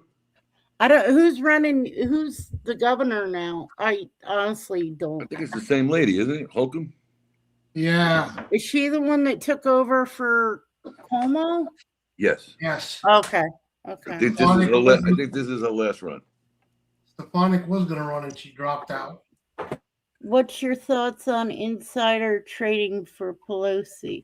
All right, how did this turn into? First of all, Joseph, Well, I brought it up the other night. I don't like Pelosi. Okay, I'm going to tell you that right now. Yes, I'm a Democrat, but I don't like Pelosi. All right, but I really see the subject is so hard to talk about because everybody involved is political. But I don't like to talk politics, if that makes sense. I like to talk about it on the basis of we have assholes and we have victims. All right. I don't care if they're Republican, I don't care if they're Democrat. All right. I don't want to get into sidebar political arguments about what Pelosi did, 3 weeks ago, 3 years ago, or 30 years ago. Right. So this guy's got a great point right here, and I agree with him. They all are friends. We are just pawns in their chess game. I don't even vote anymore. I haven't for years. They are all the same. I agree. You know what? I agree. They are all friends. We're all the idiots that are trapped in the middle. And I'm not calling people idiots. You guys know what I'm saying. The problem is, though, I still live by, I still go to vote. I still go out to vote. Anymore, though, it's picking the lesser of two evils, in my opinion. Whatever the lesser of two evils in your opinion, you do the same. That's why America's great. We're allowed to vote for whoever we want for, So, right? Jess, are you in the middle? You're the left? You're the right? What are you at? I'm too Democrat to be Republican, but the Democrats don't like me either. How does that sound? All right, so it's fair to say you voted Democrat your whole life? Most of my life, yes, but not every single time, no. So you voted for a Republican? I voted for Ross Perot. Have you ever voted for a Republican? No. Okay. I've never voted for a Democrat. I have. What? I'll tell you what, though. When Trump was up for his first term, if Trump had not been running his first time around, I actually might have voted Republican, believe it or not. Who would you have voted for? The guy from Florida? Well, wasn't Jeb Bush in the running? I actually would have voted for him over Trump. Jeb Bush was out. Jeb Bush was out quick. Yeah, he did. I have reasons why I don't like Trump, and it's not even because he's Republican, guys. Sorry, I hate to tell you that. This is why Florida needs to teach their governors to speak outside of the state, because that's what killed the Florida governor. He compared everything to Florida, and because of the laws are so different, he got ran right out of there. Yeah. No. Well, I mean, like I said, I dislike Trump, and it's not even a party thing with him. I hated him when he was a Democrat. Believe it or not. And the people are dropping off. Yeah, so let's change the subject, guys. Yeah. Let's do that. Yes. I found one with that chair. Oh my God, Dubs, that chair is really annoying. I know. Sorry. Dubs, you got to get a bench tomorrow or the next day. That's enough of the chair. A bench. Yeah, get like a garbage can. Sit on that.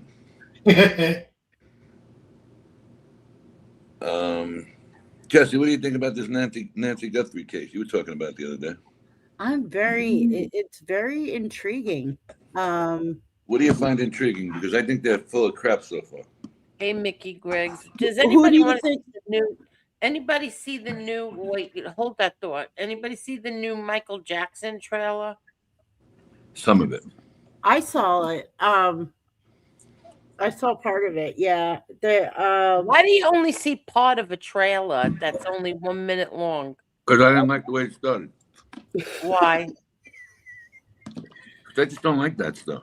I get distracted easily in my case. Well, let me see. I'll see it right now. I'll see it right You now. like the way it's done. What do you mean? I'll tell you in a minute. I don't even remember. I think there were a lot of people I just didn't like. What? I don't like it. It didn't do nothing. It doesn't. He don't do nothing for me. I thought he was a great entertainer. Okay. I think the father's a lunatic. I think everybody knew it, but because he brought a great act to Motown, they let him get away with all his crimes. The man abused and molested little girls. Yes, he did. How come nobody's calling him a goddamn pedophile 50 years after it happened? Who said that he did do that? Every one of his daughters. I think Every maybe one of one. them? I thought it was just one, and then she, Janet Jackson retracted her statement. LaToya Jackson never retracted her statement. And Rebe Jackson told both of the girls that he did do something to her. How come I don't remember any of that? Did you watch the original Jackson 5 movie? It was the guy from Good Times. The guy from Welcome Back Kotter was the father. Let me see. Trying to think who it was. Welcome Back Kotter guy was the father. The tall black guy. Washington. I remember that movie, Tony. Okay. So now Rebe, hey, let me pull it up because Rebe Jackson did make the statement at one time. Let me see where it is. Rebe.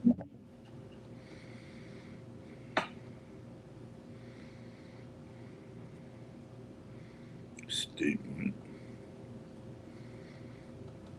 on children.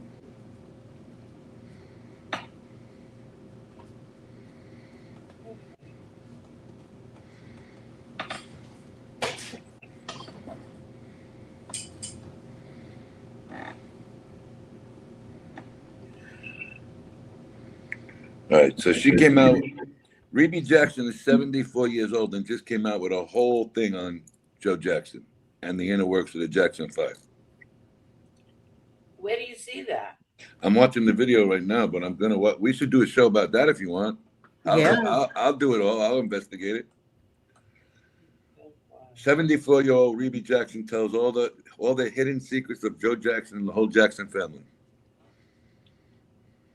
Wow, 74 years old. LaToya, Janet. All right, so LaToya. What do you see that on? I'm on YouTube. You want me to send it to you? Yeah, but yeah, let me see. Yeah. I don't want to put the volume on or nothing, but she's telling everything. Well, it's been out for years that Joe abused them. I don't know about the essay, but I know about, the boys getting abused and stuff. That was never really a secret that I'm aware of. Janet Jackson's interview in, hold on, let me get the date. 2011, Shady Secrets About Joe Jackson. I got to watch all of these to do it. I know LaToya moved to Manhattan with some white guy. I forgot his name. I don't know. He was a con artist. She came out and gave blatant statements about it. But then LaToya was out there in Vegas with them, with the whole family when he died. And she was with them for a couple of years at that time. She became like a caretaker to all these people. So there was a lot of shit going on about Joe Jackson for years. The guys from Mottown, what's his name? Barry Gotti wanted nothing to do with him. Oh, yeah. Barry Gotti only let him stay around there long enough to win over Michael, sell his daughter to Jermaine, and the other three had to go along. Jermaine Jackson married Barry Gotti's daughter at the time. Michael Jackson had a serious personal relationship with Barry Gotti, and he didn't care about the other three Jackson brothers. They had to go do whatever they said. You know, once Michael left, he got rid of them. Well, Michael was like the, what do they call it? The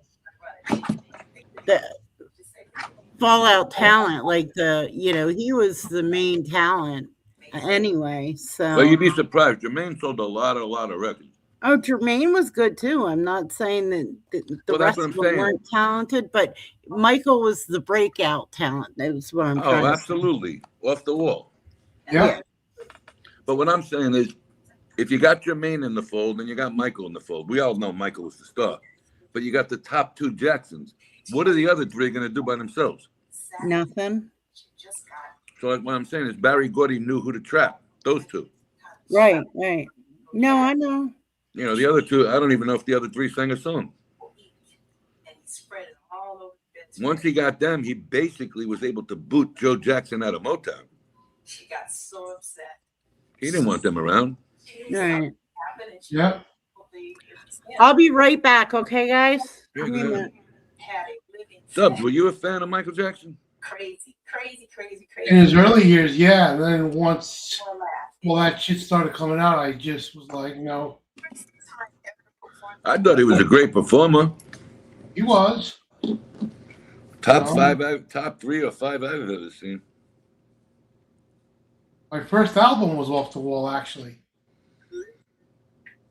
What else we got here? So I just watched like half of that interview with her. She doesn't say anything about her father. No, this page guides you to this here, so I'm going to watch all of these.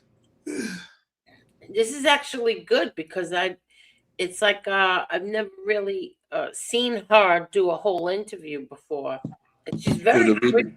You'd never know that she was. You'd never know that she was 75 years old. Yeah, 75 years, 74, 75 years. I want to watch these. We should do a show about this one night. Mm-hmm. Because there's a whole bunch of stuff that I'll go through them all. I like that subject. I just didn't like something about that trailer. I don't know. Why? What'd you think of the trailer? Well, it looks like they make Joe out to be not abusive. That's number one. But did she say he was abusive just now? No, not at all. Okay, so let me watch this one. This is Jen. She's talking about, like them as children. She was the oldest, and how mischievous Michael was, and I'm gonna watch this later on before I go to Okay, sleep. so now you see this one's the title is CNN official interview Janet Jackson. I'm not close to Joe and never will be close to Joe Jackson in 2011. I'll watch this one. Well, the one that she just did, she's not saying anything like that her father was abusive. Sexually abusive anyway. All right, I just sent you that one. It's only 6 minutes. And LaToya Jackson, she flipped out back in those days with that creep she was stuck with or married to or whatever. Yeah, the white guy. He was in. Jackson. You sent me Janet. Yeah, which one did you want? No, I was watching the Reby one. No, that's her interview though. We'll see what she says too. I'll watch both of them too. Yeah. I find their story interesting, but when they came out with the original, I think that they were extremely talented, especially him. I just said extremely talented, but really messed up. Yeah. Like all of them. When you were look at that Jackson 5 movie or the Jackson movie with Billy D. Williams as Barry Gotti. Yeah. It basically shows him just as very, very abusive. But he did throw one of the girls in the bedroom and they go to another scene. Well, that's not right to do that. And that's an old movie, Angel. That's when you couldn't really do anything on TV. I think that was made for TV. That movie. So I haven't seen an interview of them saying that. You know what I'm saying? I want to watch these because anything of them saying, that anybody was abused. Well, that's what he You was know, known for, though, if you remember back then. I mean, I'm gonna watch them, but no, I don't mean physically, like beating oh, up and stuff. sexual? Yeah, I don't see anything like that. See, he says he never beat Michael. So there's another one with Reby from, when is this one? Oh, no, that's the same one. It's 74. Reby Jackson finally admits what we all thought all along.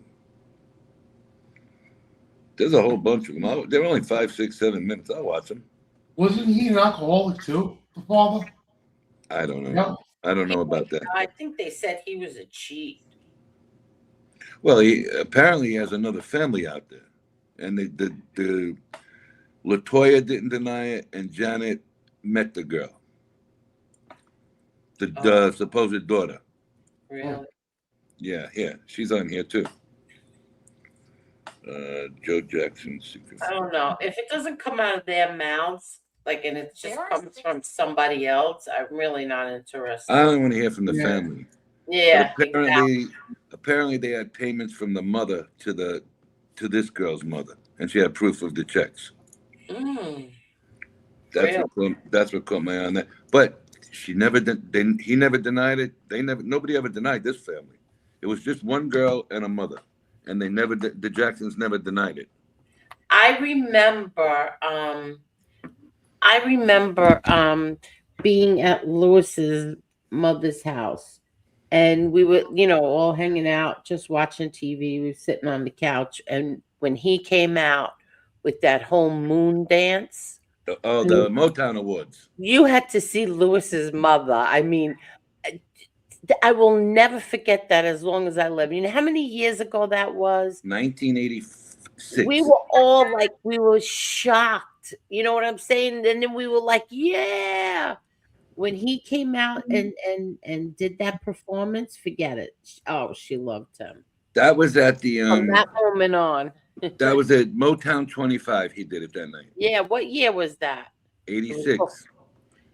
So her name is Giovanni. It was 86. I was married already. Let me make sure. I thought it was 86. Motown 25. Motown 25. When he did that moonwalk. 1983. Exactly. I knew it because I wasn't married yet. That's right. Okay, so here you go. Motown 25, Yesterday, Today, Forever, a landmark 1983 television special with headline The Four Tops and the Temptations and the Jackson 5 reunite with Michael Jackson walking on the moon. That's it. Yeah. You know what I found interesting too? I found that whole Motown thing interesting. You got Billy D. Williams, you got Barry Gotti. They all got passed with all the singers and shit in there. You got Marvin Gaye's story came out at the time. You looked at Marvin Gaye. How about Diana Ross? Her daughter finds out when she's how old years old that Barry Gordy's her father. Yeah. I mean, there's a lot of interesting stories out of that Motown group. Yeah. How about the girl? What's her name? Aretha Franklin and her father there. What about it? Didn't her father or somebody impregnate her? I never heard that. Hold on. I thought that was Tina Turner. I thought that was Oprah. Give me a second. It might have been Oprah. Aretha Franklin had something going on with her father. He was a church guy. That's another toxic relationship, the Tina Turner one.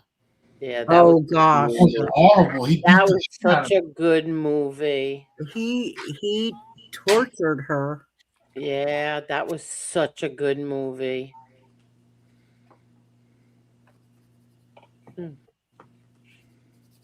I agree, see no evil. I love Tina Turner. Yep. Oh, she was awesome. She was the best. Yep. You know who I like? Diana Ross. I love Diana Ross was my all-time favorite singer. My all-time favorite is Annie Lennox. I seen her at the Hard Rock, and I seen Diana Ross in 2016.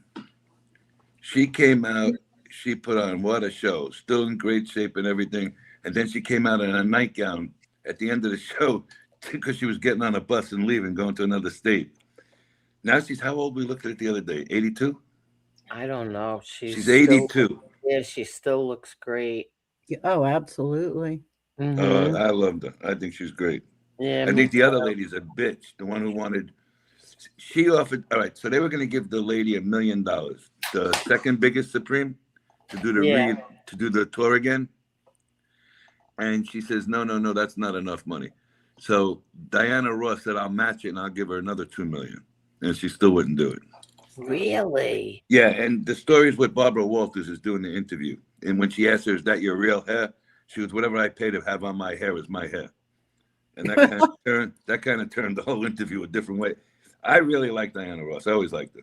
Me too. I love her. Yeah. Because you know what? Diana's cool. Even as I we like got her. older, it was still upbeat music with her. She Hello changed there, it all. Epstein. Remember with that upside down song and all that? Yeah, So, yeah. So that came out later for her, right? Yeah. And that was still able to go on the top charts on pop radio. It didn't have to go on an older music channel. You know which one I loved too? Besides all her old ones. Oh, I loved them all. I like But the duet with all the I songs. loved the one with besides all the oldies, like the Marvin Gaye and all those. I loved all her songs. But then there was that what was that? Missing You? No. The cartoon, the dinosaur. What's that movie? Barney? No. Barney. Jurassic Park? Oh my God, you're so bad. Land Before Time. Land Before Time. That's it. You know that song that she sings? Oh my there? God, that's one of my favorite I songs. love that I song. love I that used to song, listen too. to it over and over again. I remember because when that movie came out, my sister, she's 10 years younger than me. So my sister was little when that movie came out. And I remember watching that movie with her, and I'm like, I love this song. Yeah, me too. I love that song. I love all her songs, really. I like the one when Marvin Gaye died. Missing You. Yep. Yeah. All right, let's get to the bottom of this. Marvin Gaye and Tammy Terrell had some great songs. Yeah, they did too. I know. I loved Motown. That was my favorite. Motown was always my favorite. All right, so Aretha Franklin had her first child at 12 years old. Wow. His name was Clarence Franklin, born January 28, 1955. The father was Edward Jordan Sr., so it wasn't a father. That's not her father. I always thought they said it was a father. 12 years old. Wow. So she had a kid at 12, so she was 11. Yep. Yeah. Holy crap. Are you kidding me? Oh, Angel, I'm reading it. I told you. I read the whole thing. Oh, my God. Where is it? All right. Yes, Aretha Franklin had her first child, Clarence, in 1955 at the age of 12, followed by a second son, Edward, in 1957 at the age of 14. She became a mother at a very young age, ultimately had 4 sons with her family helping to raise them while she pursued her music career. Think about this. She had a kid at 12 and a kid at 14, and look at the career she still had. See no evil. You're thinking of Buddy Holly. It was Buddy Holly, Big Bopper, and Richie. How old was the Music died. Edward, in 1957. Let me look up this guy, Edward Jordan. Have he you ever seen? He didn't get arrested or anything? Or was he young too? I don't know. I'm going to look it up right now. Jesse, have you ever seen the interview with Donna, Richie's girlfriend? She never forgets. She never forgave her father, and she stopped talking to her father after that. After he made her break it off with Richie.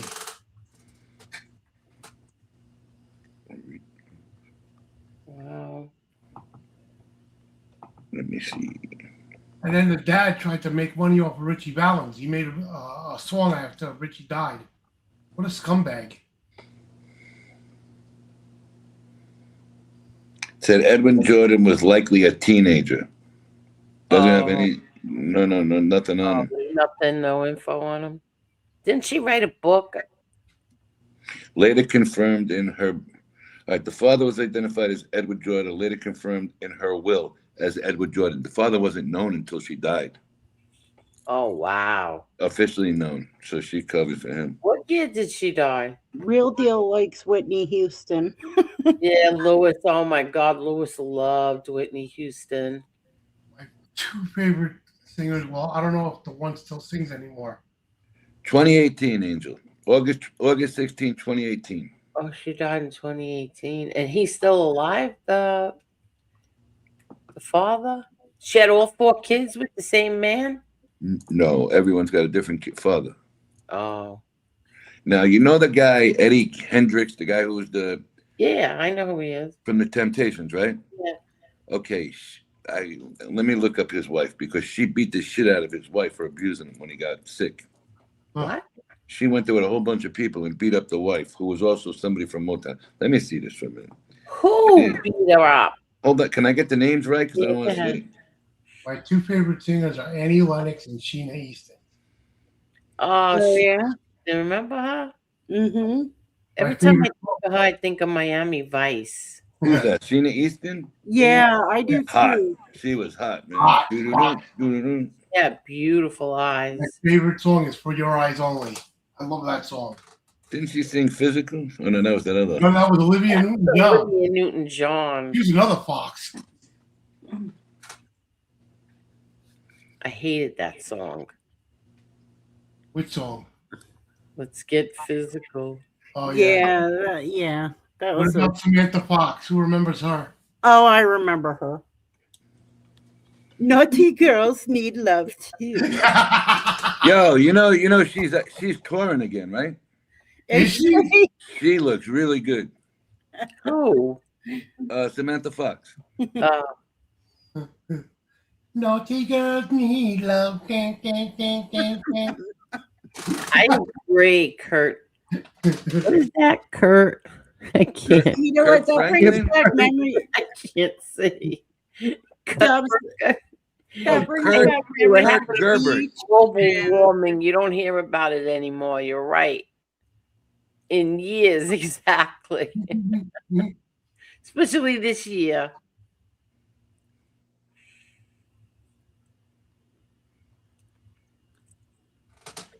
Oh, yeah, Tony. Yeah. Remember last time how we were talking about the Tiamo building, how it's a historical building? Which one? The Tiamo building, where Tiamo was. Yeah. I find it hypocritical. I was thinking about it after the show. I find it hypocritical how they won't allow that building to be torn down, but they allowed the RKO Keiths to be torn down. No, Dubs. What happened there was the guy who purchased the RKO Keats, okay? Right. Bought it to tear it down, and they told him it was a historical landmark, all right? Because it was the RKO Keats. It was a building. It was a building of meaning, they said at the time, all right, because it housed the movies. What he did was he had, he did, what did he do, 8 years in prison? Yeah. Okay. He went in there and contaminated the thing with oil and the water from the canal. So it wasn't safe. It was environmental, a hazard. The building had to be torn down. So he thought he won the case, Right. And when he finished tearing it down and he paid all the money to tear it down, the feds came in and locked him up. Wait, who are you talking about? Good night, Jennifer. Remember that building, the RKO Keats by Lums? The big movie theater on Northern Boulevard? Right across. All right, they had like the premier movie theater. It was an RKO Keats theater. They had them all across the country, a few of them. Yeah. It was beautiful inside with the spiral stack, the sprawling staircases and all the lighting. So what happened is there was a Chinese developer that came in and he wanted to tear it down and make it condos and stores, like mixed use. Well, it turned out it was a historical landmark. You couldn't do that. So he said, the hell with this. I'm going to do it my way. He had holes put in the ceiling and he had oil just being delivered there. Barrels of 55 gallons of drum. Spray tanks. They would spray the walls. They sprayed the floors. Everything was all oil. So it was real contaminated and it had to be knocked down. So he believed he won. And there was a battle for like 15, 16 years. After he tore it down and he paid all the money out of his pocket, they came in and locked him up because of it. For fraud? I don't know what they locked him up for. They locked him up in the RKO Keats stuff. Really? Something to do with money and taxes because of the building. Yeah. The new developers that bought it wound up tearing it down now. They completely tore it down. There's nothing there. Well, that was part of the deal with the city. You had to tear it down because it was contaminating the buildings on both sides of it behind, it was contaminating the sidewalks, they said. Yeah. The new developers, they wanted to preserve the lobby the way it was when it was a movie theater. And that's what he ruined first. Yep. I went to see Star Wars there, and they had the premiere of Star Wars there when they did it that time. That's how nice it was inside. Yep. My first movie there was James Bond, For Your Eyes Only. Yeah, I mean, they had some big premieres in that theater. Yep. And you remember the Chinese funeral home down the street from there? Yeah. On the corner? Okay. So me and my friends went in there one night because they said they had professional criers there. You ever see that? No. So these Chinese hire people to cry at funerals. What? Yeah, they do. They have professional criers. Why? What do you mean? What do they need professional criers? Let me find out which guy got beat up here, and I'll get the criers next. They have professional criers, Angel. They go there and cry. You know, my last movie in RKO Keys was, Tony? What's that? Ghostbusters 2. Oh, nice. That was the year it closed down for good. Remember that movie with the little dog? What was that? Wendy or some shit? Benji. Not Benji. Wendy. Wasn't there a dog Wendy? No. It was a black and white, like a brown and white collie or something. That it was after Benji. Benji was in the 70s. I don't know about. I didn't like Benji. I used to take my kids to those Benji movies. The funniest one was when they were in Greece and Benji steals the sausages. Oh my god! I used to sit in that movie theater. Oh my god!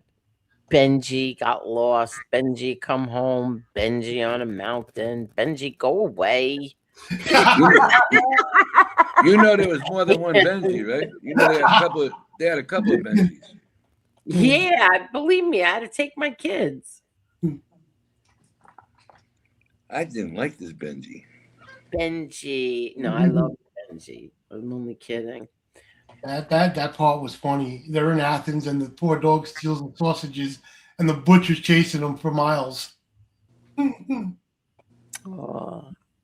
Okay, so it was Dennis Edwards who got beat up by his wife. Who? Dennis Edwards of the Temptations. Now let me find out who his wife was. Why did he beat up by his wife? Okay, he got very sick. He had multiple sclerosis and a couple of other illnesses.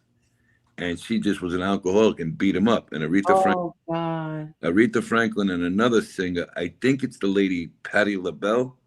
Yeah. And a third lady went there and beat the shit out of him. Really? Yes, because they said he's one of our originals and shit, And they went and got him out of there, and he died in peace with them. They put him in a home. I found it an interesting story that night. Okay, he had meningitis, complications from meningitis, multiple sclerosis. He had all kinds of shit. This guy was in bad shape. So wait, Okay, and the lady was Brenda Edwards. Oh. Okay, so Dub said, "Oh, like he knows who she is. Who is she, Dubs?" So she beat up her husband, and Aretha and Patti LaBelle went and beat her up. Is that what happened? Yeah, they smacked her around because they hurt. Aretha Franklin was like the godmother to these people in Motown. Yeah. So the word got back to her, and they went over there and got him out of there. Go Aretha. Now, was he the troubled guy who had the drug problem? Let me see. Because I seen Dennis Edwards shortly before his death. In January 20, an emergency protection order was filed on behalf of Dennis Edwards, then 74, alleging that his wife, Brenda Edwards, had abused him. The petition alleges that he had tried to suffocate him by holding his head face down on a bed and had removed his hearing aids, leaving him bedbound and immobile. Oh my gosh. Yeah, she was beating the shit out of him for a while. This all transferred in St. Louis, Missouri. And so they went and they beat her up? Yeah, they cracked her around and they got her out of there and they put him in a hospital. Then he got released. They put him in a home and he died in February 1st he died February 1 of 2018. Oh, wow. Yeah. He died in Cook County Medical in Chicago. There's some interesting stories on these Motown people. I'm telling you, I never knew that. Right. I never knew Seriously. Aretha and Patty like went hood on some other chick. Oh, did you ever know that Dennis Edwards got beat up by his wife? Yeah, I did not know that. He's All like right, what was the other Motown. one? Who's the other one I'm looking up here now? Seems like Motown is like all abusive. All right, what was the last thing on the? What did we just talk about? Somebody else before I was looking up the Temptation guy. Oh, the professional criers, you were going to say. Yeah, Oh, okay. That's funny. The Chinese professional criers. And you know, I don't know if it's still there, but there was an animal shelter around the block from RKO Keith over there. No, man, it got knocked down. Ah. Okay, see, you all think I'm crazy. Where did it go here? I just seen it. Extreme. No, that's not it. I just seen it. Okay. Paid to cry. Chinese what? Go ahead. I gotta open it. I'm opening it. Hold on. Come on, professional criers. Who does You know what? that? The Chinese angel. But for what reason? To make it look like what? He was important? Yeah, probably. Not only him, every funeral has these people crying. I can't. Hold on. I just lost it. I don't want to laugh, but that sounds insane. You know what? Actually, you know what? I've heard crazier. So This shit's hilarious. You can't make this stuff up. Yeah, just so she has a picture of it. There you go. I just sent it to you. Professional criers. Oh my God. And they're like, oh. Well, what's the topic? What's that say there, Angel? Hey, I just want to show everybody this. Wait, what do you show? What'd you send me? I sent you the front of the article. What does it say the title is? I'm going to read it after you finish. Hold on. Paid to cry, Chinese professional whalers. I can't. Yeah, but that was back in 2023. So I went in about 2001. Let me show everybody something I just thought of. Where are we? Hold on. I want to show you how amazing Jerry is, okay? See this? See this thumbnail? Oh, yeah. It's actually a mugshot. How old was Pops in that And picture? Jerry changed his clothes.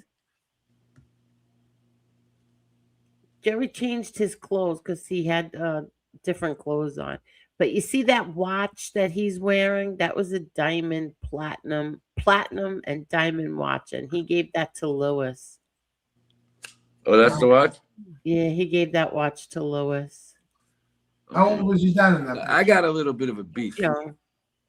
What? No, it's not. No, the jewelry on me in the suit or in that T-shirt. Yeah. That's a lady's jewelry. That's not my jewelry. No, the other one. That's not my cross. I like that cross though, Tony. It's not my cross. It's look at the. Oh, put back the one in the tank top. Put back the one in the tank top. Put back the one in the white beater. I don't know where I deleted the tank top one. Oh, because I was looking at that night. That's not my stuff. It's like a lady's charm hanging down on it. Are you sure? I'm sorry, it's not my cross. it Let's doesn't change look it. feminine. Let me It see. looks Oh, manly. James, nice. Let me see. It looks manly. What'd you do? You got rid of it? Well, I'm changing brands. I want to see where's the original. Hold on. Okay, go ahead. It's not here. Let's see. Where is it? See no evil. That's your uncle? I don't know his work, but Johnny Maestro is See No Evil's uncle. yeah, I've heard of it. I have- love Johnny Maestro. Johnny Maestro in the. Oh yeah, okay, yeah. Under the bridge. That's. How come I can't find you? It's in the last video. It's still there.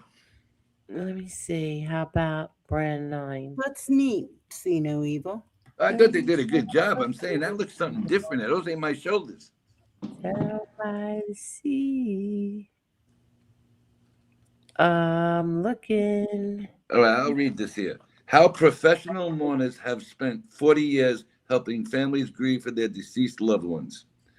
Kusang, consisting of the characters of cry, bereavement, is a type of formal mourning, one of the Confucian titles. So you see, they've been doing this crying for 40 years, Angel. What's this? Did I ever show everybody this? I had this blanket made for my kids. I had pink for my daughter, and blue for my grandsons. Look. So I had this made for my grandchildren. This thing is so big. There's Lois, my daughter, my son, and the kids. This thing is really big. Very nice. I like that. All pictures of Lois. Yeah.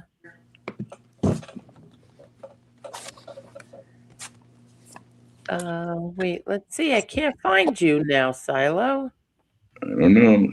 You're over So here. these people have been crying for 40 years. That sounds like an easy job. I want that job. All right, so listen here, Jesse. The first time I met a professional mourner was at my grandmother's funeral, Miss Alyssa Wong, 16 years ago. My family lived on the lower reaches of the Yakuza River on the southern bank. This has been going on for 40 years. Jingjiang Hong and other inland areas south of the river also have professional criers at every mourning ceremony. So we wanted to see professional criers. We went to take a look at them. Wow. No big deal. We shook the people's hands when we went in. Is this you, Tony? Yes. That's you? Mm-hmm. That's the front of you? That's the front of me, Angel. Oh, wow. And this is you too? That's my wrist. Oh, wow. Who's this over here? That's me. That's me. Oh, that's you too? Yep.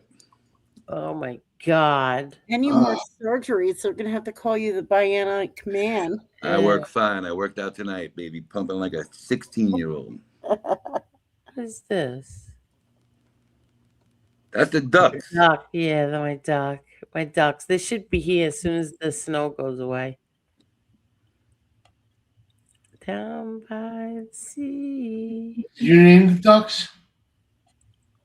No, we'll never get this song out of my head tonight. I don't know where you are, but I gotta find out why Jerry put a woman's cross on you. I doubt that's true. Oh, yes. Let me get the picture because it's not my jewelry. I don't know. I don't think it looks like a woman's cross, Tony. Hold on there. That's not my cross. Well, it might not be yours, but I'm just saying. On a blanket with my baby. Down by the sea. Yeah, I have to clean this out. I really do. I have to clean all these brands out. Okay, here we go. Down by Here. Aw. Well, your hands were inside the chicken cutlet parmesan. What? Oh, that's terrible. Your hands were in the food. Who said that that's chicken color parmesan? Oh, I'm just guessing at that. Let's see. Where is that? Ken, look, it's got a heart on it. I don't have a diamond heart. What?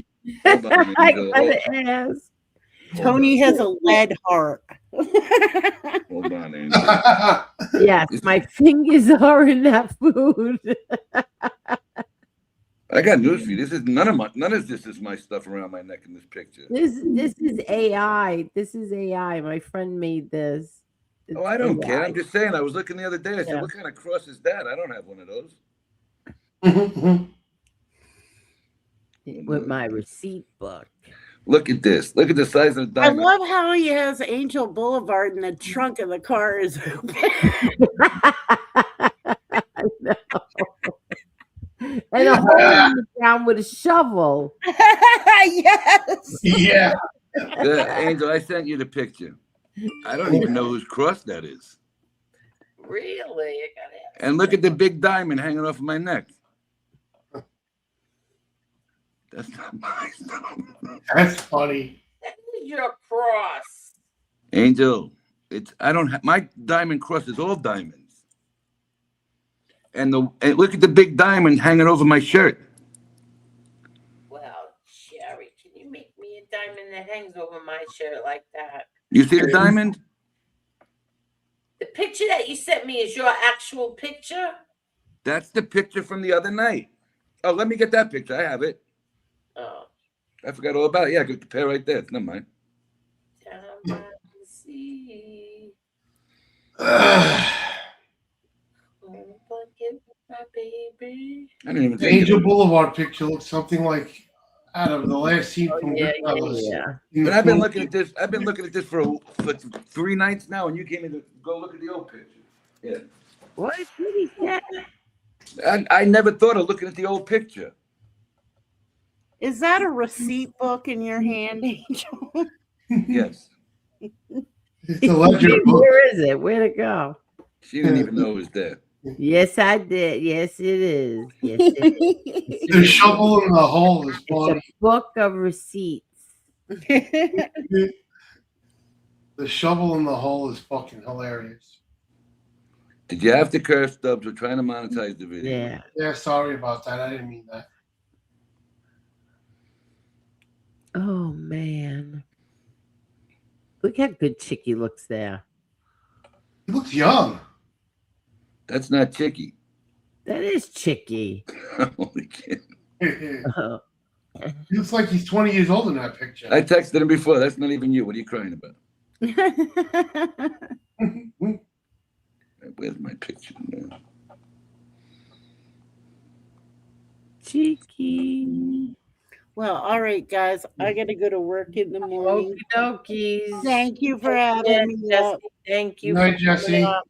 Good night, guys. Good night, Jesse. Angel, remember when Becky O would say, Kiki? Cheeky. Just drop the link in the chat and ask everybody to give you a sub. All right. I got a lot more on my neck in that picture than that picture. Hold on. I got to send that to this phone.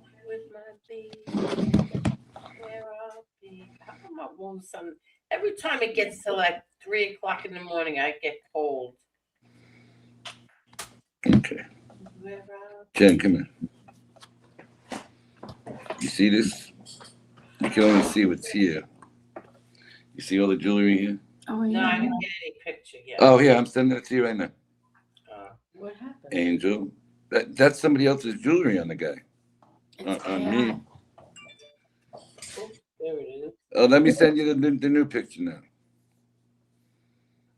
What's the difference? You still have all that jewelry on. I don't care. I just said I was looking at it. I said, I wish I had a diamond that size. Yeah. Me too.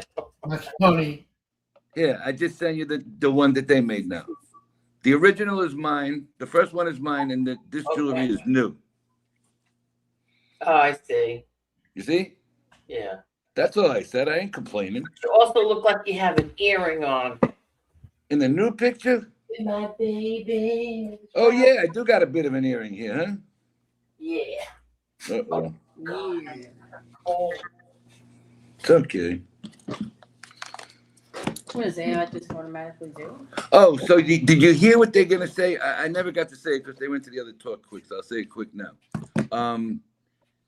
The AI reverse effects on the picture of the guy at Nancy Guthrie's house is going to solve who that guy is. What? Remember we were talking that night that AI could be dangerous and everything? Right. Well, they used an AI reverse effect to enhance the video for law enforcement, and they believe that's what's going to convict them. They got the pants, they got the jacket, they got the backpack, they got all the official stuff and where it was bought off of that, they said. Wow. That's what I'm talking about. This AI is So very... it's bringing the video? Yeah, go. It's in there. They used AI reverse effects. Oh, it's cold.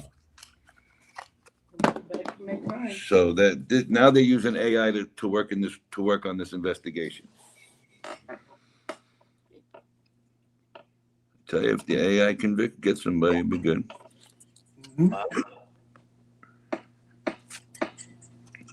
I just want to see something. Tony, you remember, okay, you know where Benjamin Moore is on Northern Boulevard, right?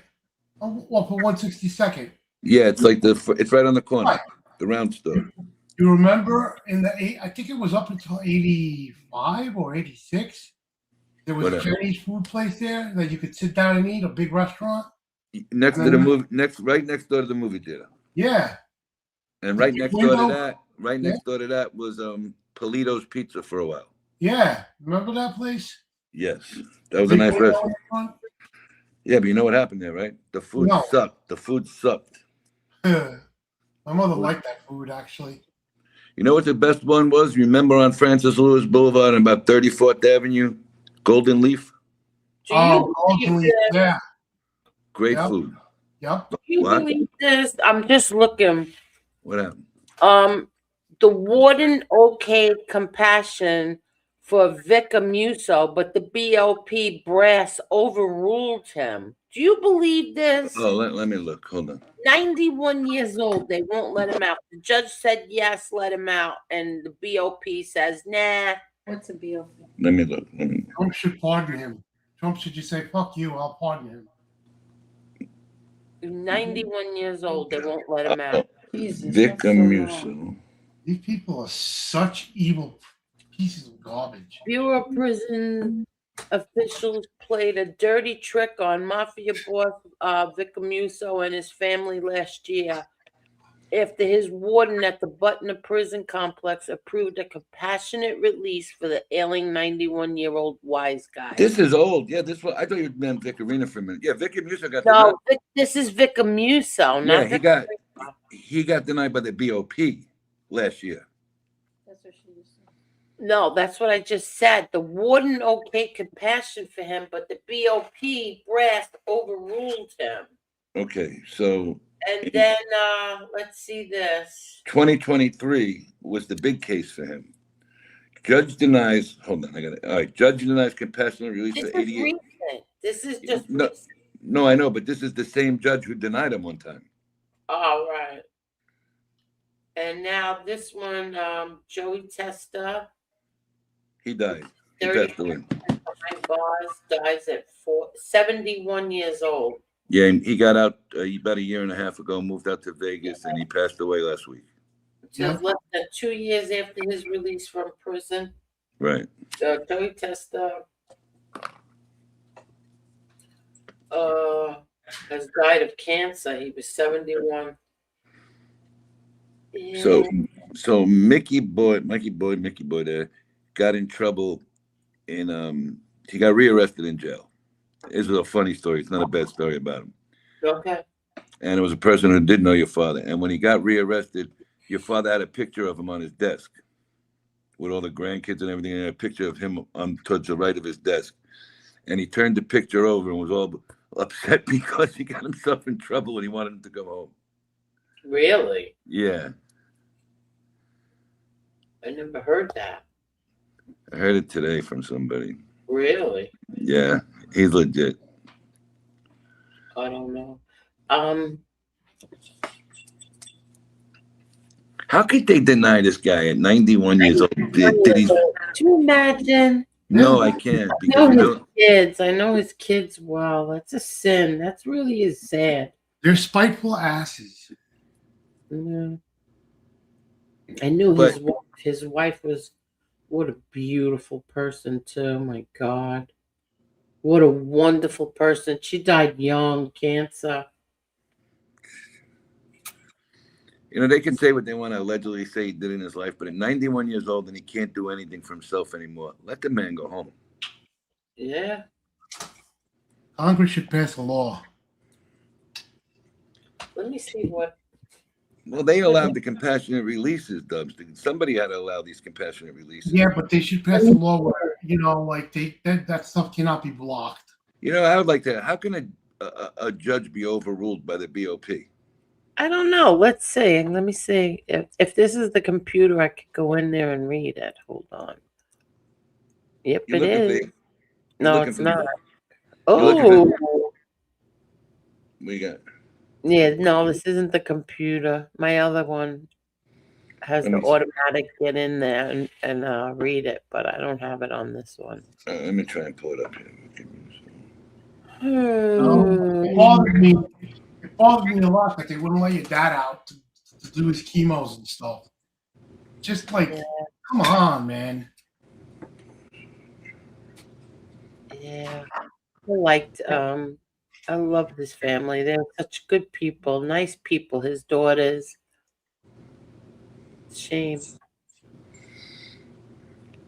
People like to hold grudges, and it's like, get a life. Meanwhile, they're the most crookedest people in the world. Politicians. Yeah. Yes, they are.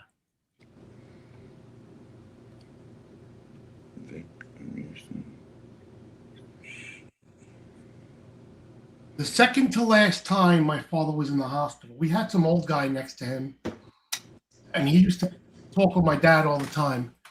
And his daughter would come. This was when he was in the North Shore. And one day he looked at me and he looked at my dad and he was, I don't remember what I was telling my dad. And he says, "Oh, I used to drive somebody famous. I used to have a bakery in Ozone. Was it Ozone Park or what's before Ozone Park? Howard Beach. No, before that. Woodhaven. Yeah. It was either Woodhaven or Ozone Park, and he said he had a bakery. Like a bakery that they made Italian breads and stuff. Oh, I know what you're talking about. And this old man said that he drove your dad or your brother. I couldn't remember if it was your brother or your dad. And my dad looked at me and I looked at him and I was like, and we just shrugged. Angel, what year does that say that was? What? The one you're reading. Gangland? Nobody else has that. The last one he had was 23. What are you talking about? The last one on record in Fox, ABC, Post, everybody is 2023. Who? Vicky Musa. Oh, that's Let me look. Gangland? Yeah, it's today's Gangland.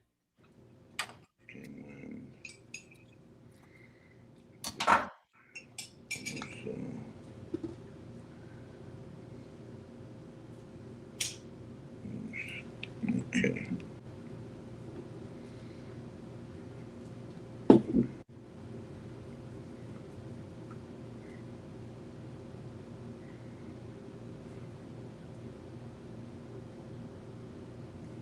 It says Vittorio Little Vicky Muso, the 88-year-old former boss of Lucchese. That's the last one here.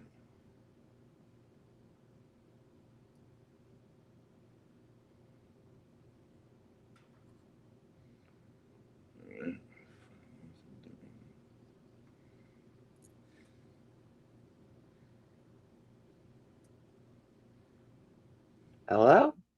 Yeah, can you hear me? No. Hello? Can you hear us? I can hear you. Okay, I can hear you. I don't have this new one. I only have the last one of 23 here. Oh. Well, go check it out. I'm looking.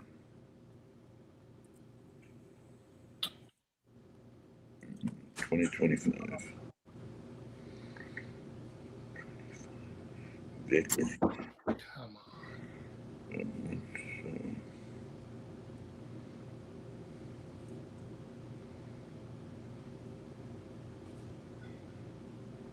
Passionate. Here we go.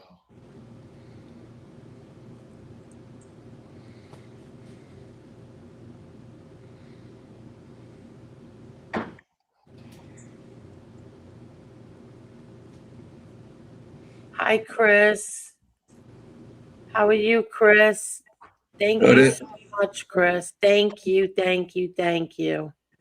Carol's back in the chat. Hey, Carol. Hey, Hi, Carol. Carol.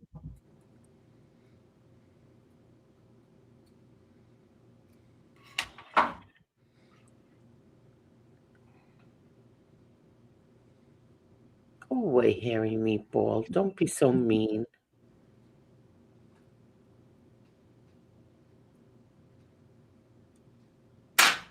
Good night, Vitaly. Good night.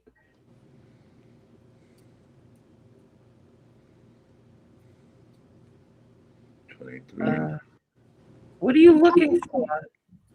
The Camuso thingy. Okay, he put in for a compassionate release June 3rd of 2025.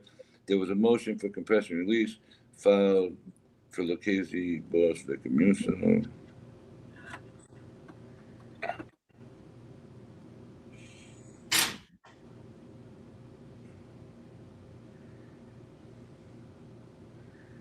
What is this guy going for?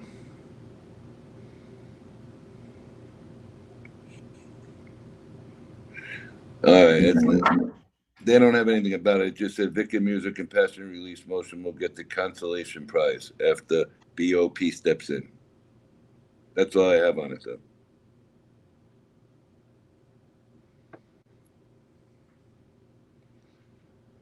And it says early 2026 chart. Vic Arena. Vic Arena is getting a resentencing hearing. Oh, is he really? That's what it says here. Who said that? Hold on, let me get right to it. I read through this one indeed to bring up Arena's situation and compare it as he will get a resentencing hearing, but it does not mean he will not leave prison alive. This is, what's the name of these people here? Hold on, let me open this. This is on Reddit, Reddit. Oh, yeah.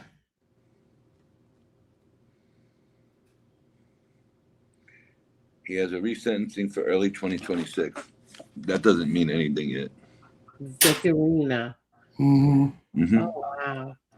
Jackie must be so happy. Yeah, but you got to hold your fingers on that one because they Yeah, can I give you know, resent. I If they give know. him, what are they going to do? Give him 10 years? He's 91. Yeah, exactly. He might even be older by now, right? I don't know if he's older than my father. I'm not sure. Oh, God, I'm cold. Vicarina? I don't know why. How old would your dad be? He would, right now, he would have been 75. 70, 85. I'm sorry, 85. No, Vicarina's in his 90s. Vic was 5 years or 6 years older than your father. Oh, wow, he was older than my father? Jackie's his granddaughter. Jackie. Yeah. That I know. Wait, you're right. He would have been 91 or 92. 91. Well, this year coming up, he'd be 92. No. Let me see. Hold on, I'll tell you. I'm not positive. I know he's in his 90s. Okay. Vicarina. Yeah, Wikipedia. He was born August 4th, 1934. Your father was born, what, 38? No, 40. So he's 6 years older than your father. Wow. He was born August 4th, 34. Oh, wow, really? Yeah. He's 91. Wow. Okay, so now he's bedridden, wheelchair ridden. Who said? That's what it said on the TV show I watched. Doesn't he also suffer from dementia?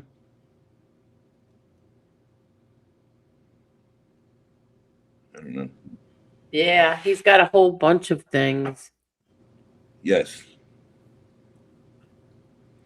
Wow. I gotta, you know what I have to do?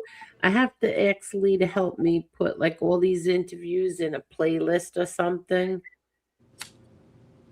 so that I could just easily go find them. That would be a good idea.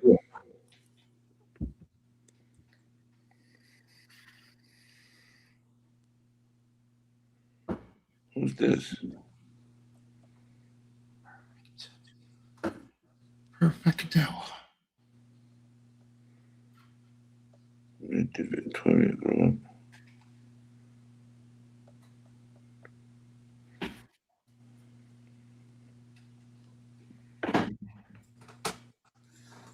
Huh. Okay. It's pure quiet here. What's that? He's beating on something. No, how did you get up this picture? Oh, maybe I'm really behind on the StreamYard side. What picture? It's me, you, and Dubs. On the YouTube side. Let me just see this. Hold on.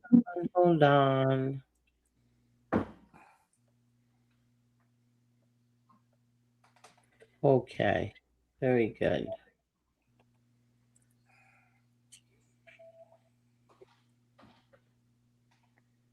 I love when I snap the analytics and I get to see how many subscribers we gained. What are we at? We were at 45,000 something, right? 45,200.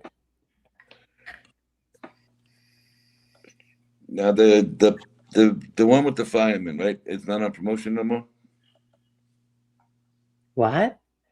You promoted the one with the fireman? Let me see. I don't even know. When's that up? Hold on. Let's go look. Because it's kind of, it's 22,000 right now. Actually, a little more. 22,392. Yeah, let me see if I promoted that one. I don't know why this is running so slow. Let's see. Promotions.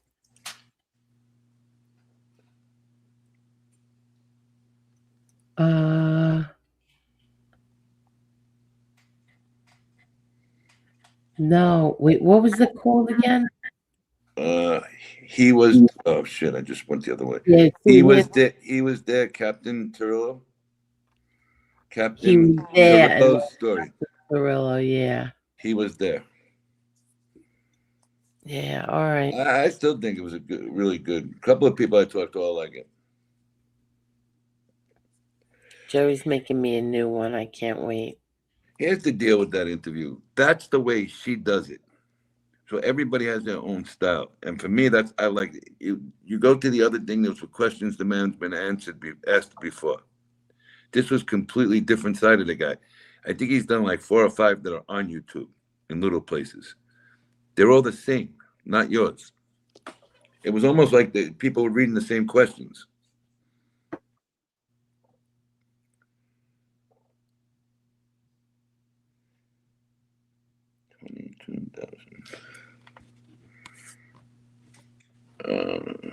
Carol said here. Can you hear me? Yeah. Miss Gallahan, just from Carol. Miss Gallahan, thank you, and I'm so sorry for your loss. So,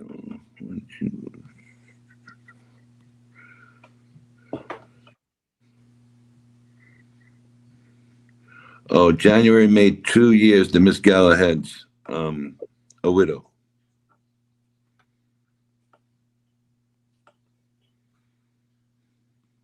Next month is going to be a crappy month for me.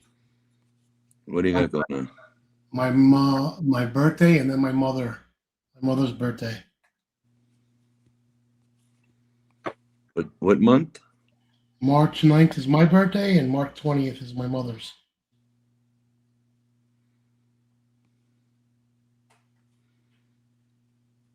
Yeah. It'll never get easy for me. Never, ever, ever.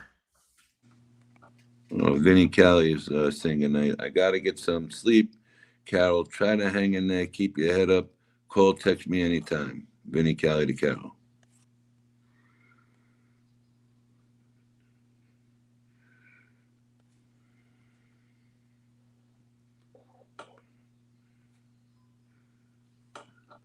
All right, Dubs, it's 3:03, buddy. Yep. So I'm going to text you a number in the morning. Okay, please. And if you want, call me later in the afternoon. Not too early. I got to get some stuff done for my Okay. work. But call me, and they'll help you. Okay. You know what I mean? You want somebody in the city to take care of your stuff. Yep. Now they're trying to poison me and my poor boo-boo. Anita Roach, what she's writing. My opinion, no reason. I'm just reading the comment. He was doing, even he was a sick. Oh, boy. My opinion, no reason ever he was doing, even if he was sick. I don't give a pass, not even when a child is concerned. I don't know.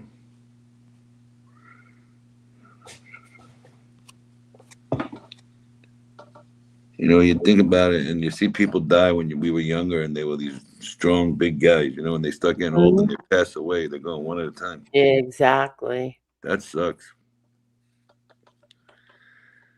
I mean, if you go back and think, how many people actually left from them groups to like our father's Yeah. ages? Not many. You know, I found this channel last night. There's these two older men, one bald guy with glasses, and another older gentleman. And their background is the Bergen Hunt and Fish Club. We don't. No, we're not talking about them. Wow.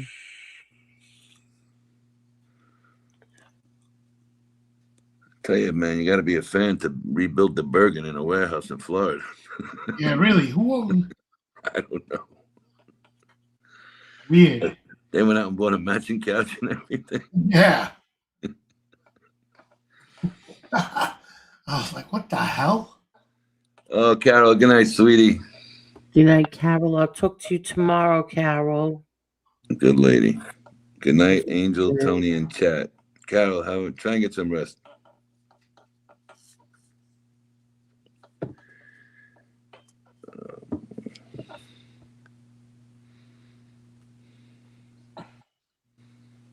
You see some of these people who know each other through the chat and they're talking about, remember when my brother, I mean, these people had a whole conversation about something when they met 2 years ago on here. Yeah. That's nice. Mm-hmm. Carol said she can't. I know, sweetie. Yeah.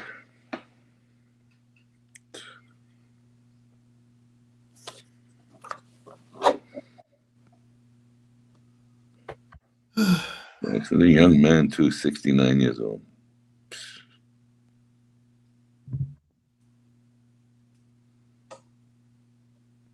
Well, see no evil. This is a very attention to detail to create and replica a red door. It's in about 1.5 million magazines. How attention to detail with it?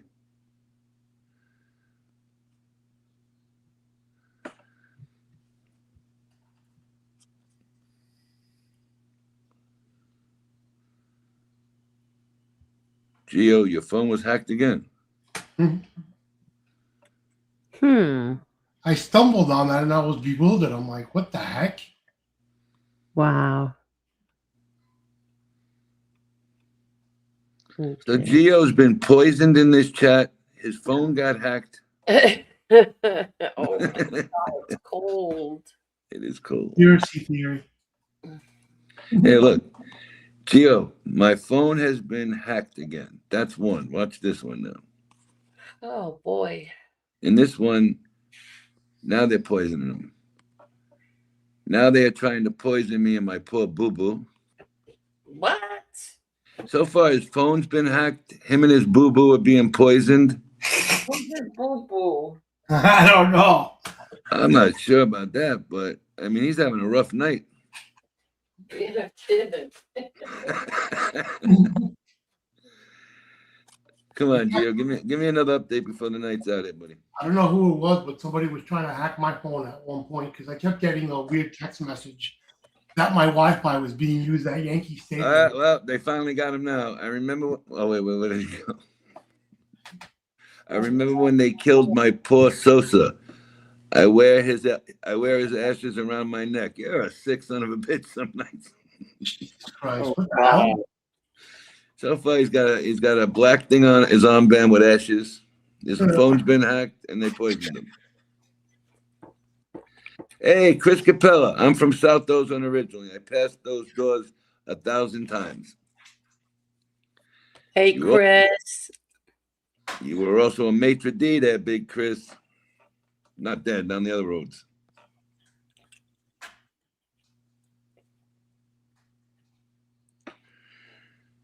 Treehouse with Jesse is over a month, and I still can't believe it. What? You have to keep. Hold on. I got to go back the other way to find out what's a month. Blessings to you, Miss Gallahan.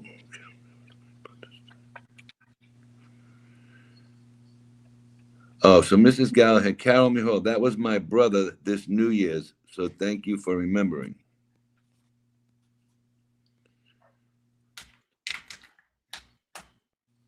Let me try to raise this thing.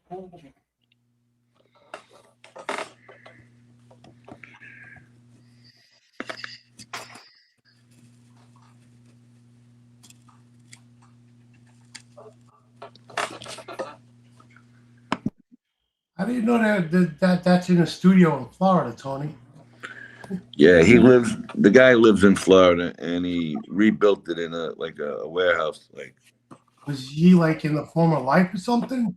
I just stumbled on it for like a few minutes, and I'm like, what the hell? allegedly he worked as a coffee man. Give me a second.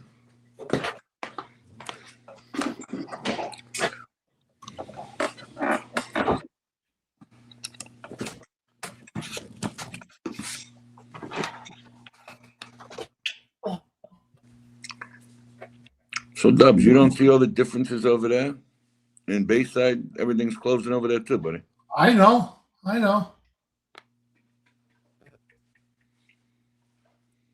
And why are they closing? It's a cultural difference. You're getting a lot of Asian places to come out. Sure. You know, all of a sudden you had some pizza shops and stuff like that become a little Chinese and Korean restaurants. Yeah.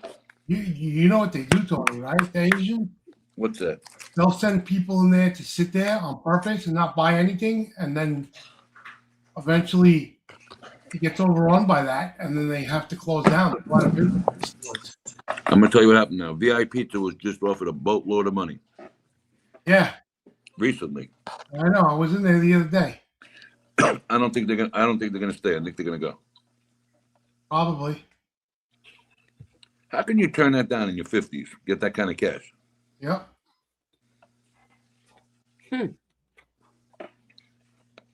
You know, it's a cultural difference. Angel, do you remember when Ozone Park was all Italian and then the Guineas came in? Yeah. You know what I mean? That hit there a lot earlier at that time. Don't forget to hit that like button, everyone. Please. You know, they walked in with a suitcase of cash in North Shore Diner, and they offered John and Billy a boatload of money, and John kicked them out. Talking about the one on Franny Lou? Yeah. Okay, so he wants to give that to his daughter. Mm-hmm. Look at Bayside Diner, what happened. Bye-bye. Yep. Bayside Diner just renewed, not renewed, what do you call it? Redecorated about 5 years ago, too. Yeah. Before they closed. Well, the original owners, because my father painted it when it caught fire. The original owners, George, the one brother, George, he got dementia. I already parked the car in Astoria somewhere to go play cards, and he couldn't find it. Didn't he pass away? I think so. No, see no evil. I didn't go. I didn't do it. I like George. He was a good guy. He called me Little One. Look at this. Hold on. What you got?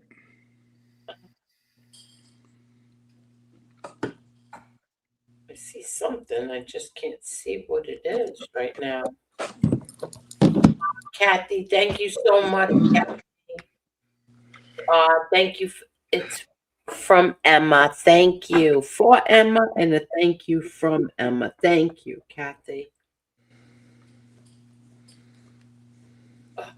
Let you know what we got her.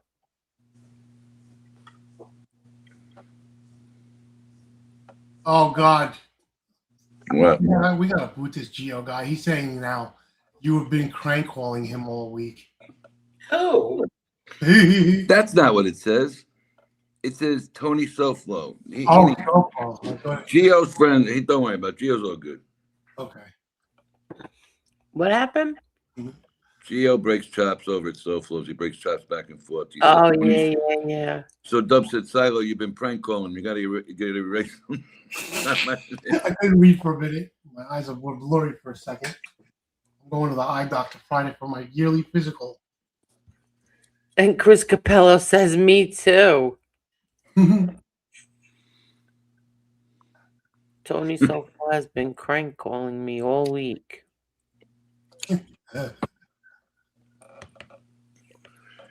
That's a big reason why I left.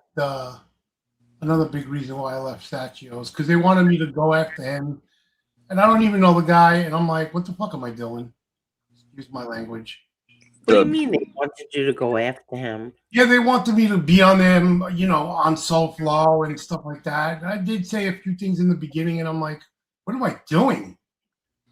Who was the time they wanted you to strike somebody every day? Was it Pizza or the other guy that time? Oh, pizza! I just don't like pizza because. Yeah, but I'm saying, didn't they tell you they only brought you up to that week to strike him or some shit? It was for pizza. Let the guy earn a living. Leave him alone. I just didn't like his mouth against Angel. Is he still talking? Oh, who cares? I don't. Nah, he's in depression somewhere. They said He's what? he's all depressed this week. Somebody said. Oh. I'm sorry he's depressed. Life is too short. I haven't seen him in Shit, a year. I couldn't even find him if my life depended on it. No clue anymore. Yeah. Life is too short. Look. Yep. Look at. I hate to keep bringing it up. It is. It's way I'm too. still he called me a scam artist. Meanwhile, one night we were watching I was watching the show. She called me to tell me, I called in from work. I told them I had a headache because I didn't want to go in. Who? Grace. What? Yeah. That's a form of. I don't know what he's talking about. What? What did he Talking say? about that girl. I just heard Grace. That's all I heard. What about Grace? She calls me a scam artist because I'm trying to get disability. Yet she called into work and didn't want to work one night, and she made up a bullshit lie about her back and stuff. How do you know? She called me to tell me. Like I gave a shit. You must have gave a shit enough to remember until this point and tell us about it. Dubs, what's wrong with her? She's a pretty girl. She called me a scam artist. I don't talk. Oh, she called you a scam artist. Yeah. You see, there's more behind the story there, Dubsy. No, we're just friends. I just don't. But you told me you didn't apply for disability. You just told me you told her you applied for disability. No, I told her I was going to. Not that I applied. I said I was going to. And this was a few nights back. All right. You know what it is, Dubs? You meet these girls. You don't want to go. Phone number 2? We were just friends. We weren't, she don't like me. That's fine. She's in love with a former co-host of ours. Of yours, rather, should I say. She has a heart for him. What? Dubs, enough for that bullshit. You're giving everybody's information out. That's why the guy in the pizza shop don't want to talk to you no more. What guy in the pizza shop? Don't worry about it. What guy in the pizza shop? Don't worry about it. Where's Mark? Where's Mark working?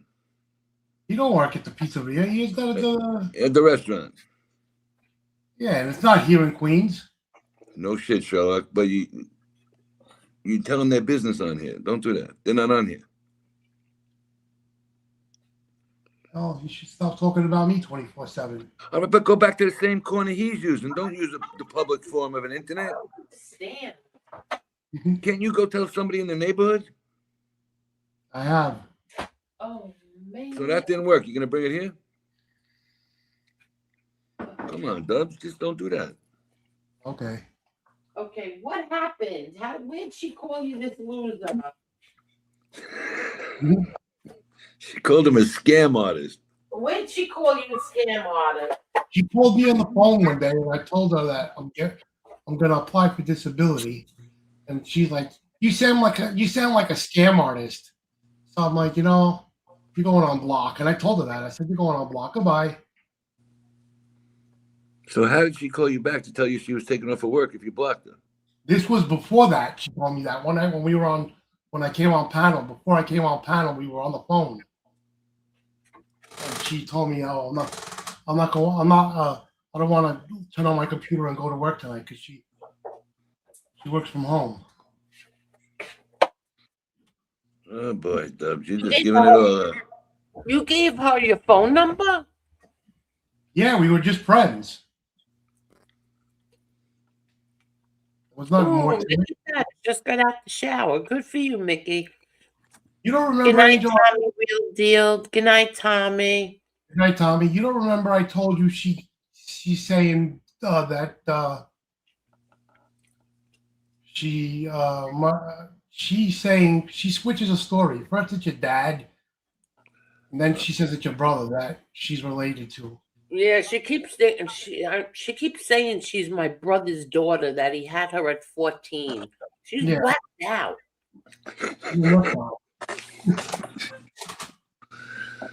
There goes a member. I don't say a fucking word. I'm out of this conversation. No, I said it to her when she was here. I know. Remember? Don't you remember I asked her? Yeah. To say something that. Well, I kind of, as long as I say that. When she came up and she said, "Yeah, Papa told what? Papa told you who? Who's your Papa?" Yeah. And she's in love with Jim. Oh, she is? Yeah. Get out of here. She is? She got jealous because she thought Palmina loved Jim. Get out of here. Uh-huh. Dubs, where are you getting these stories from? She told me. She would tell me. She would get jealous when Palmina was trying to talk. I heard a whole different story from her. You have her phone number too? No, I just said I was talking to her back in this. No. I got nobody's phone number. Yeah. Oh my God. Are you kidding me? You have her phone number? No. Don't worry. I got nobody's phone number. You told me and I laughed. I have nobody's phone number in this thing. I believe it. I know. Dubs is the one with the phone number. She tried to tell me she talked to you on the phone, and I'm like laughing at her. Talk to who on the phone? You. Absolutely not, buddy. Swear to God. I'll show you my phone right now. I've never spoken to you. No, Tony, I believe it. I know it. I laughed. Absolutely incorrect. And I told her, I'm like, he's got a fiance. What are you talking about? Wait a second. If she called me, I'll tell her I have 4 wives in the house. Yeah. Wait a second. Not me, buddy. So she's got the hots for Jim? Yep. She would get jealous. And say, that's probably why we haven't seen her. We don't see her anymore. Nah, she works nights. Yeah, she does. Now, how do you know that? She told us all that here because I'm an attentive host. I'm getting in trouble at my house now. Not me, girls. Uh-oh. Never spoke to her once. I know you didn't, and I put her in her place. Thank you. Jesse said, remind me never to tell Dubs any secrets. That's Absolutely right. not. That's right. She thinks John Jr. is a father, and I'm going to call her on the phone. You're out of your mind, buddy. You know that. Come on. Oh, my God. Next, I'll be a grandfather or some shit over there, or worse. Oh, God. Who else have you spoke to on here, Dubs? That's it. Palmina? Her and Palmina. And I'll be honest with you, I think she was telling Palmina shit behind the scenes. But she didn't even speak to Palmina. Yeah, she did. Did you give her the phone number? Nope. How the hell did she get the phone number? I don't know, because she told me she talked to her one time, and they were talking about doing, Palmina was telling her about doing her nails and stuff. Palmina just had some troubled turns. She's really not a bad person. I don't think Palmina's a bad person. Where has she been anyway? I don't think so either. She bopped in here the other night for a few minutes. Yeah. I'm looking at the bottom now to see. No, Jesse, I wouldn't say anything. I brought that subject up yesterday to Tony about Grace. Yeah, and you're saying that I spoke to her on the phone. No, I did not. I know, but I'm just letting you know what she told me. I put her in her place. Good man. That must have been some conversation. You, Palmina, and Grace. No, I didn't know she spoke to her until one day she told me she did. She said she spoke to Palmina, and I was like, recently thinking about it, I'm like, okay. Things that make you say, Yes. Friend? Who? Are Dubs and Palmina friends? No. Oh, Look, I ain't got none against her. I'm friendly with her. I'll talk to her in the chat. Didn't you block her on everything you had for a while? She's blocked on Instagram, but not in the chat. What about your phone? Yeah. So how the hell are you going to talk to her if she's blocked? In the chat, when she's in the live stream, I'll talk to her here. You're a good man. Other than that, personally to talk to her like we were now. All right. Dubs, you remind me of when you take that hat off, you remind me of like Alvin.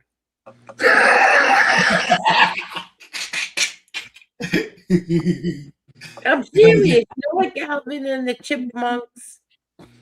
You remember? Yeah, I know you, but you don't look at it. Full gray. I gotta color it again. Jesus Christ, you really don't have any black hair on your head. Dark brown my hair was. Not no more. Nope. It was about 2 months ago. Yep. He came on with a haircut, darker hair. I had colored it that day too. You look like you lost 5 pounds. Now you look like you gained 20 pounds and you got gray hair again. No, I'm still 250. I don't think he looks like he gained weight. Since that night he did. No, I didn't, because I'm. Is it the hair color makes your face look thinner? Yeah. What do you use? That hair club for men? No, I go to the salon and get it dyed. Yeah. My own Dubs. You're getting memberships and you're getting Apple Watches, hair dye at the salon. Come on, Listen, buddy. listen, this Apple Watch isn't new. It's old. I'm playing with you. But which salon are you going to? I go to the Chinese place on Bill Boulevard, right next door to the pharmacy, because they're cheap. How much they charge you to dye your hair? $60 with a haircut. That's not bad, Dubs. Oh. They give you a regular salon. They're going to charge you over $100. What did you get? Wonton number 3? Wonton number 3. I can't. You're an idiot. I go there and I pick combo number 5. Oh my God! Stop picking on Dubs, all of you. We're joking around, me and Dubs. We always joke around. I'll ask the lady, do you give me free egg roll and soup? Soup or soda? Oh, shut up, Dubs. You're gonna make the best Chinese fried wing. Oh, you're terrible. Let me just show everybody one more time. Thank you, everyone, for this. Thank you. Hi, everybody. I'm just making this. I want to thank everybody who donates. Thank you all very, very much. These cats, very happy. Thank you. Thank you, thank you, thank you.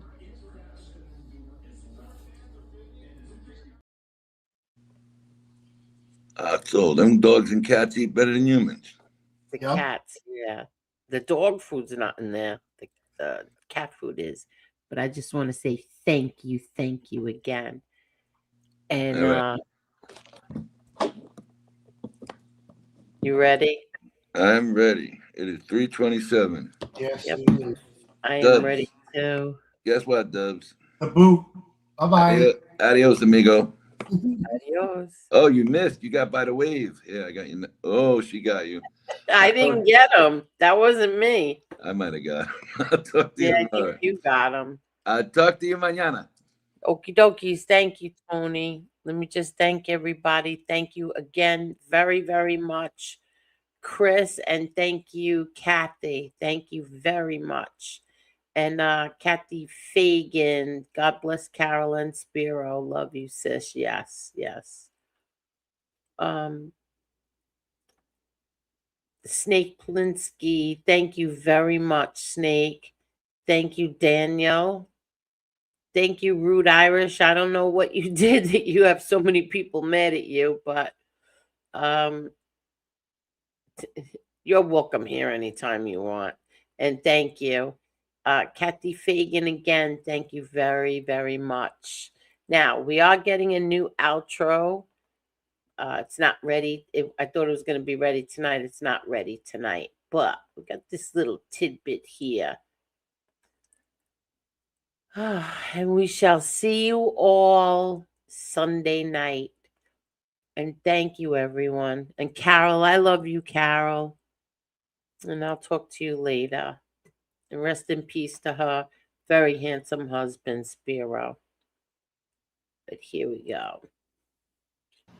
No, I said if somebody called me a whore, you know what I returned right back to them? Well, that's too bad for you. You didn't get to find out. Yeah.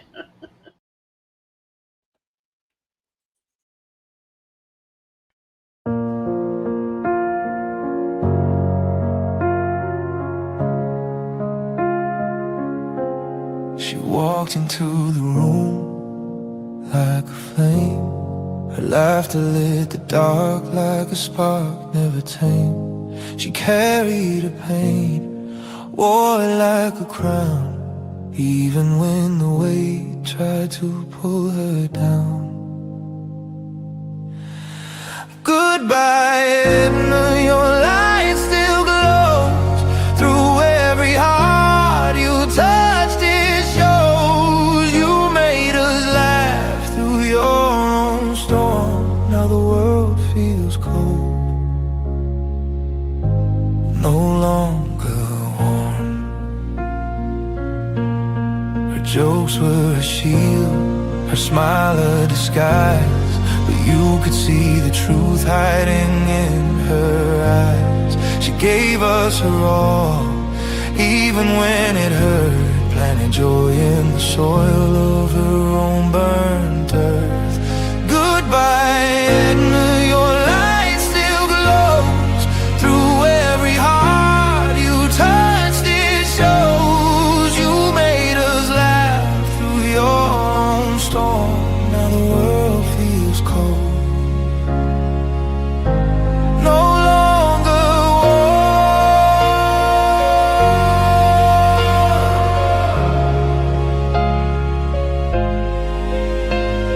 The echoes of her laughter still dance in the air, a reminder of someone who always cared. She gave us the joy, though her heart was bruised. Now we hold her memory, though we feel confused. Goodbye, Edna, your light still glows through every heart you touched. It shows you made us laugh through your own storm. Now the world feels cold,